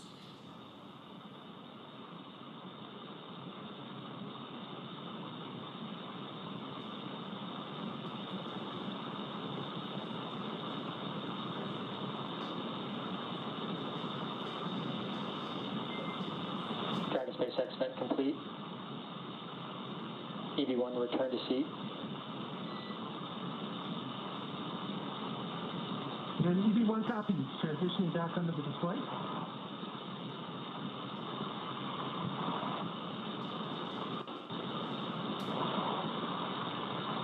So again, one of the reasons we had Jared do that was to... Dragon SpaceX, we're actually watching that hatch. We're going to have you repeat the last operation. Sounds like they're going to have him repeat them. One of the reasons we're doing that is just to kind of vent any of that residual atmosphere. And EV1, you are go for manual hatch open. Sounds like we got our first audible of the day. As we said, that we can open the hatch. Opening the hatch manually. We could open the hatch. We could open the hatch automatically, or we can do it manually. And so they just gave Jared the go to open that hatch manually.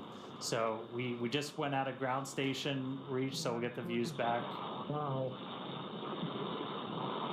We'll get the views back real shortly, and then the hatch will get open. Hopefully we'll see a hatch open. And hopefully we see it. Yeah, hopefully we see a hatch open.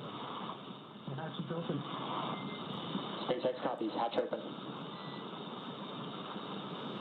That is fantastic news for those that... SpaceX EV1, I'm looking at the seals. Initial view looks pretty good. I don't see any bulges or indentations. Copy on hatch seal report.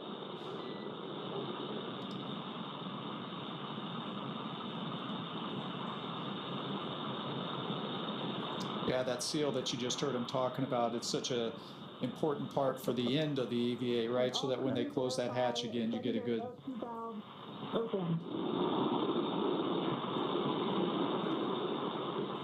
Get a good seal of that.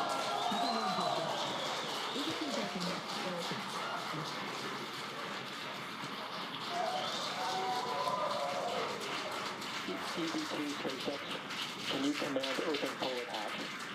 Because we're going to stall it open. There is our first view of the forward hatch, wide open to space. Forward hatch.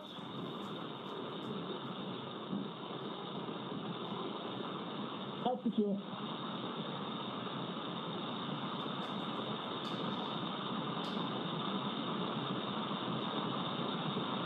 If you just jumped in, we are 38 minutes into today's spacewalk, and the hatch is open on Dragon. First view from a helmet cam, looking out. Dragon SpaceX, we see it stalled. EV1 is go to continue. That structure you see there is... For egress. SpaceX EV1, I'm transitioning back from under the display. SpaceX copies, we're with you in your helmet cam.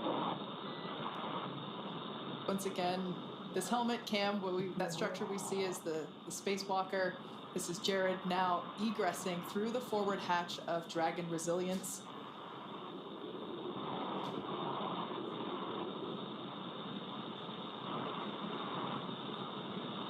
These are the first views of the first ever commercial spacewalk.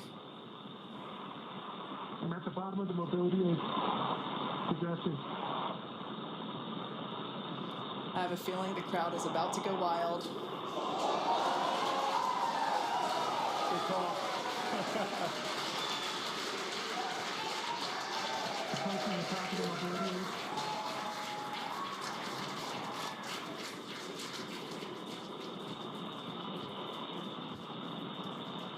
SpaceX. Back at home, we all have a lot of work to do, but from here, Earth sure looks like a perfect world.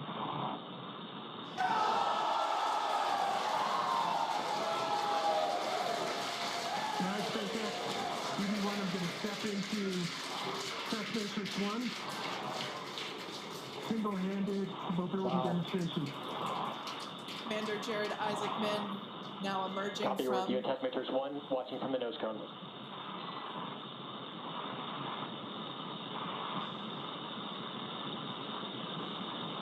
Up, down, left, and right are threes.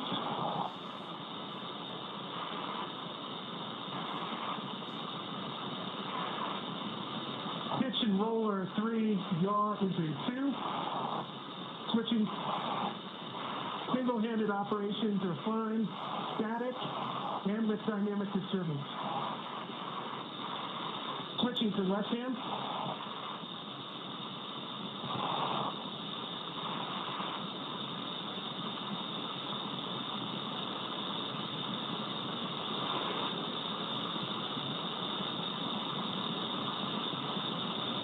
Up, down, left, and right are 3s, maybe a 2.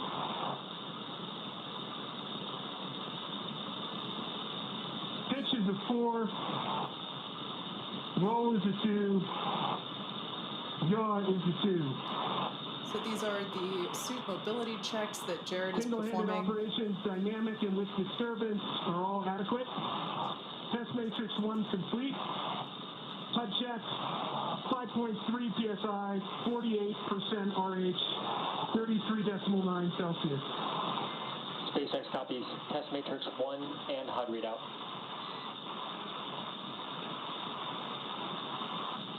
Crew ops check, EV1 good. EV1 good. Question good. Okay, stepping into vertical translation. We're going to start with the horizontal bars.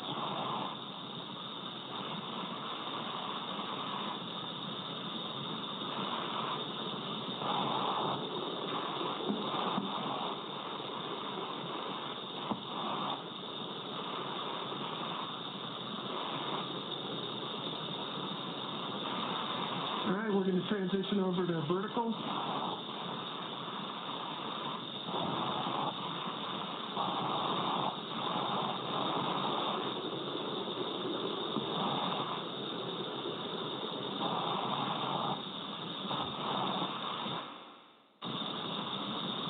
I'd say vertical and horizontal are equally workable, slightly favors horizontal. I'm going to do a max reach. Left hand's at the top of the mobility aid. At the midpoint. You have good video?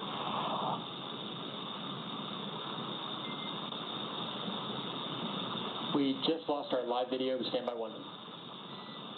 Okay, switching over to max reach. Switching to. Copy that, SpaceX. I'm holding up at the max reach. And EV1, go ahead and continue the operation. We'll let you know we're back on with live video.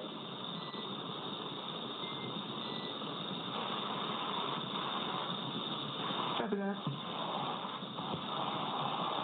And for your awareness, max reach, letting aid, and the mid bar. Next, Test Matrix 2 is complete. HUD readout, 5.3 psi, 33.9 Celsius, 50% RH. Copy, Test Matrix complete and HUD readout. Crew ops check, EV1's good. EV2's good. We're good. Question good. Stepping into Test Matrix 3, hands-free demonstration. EV1 SpaceX for ingress time. Go, SpaceX. Recommended ingress time of O2 flow plus 7 minutes. Copy that. Ingress time, 7 minutes. And Dragon, we're back on live video from the nose cone. Copy that, SpaceX.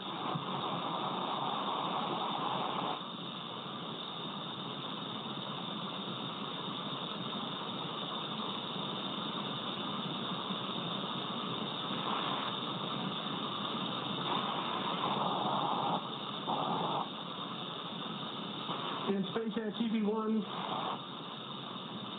I would say the hands-free demonstration is very comparable to the trainer in terms of the foot restraints.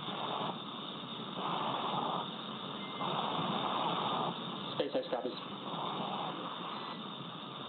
And EV1, when you have time, if you'd like to return to the reach demonstration, we'll take a look at that with the live video. After that, test matrix 3 is complete.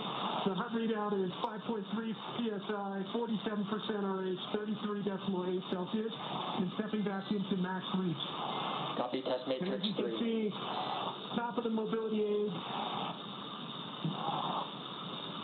And let's get a quick crew off check. EV1's good. EV2's good. I'm good. 14's good. Copy that. Okay, max reach, whether it's left or right hand, seems to be about the same. Top of the mobility aid, and then the mid-road. Copy, we see it. Checking up from the bottom.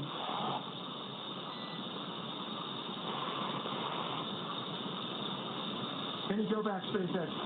Negative. We got about 1 minute until EV1 ingress. Copy that, 1 minute.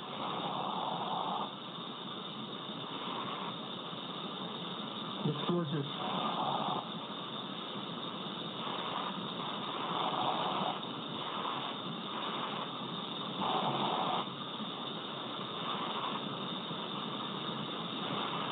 He wanted to see the time to get the information and run his right foot. EV1, we're checking out your helmet cam now.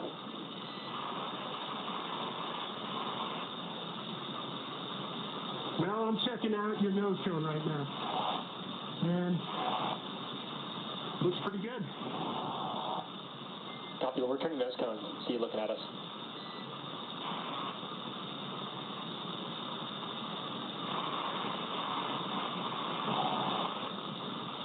All right, we're coming up about that O2 flow timer time.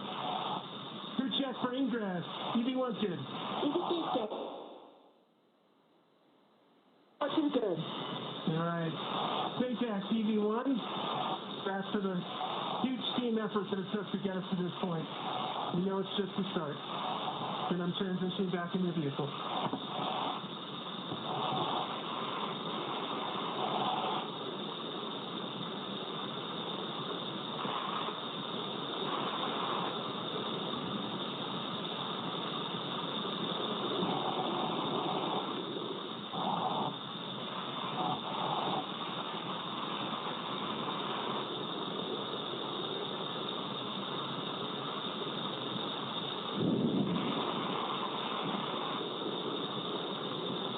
And SpaceX EV1 is taking a quick look here at the hatch shields. From what I can see so far, they look pretty good. Copy on the hatch seals and stand by for transition to 3-off reset.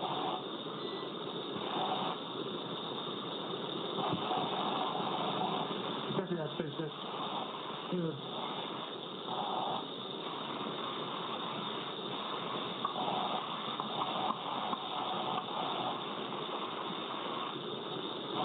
And EV1 is clear.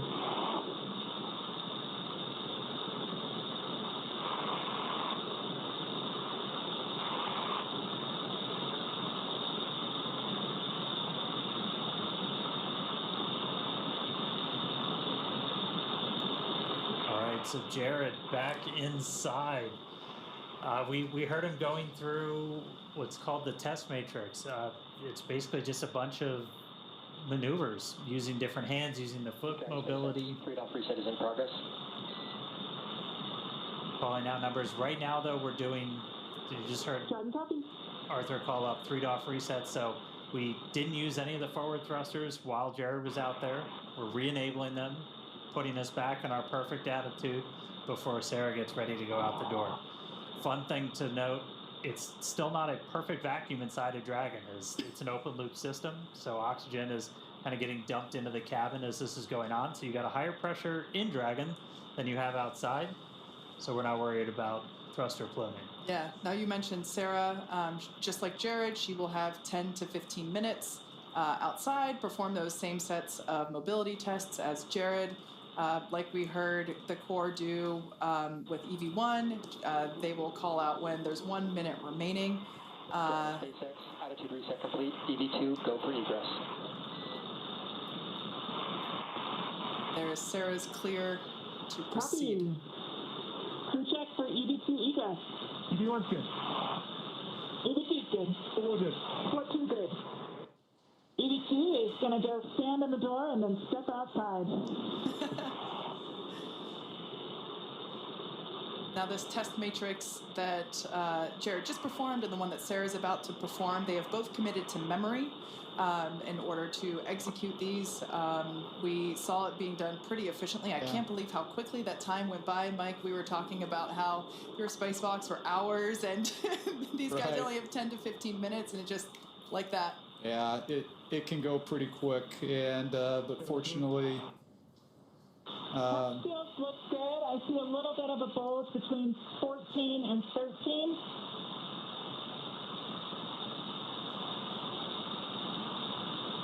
So you're hearing Sarah call out some more of the seal check there as she's exiting out. It's reseated. SpaceX copies that report. Good fix.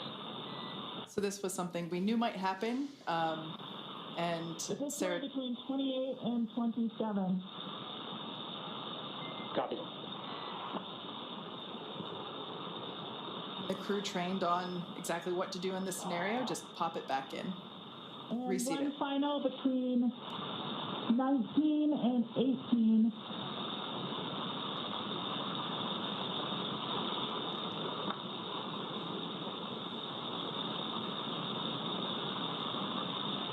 That might be best reseated with hatch closure.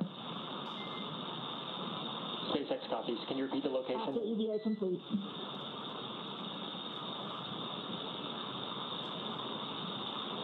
Between 19 and 18. All right, copy. I'll track that and ask again when you're ingress. Copy. EV2 is proceeding with egress. Super exciting to see this. Our fellow SpaceXer, Sarah Gillis, now about to make her spacewalk.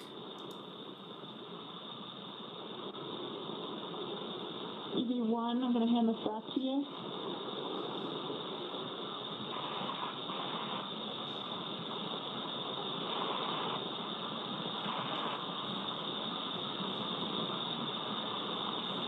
Like we mentioned, Sarah will be performing the same set of mobility tests, so we will do the same. Try to stand by and listen to those comms.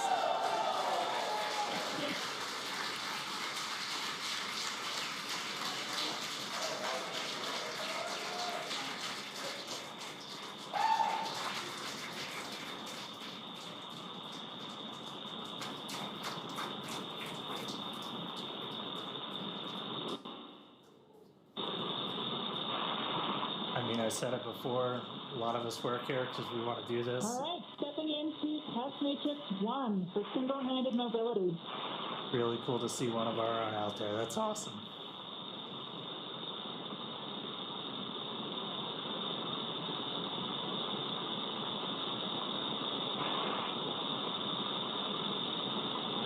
And EV2 for awareness, we're watching from the nose cone.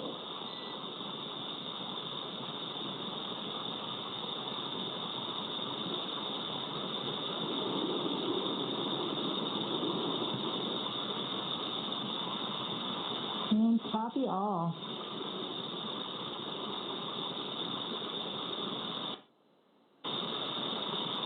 I would say in all 3 translation axes, I'm having certainly cross-coupled movements. Forward, back, I am inducing a bit of a roll.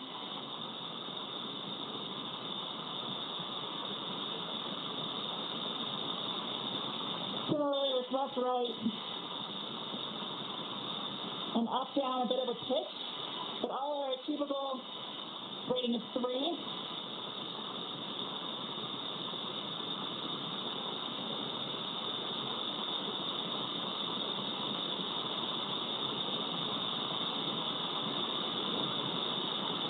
Yaw is a 3.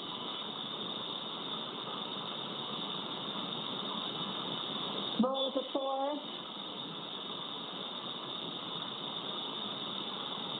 and pitches a 3.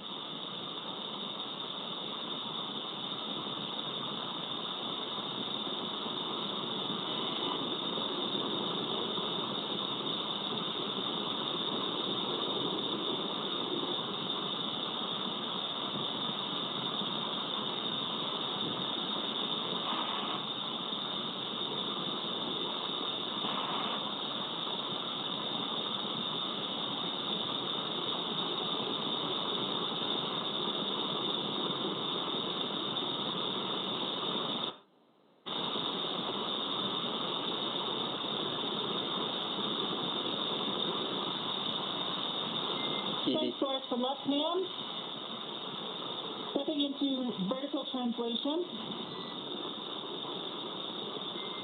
SpaceX copies. And EV2 for awareness, we're tracking an ingress time at O2 flow, 5-9 minutes. Copy, 5-9 minutes.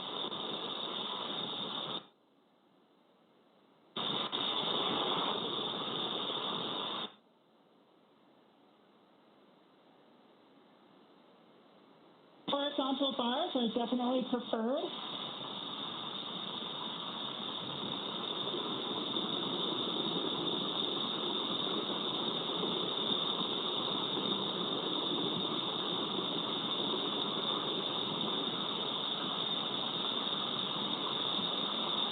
And I'm adequately able to stabilize my body with single hand disturbances.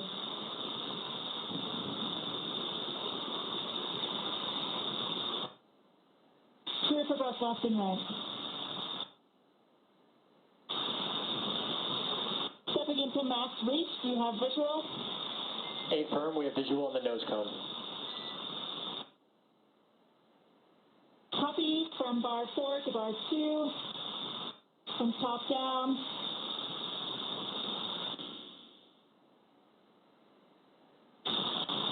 And similar reach from bar 2 up to bar 4. SpaceX copies reach.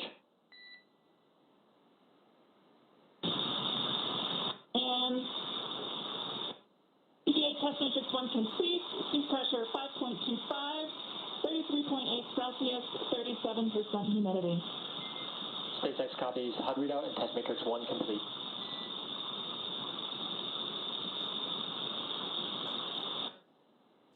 Copy, stepping into test matrix 2.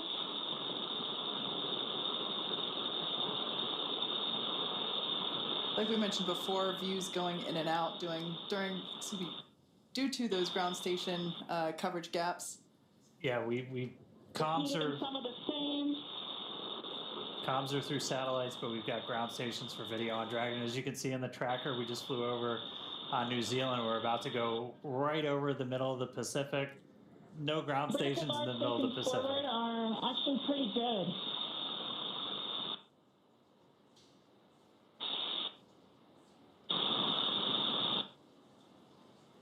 We're hearing the voice of mission specialist Sarah Gillis, our fellow SpaceXer on her spacewalk.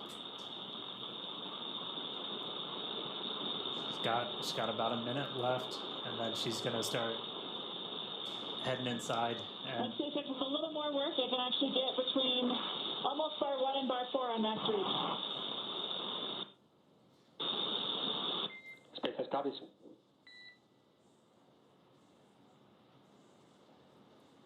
and you could see the Earth dark, and we flew into like an orbital. All right, and test matrix to kind of combine them, so we'll call that complete. Seat pressure 5.27, 38% humidity, 33.7 Celsius. SpaceX copies, matrix complete, and HUD readout.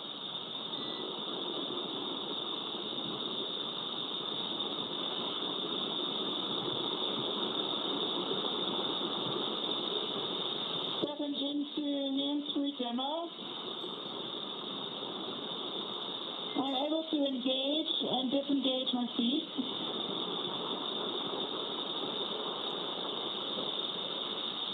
Copy that, EV2, and once you are able to engage, disengage, we'll actually have you start ingress. We're just over 5-9 minutes O2 flow.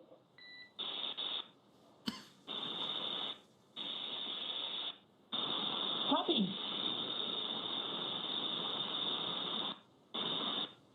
With that,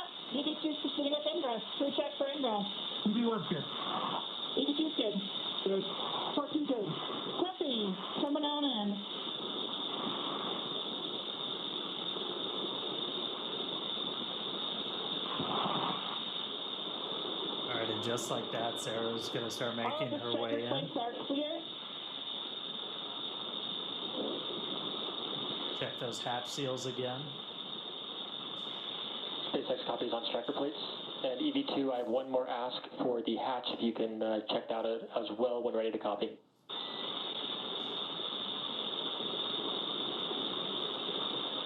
Ready?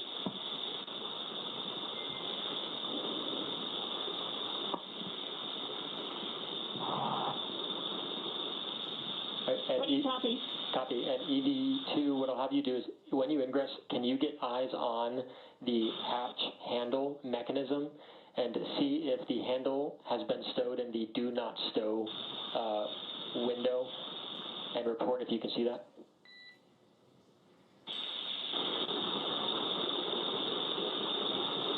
Check it.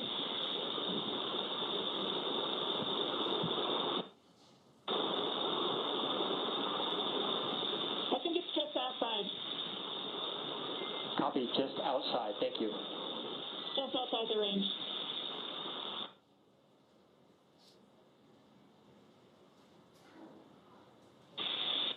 And for awareness, I do see a couple of those same points bulging again between 12 and 13. Copy, your go to address. No, mostly between 12 and 13 right now. SpaceX copies at 12. If you can, your go to address those. Copy and work.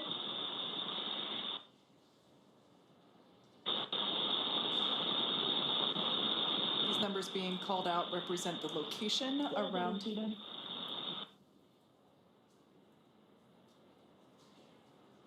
Yeah, the location around the circular hatch, just identifying where these bulges are. So Sarah's now reseating that seal. Not quite able to reach the back one, so we'll proceed with clearing for hatch closures.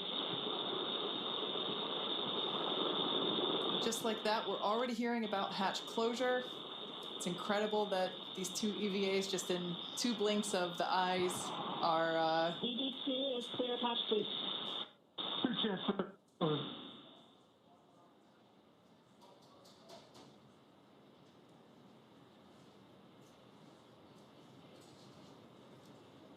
On your screen there is SpaceX Core, or Crew Operations and Resource Engineer. On duty tonight is Arthur Berrialt. This is the voice to the crew throughout their operations. Of course, you know, everyone has to sleep, so we have different shifts for Core. But Mike, your time in Dragon. Dragon close. You're good. Copy. Deploying handle.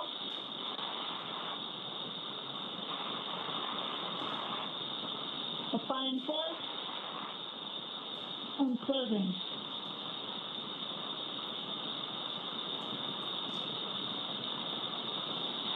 Once we get ground station coverage, again, we will be sure to bring you views within the Dragon capsule. But right now, Sarah is closing the forward hatch.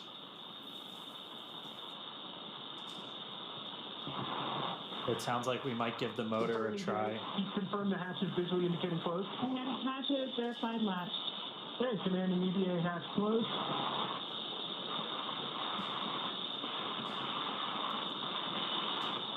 EVA hatch closed. All Dracos enabled.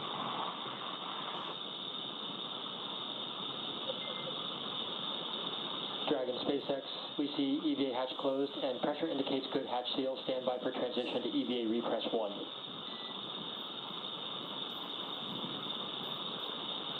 And EV1 copies. EV1 check secondary O2 valves closed. Copy.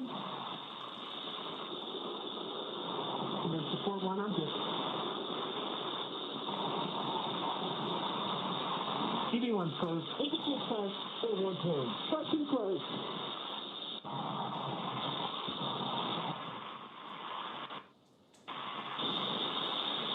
So a couple of real big moments right there. Sarah was able to make sure. We're EVA repress 1. We copy secondary flow is closed and agree. EVA repress 1. She was able to make sure that the seals were in good spot. We got the hatch closed. You can crew, see. we're out of a half PSI for 8.3. See the pressure starting to tick up.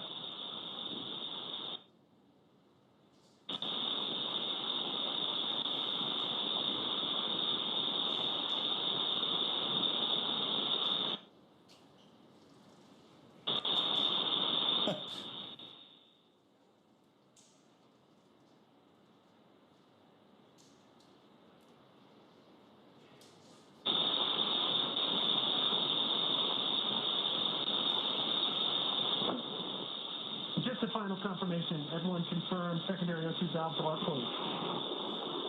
EV1's closed. EV2 closed. We're closed. 14 closed. Look at that. And we're through 1 for 8 placements.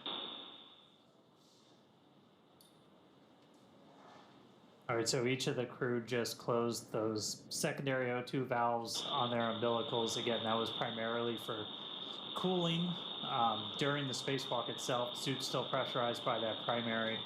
And now we're going to start to see the pressure tick up inside of Dragon.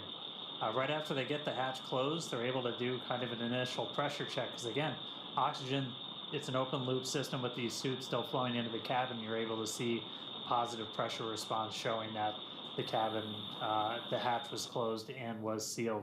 We'll still do a leak check on our way kind of back up to our nominal cabin pressure. So we're going to continue ticking up until we're about 8.3 psi, and then we're going to transition into the second phase of our repress.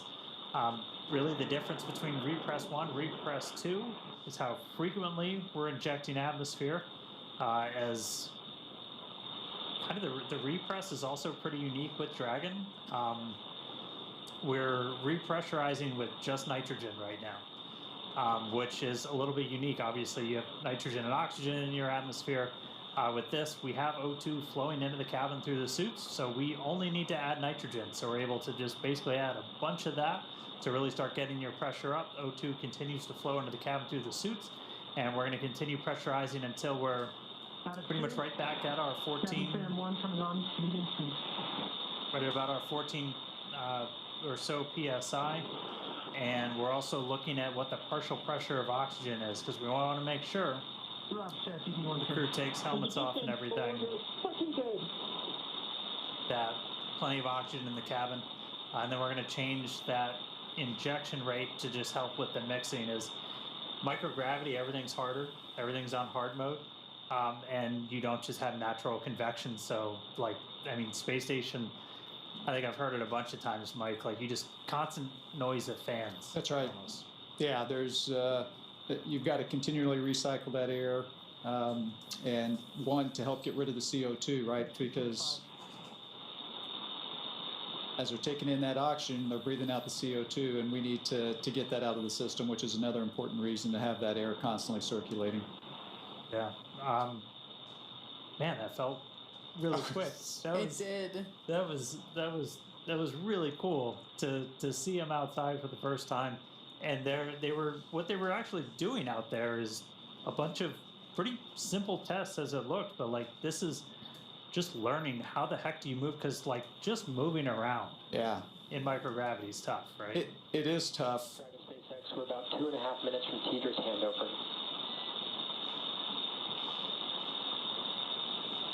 EV1 copy. Out of 3. Yeah, that movement is tough, and there is a big difference just of moving around when you're in your short sleeves like we're inside the capsule, and when you put on that spacesuit, it's much more challenging to move around with that on. Yeah, and what they were really doing was just kind of like you put your hands on Skywalker, and then you're changing your pitch, you're doing translation up and down and everything. And then the one that I think is kind of cool is max reach, because like just going like that is, not easy.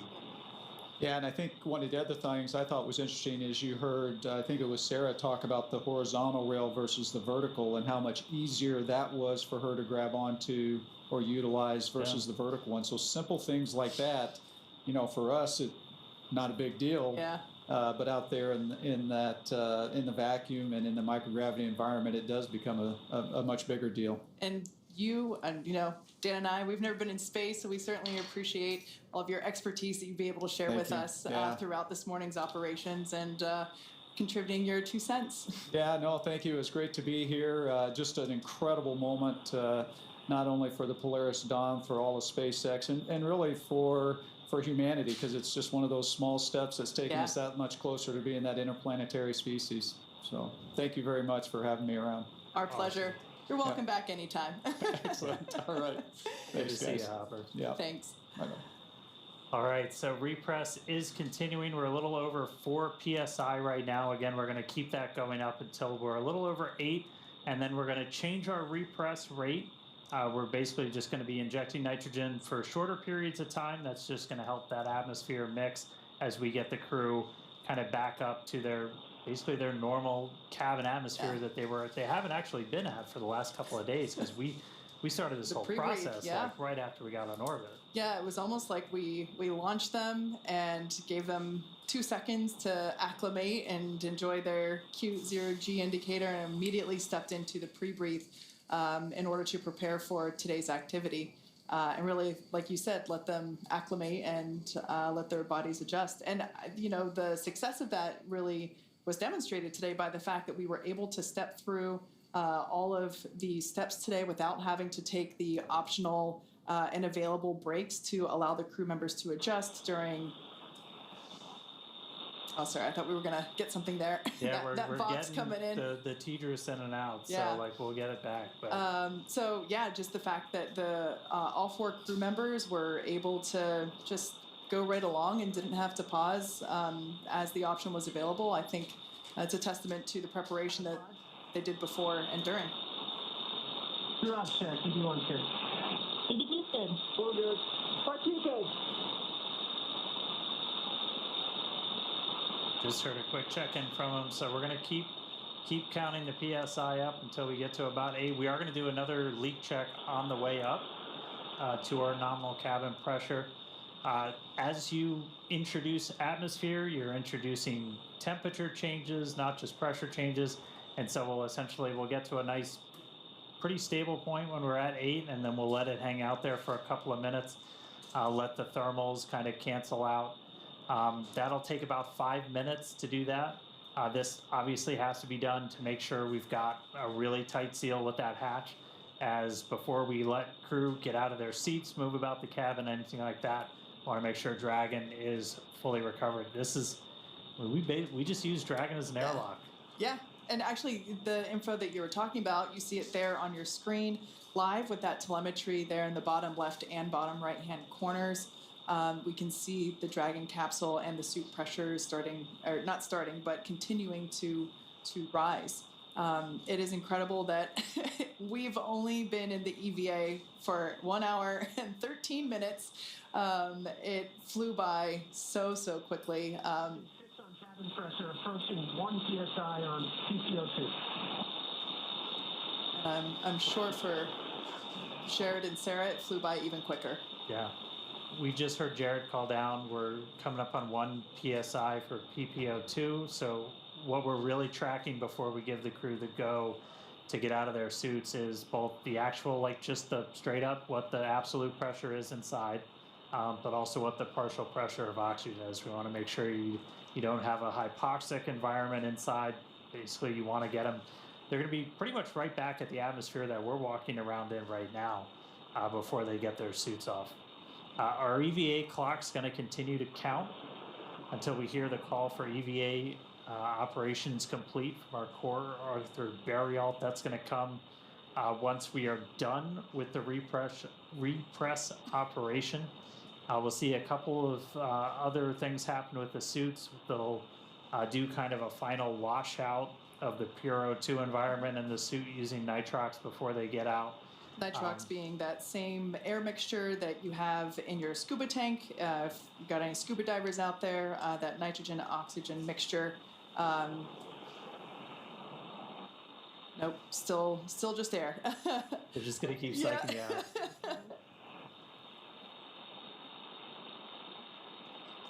We should hopefully be getting video back from ground stations. SpaceX Falcon 7. Stand by for transition to repress 2 at 8.3.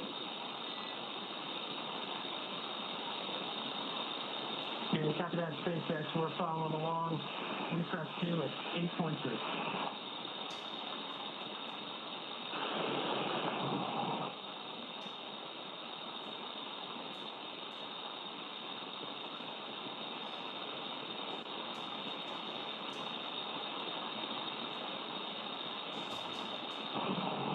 Yeah, so once we transition to repress 2, once we're at about 8.3 psi, we'll stay there for about 2 minutes. And then once the cabin gets up to 9, we're going to pause the repress and we're going to do a cabin leak check. This is another kind of critical check. We did the initial one after they closed the hatch, where you're able to do just kind of a, let's look at the pressure. Is it increasing at the rate we expect inside Dragon? Yes, it is. And so we were able to confirm that seals and everything looked good. We're going to do another leak check now that we've got more pressure inside Dragon, just to really make sure that we've got a good seal on that hatch before we finish the operation. Coming up on 8.3. We should be hopefully just about a minute and a half or so away from ground station, so might get those views back inside of Dragon. Yeah, it would be great to see them post EVA. Now, just like when we were depressurizing the capsule, there was the option to pause. Refresh 2. Cross check 81 good. And yeah, that comms that we're hearing. At half PSI before we get to the recheck. Dragon SpaceX from with you, monitoring for leak check at 9 PSI. The continual checks with all 4 crew members to make sure that everyone is good. If the answer to one of those checks was no, there would be an option in this repress sequence to pause, possibly to reduce the, allow for ear pressure equalization. But again, just like the way that we depressurize now, this repress, it seems to be going really smoothly. Yeah, we're just about at 9. I'm going to say we're almost there, and then it's going to tick up. But we're going to pause at 9. We're going to do another cabin leak check. So we should hear that momentarily. All right, we're in EVA refresh 2, stop.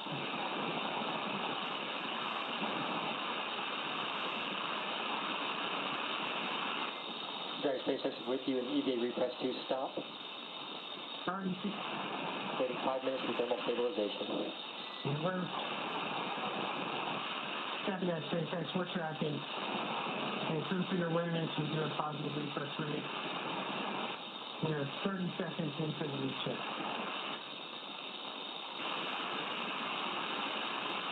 Like we mentioned earlier, right now this repress is being done with nitrogen. Once we get your awareness, PPO2 is 1.35, halfway there. They're still flowing that oxygen, and in a few minutes we will begin to flow. We'll do a flush of nitrox into the suits.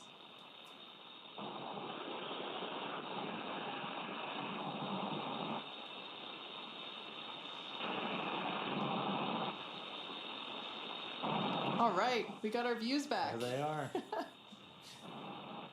It's a little sad to see that forward hatch closed again. It's got to be really hard when they tell you it's time to go back in. Yeah. Just one more minute. Yep. It reminds me of when I was a kid swimming in the pool. You know, time to get out. Just one more minute. I mean, it speaks to the professionalism for Jared, for Sarah, for the whole crew, really. Like that's got to be, this is something they've been training for years. And it's got to be really hard not to go for those, that extra 30 seconds, but they're true professionals. Yep. They know there's a timeline. 2 minutes into the 8-minute leak check, cross check. One good. Going good. What you good? PPO2 just passed 1.5.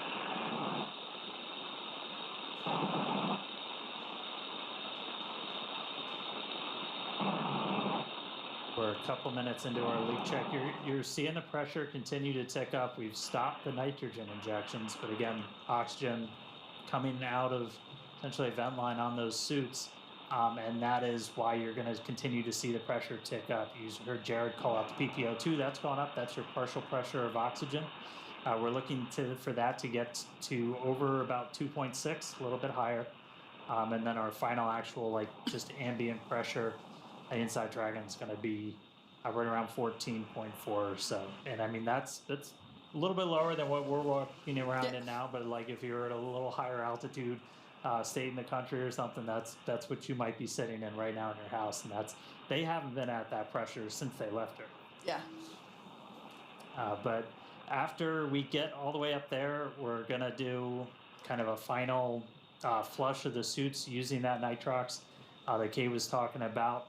That takes them out of that pure oxygen environment, and that's one of the final steps before we'll hear that call from Arthur of EVA operations complete, and that's when our clock's going to stop. Our spacewalk did start today at 3:12 a.m. Pacific, 10:12 UTC. It's continuing to tick up. Ours was unique. We talked about it a little bit with Mike. There's different rules for every single spacewalk. It's kind of, it's fun, a little challenging sometimes to track all of them. Even on the space station, there's halfway through the leak check. Still positive research.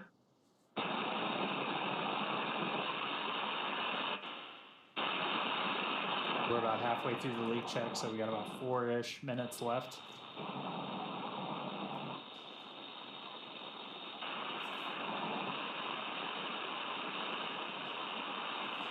We can see the pressure inside Dragon stabilized during this leak check at 9.4.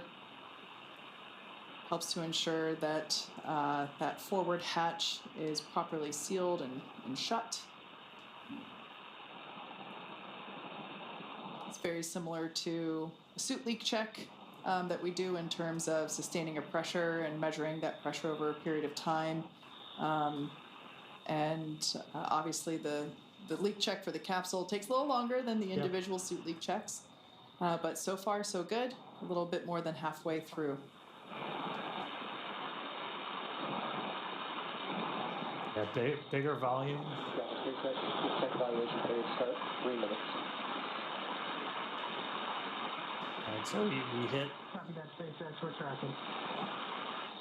We hit essentially a thermal stabilization. So again, this is the fun. I think it's chemistry. I'm not sure, but like as you're raising the pressure, you're changing the thermal environment inside the cabin. So temperature goes up.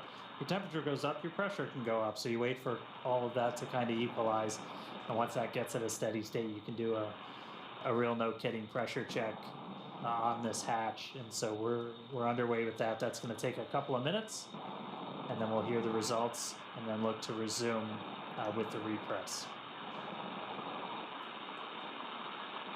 It'll slow down a little bit for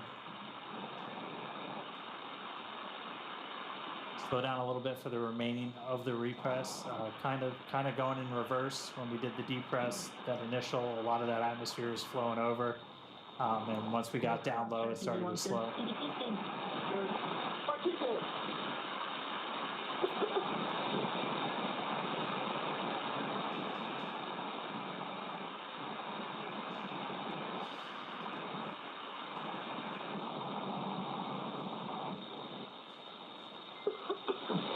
Really enjoying these in-cabin views.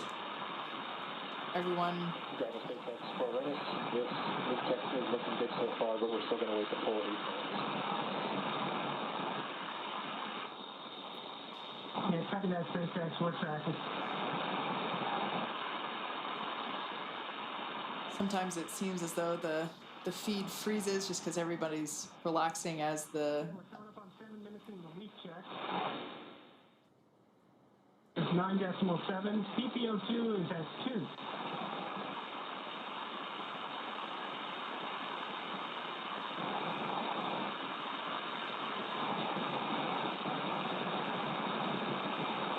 Enough.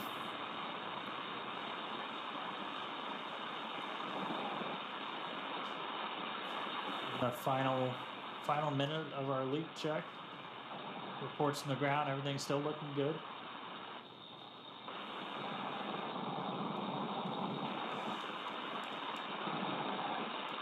Heard Jared report down that partial pressure of oxygen right at about 2.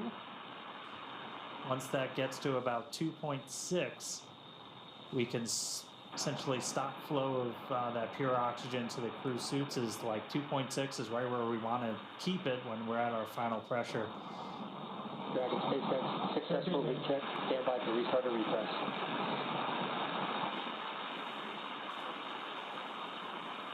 Copy that, SpaceX. We're following.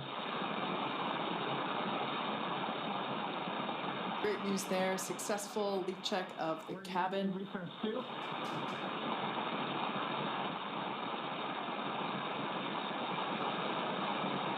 All right, crew, we're in EVA refresh 2. As a reminder, EVA refresh 2 will complete when either PPO2 reaches 2.62 or cabin reaches 1 atmosphere. Right now we're coming up on 10 psi for cabin pressure, and PPO2 is 2.2.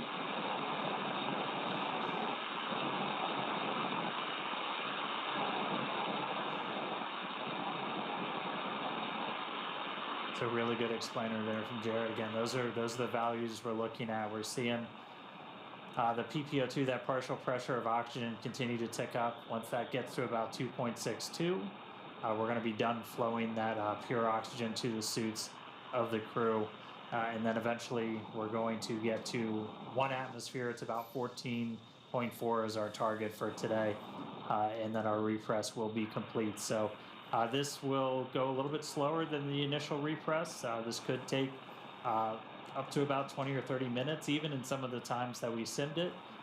You don't want to introduce them super quickly to a higher pressure. Anytime you're doing pressure changes, as gradual as you can make it, the better. And that's why we have like the built-in holds that we talked about that the crew can do. Exactly. These are opportunities for the crew to pause the repress and just allow themselves to come to equilibrium. Words are really hard right now. It is. And we haven't had to utilize 2.3 PPO2, targeting 2.62. Cabin pressure is at 10.3. If I was a betting man, I'd say we get to the PPO2 threshold first. At that time, O2 will switch to nitrox in the suit.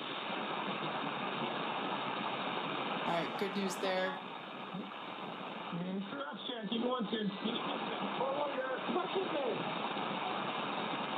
Dragon SpaceX, we concur with EV1 call.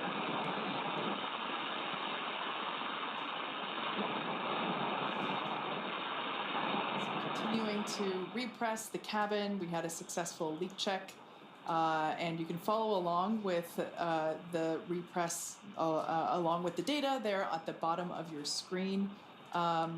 As Jared said, we are targeting about 14 psia for cabin pressure, or when cabin PPO2, that partial pressure for O2, reaches about 2.6. So we are continuing to progress pretty well. 2.4. Cabin's 10.55. However, as Dan just said, this portion of the repress could take up to 30 minutes, just so that we're allowing the crew to acclimate along with the capsule. Really cool day so far. It was awesome to see them, out there going through the test matrix. Like, we only got to talk about it a little bit, but just some of the different tests that they were doing while they're out there. This is like fundamental. How do you do a spacewalk? Well, first of all, you use your hands a lot. And how are you going to be able to move around? This is the first time we've ever had the suit in that environment, crew. And so they had basically a checklist of like, these are the things you're going to do.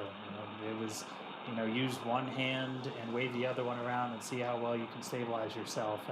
And then rate that activity on a scale of 1 to 5 and report it back to. We could hear that a little bit in the activity of, okay, I'm doing this thing.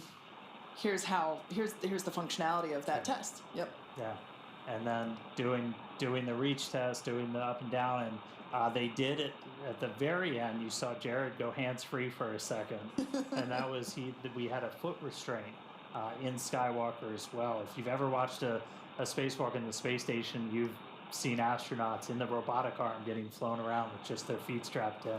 That's a pretty critical tool when you're working in microgravity, because otherwise, you go to swing the hammer and like it swings back at you. So you need something to kind of brace yourself, and a foot restraint can be really important. Yeah.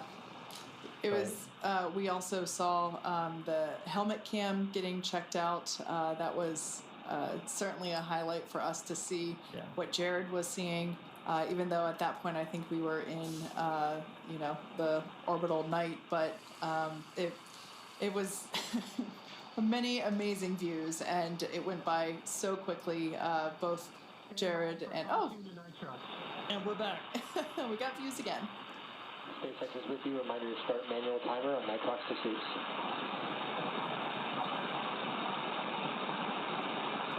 Got that, SpaceX. We're standing by.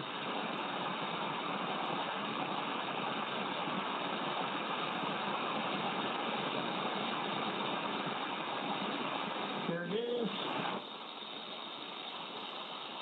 Clock started.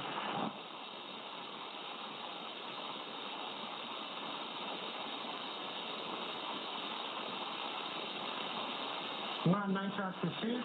Cabin TPO2 is 2.16. And cabin atmosphere is 11.11. Well, it might look like the feed is frozen. If you look closely, you can see small micro movements there with fingers and the strap above Anna's shoulder. We, unfortunately, due to ground station coverage, don't have video 100% of the time, even though we wish we did. That would be great. But we can see that Jared and Sarah are not strapped into their seats, of course, because they performed their EVAs, or their spacewalks, extravehicular activities, where Anna and Kid remained in their seats, the window seats, so we can see their safety harnesses still strapped in there. At this point in time, we are continuing with the repressurization of the Dragon capsule, Dragon Resilience. We had a successful leak check. 4-1 good. Commander Jared Isaacman continuing to check in with his three fellow. Secondary O2 valve open. EV1's open. EV2's open. 4-1 open. 4-1 open. 4-2 open.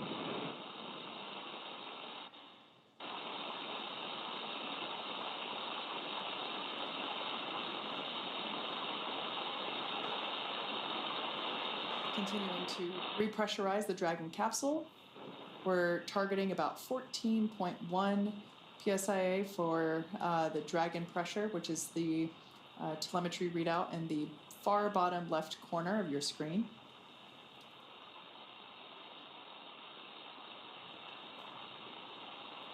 Yep, and along with that, we're also tracking the partial pressure of oxygen. So we did hear that they've stopped the flow of pure O2 to the suits, and they've switched over to nitrox. So again, anything that we're flowing into the suits also gets introduced into the cabin atmosphere. It's an open loop system. It's how you essentially maintain pressure in the suit, since you're just constantly flowing that air in there to wash out any carbon dioxide they're exhaling, to actually function as they're cooling. So we're switching over to nitrox just to make sure we maintain kind of the right balance of nitrogen and oxygen in that cabin before they get to go to take their suits off. So we're already at that for the O2, and so we're on nitrox in the suits now, still injecting kind of the pure nitrogen into the cabin itself, and the teams just keep an eye on the O2 levels as we go throughout, and we can adjust our injections as we need to. So we're just kind of hanging out now, waiting until they get to that 14, a little over 14, and then the call we're going to be listening for is going to be EVA operations complete from Arthur.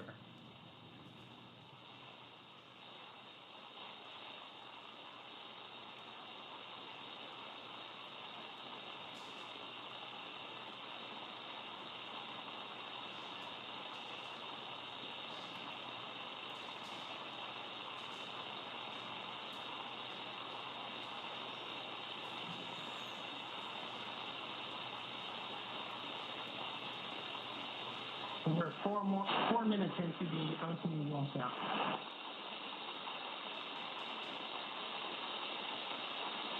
Cabin TPO2 is 2.9, cabin pressure 12.5.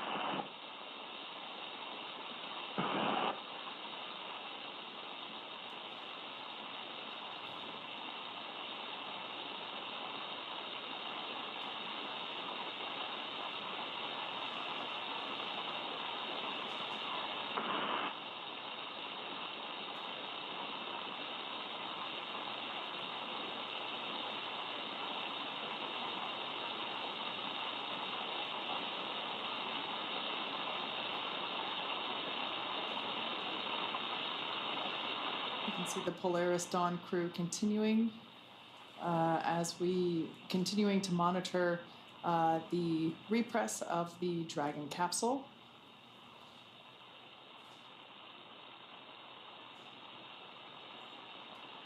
On the far left side of your screen is Mission Specialist and Medical Officer Anna Menon. To her left, or our right, is Mission Specialist Sarah Gillis.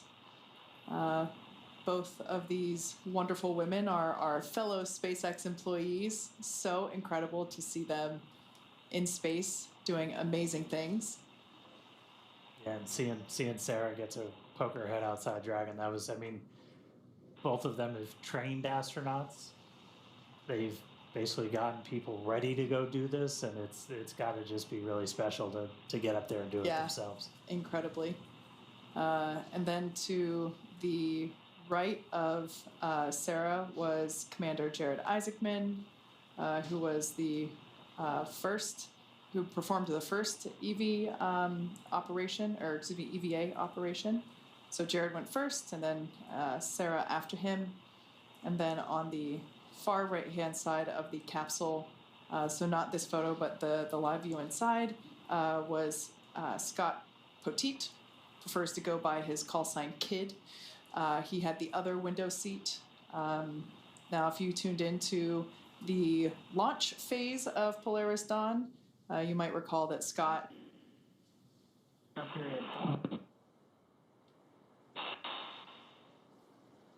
It's 3 PSI. Cabin pressure is 13.3.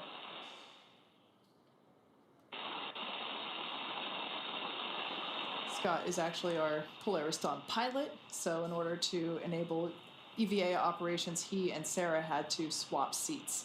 So Sarah has been keeping the pilot seat warm for Kid.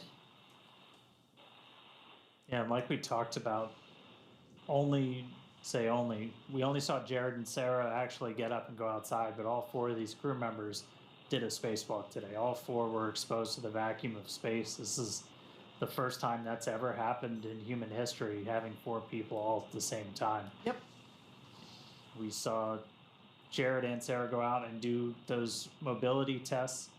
Anna and Kid, one of their kind of main roles was being the eyes back inside.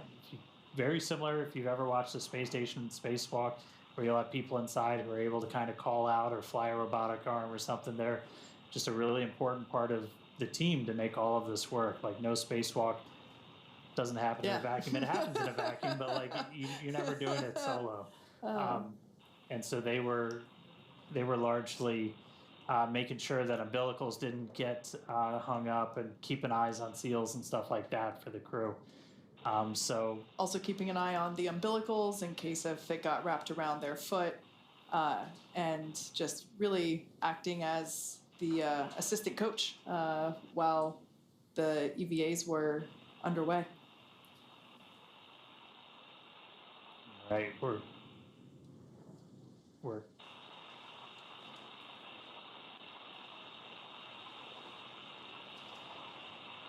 coming up on 14 PSI.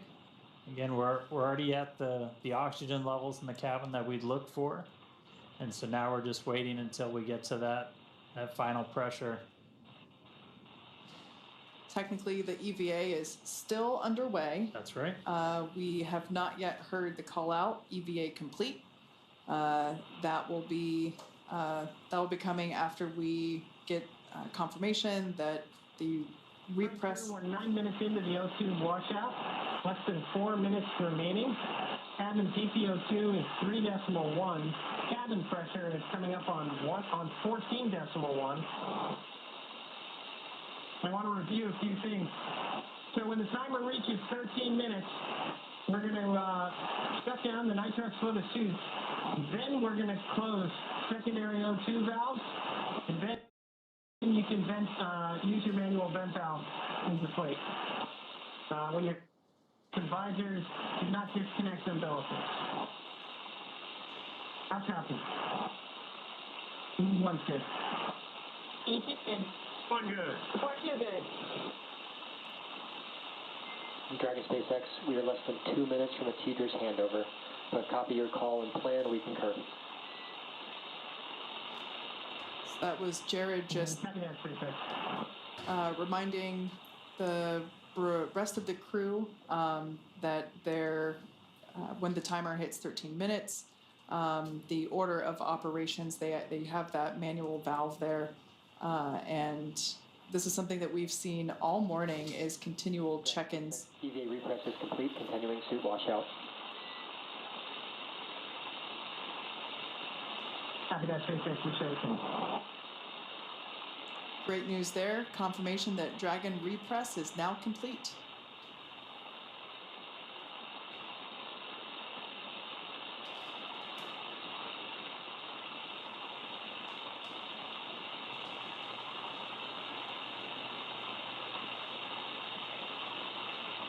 So right now we're just waiting for that final, we call it the O2 washout. So again, we've been using nitrox instead of the pure oxygen into those suits.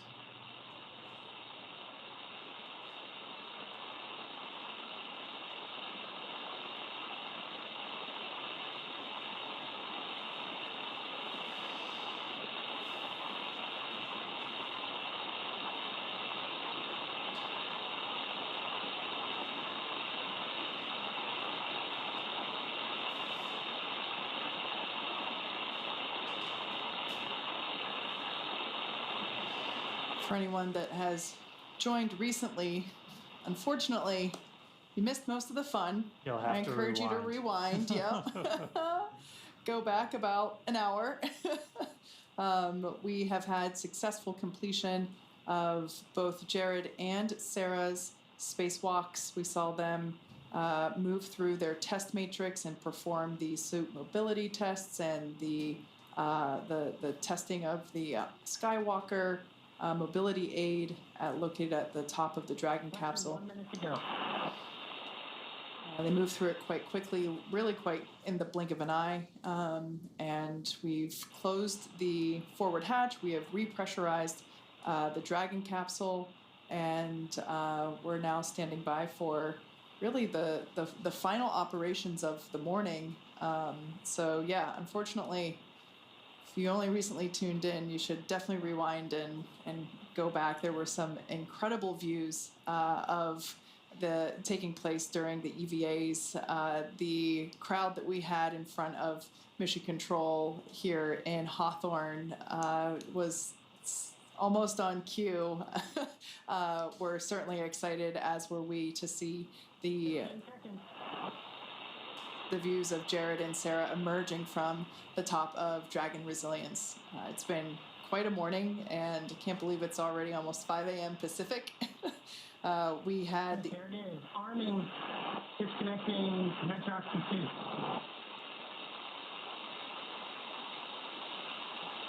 And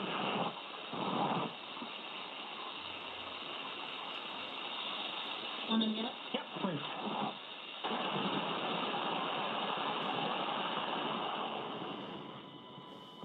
All right, check secondary O2 valves closed. EV1's closed. EV2's closed. 4-1 closed. 4-2 closed. All right, you're going to manually vent down.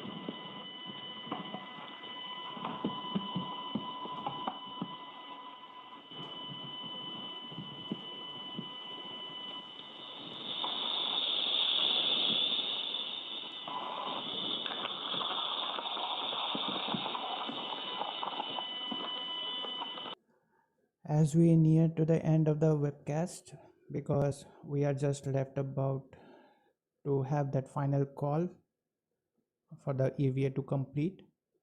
Technically, still we are in the EVA.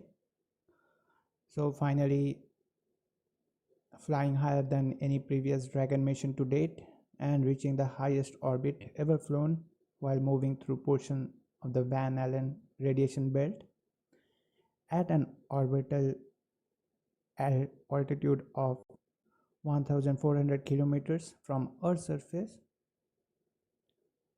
or more than 3 times higher than the International Space Station. This was the highest altitude of any human spaceflight mission in more than a half a century since the Apollo program.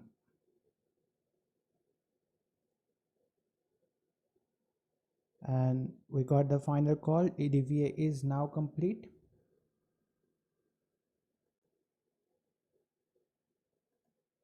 Also with today's EVA, Sarah and Isaacman in an altitude of 700 kilometers seized several records, 3 times higher than the ISS. It was the highest EVA ever in Earth orbit, smashing an altitude record of 1,370 kilometers set by Gemini 11 astronaut Charles Conard and Richard Gordon back in September 1966.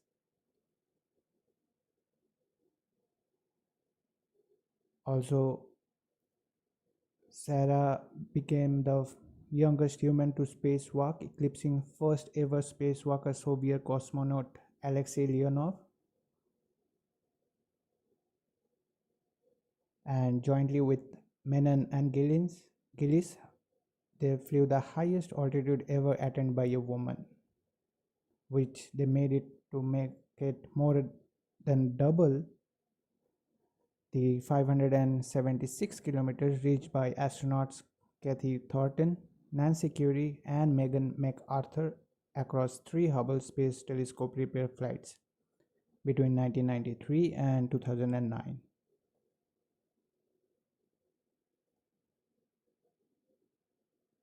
His task before he ingress got back inside a Dragon. We did that quick attitude adjustment, and then it was SpaceX's own Sarah Gillis, the second to exit the spacecraft, do her task for the EVA. Jared and Sarah got back inside. Everybody's reporting back healthy. We had a pretty smooth and nominal repress. Our mission pilot, Scott Kidd Poteet, and our mission specialist and medical officer, Anna Menon, have been supporting the spacewalk throughout. Now upcoming tomorrow, the flight day 4, the Polaris Dawn crew will be testing laser-based satellite communication using the optical inter-satellite links between Dragon spacecraft and Starlink satellite. Hopefully we will be getting a live stream. Even if not, please keep an track on our X handle so that you will be knowing any updates from them. Everything on their suit. These were only needed, obviously, while they were in there. They're going to be able to get out of their suits next and kind of start moving around the cabin. They turned the Vox off, so we're not hearing kind of like the constant back and forth anymore. But wow. Really cool to see him back inside. Complete. And it's the work isn't completely done yet. They'll also have to perform some comms checks along with some additional tasks before their seats are rotated back into their pre-EVA position. And all in all, wow, just an incredible view. We've said it already a couple of times before. If you're just joining, Dragon SpaceX will be with you when you're ready in 9.3. Cabin atmosphere is looking pretty good right now, very stable.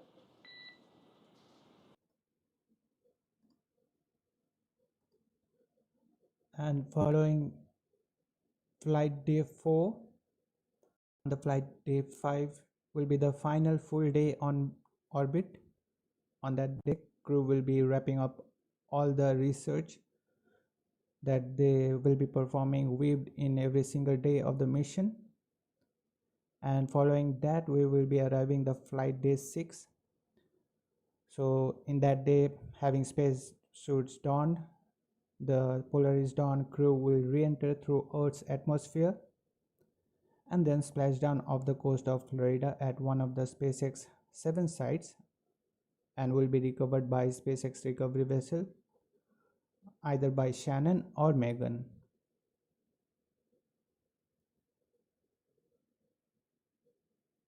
So I guess it's time for us to wrap up the stream.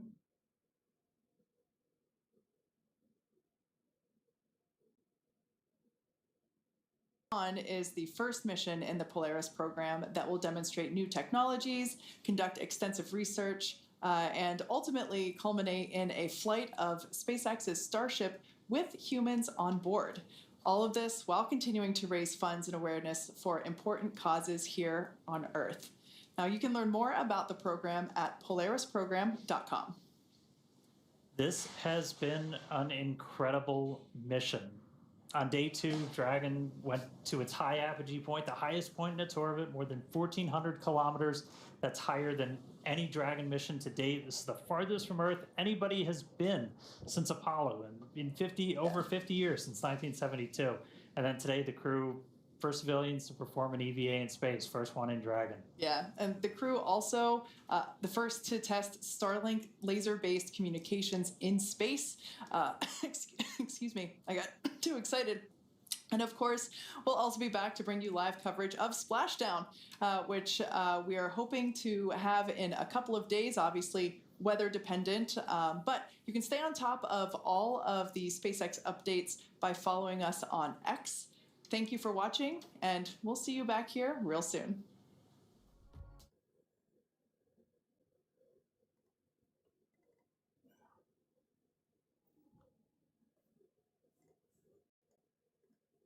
So with that, we will wrap up our coverage for now. It seems like we won't be having any live coverage for the testing of the Starlinks as per Kate, but maybe we will have some videos there on X. Be sure to check out our social media handle on X for the latest happening in space industry and updates on upcoming launches. Hope you enjoyed the stream. We appreciate everyone joining us for today's historic extravehicular activity of the Polaris Dawn mission. Wishing everyone a great week ahead.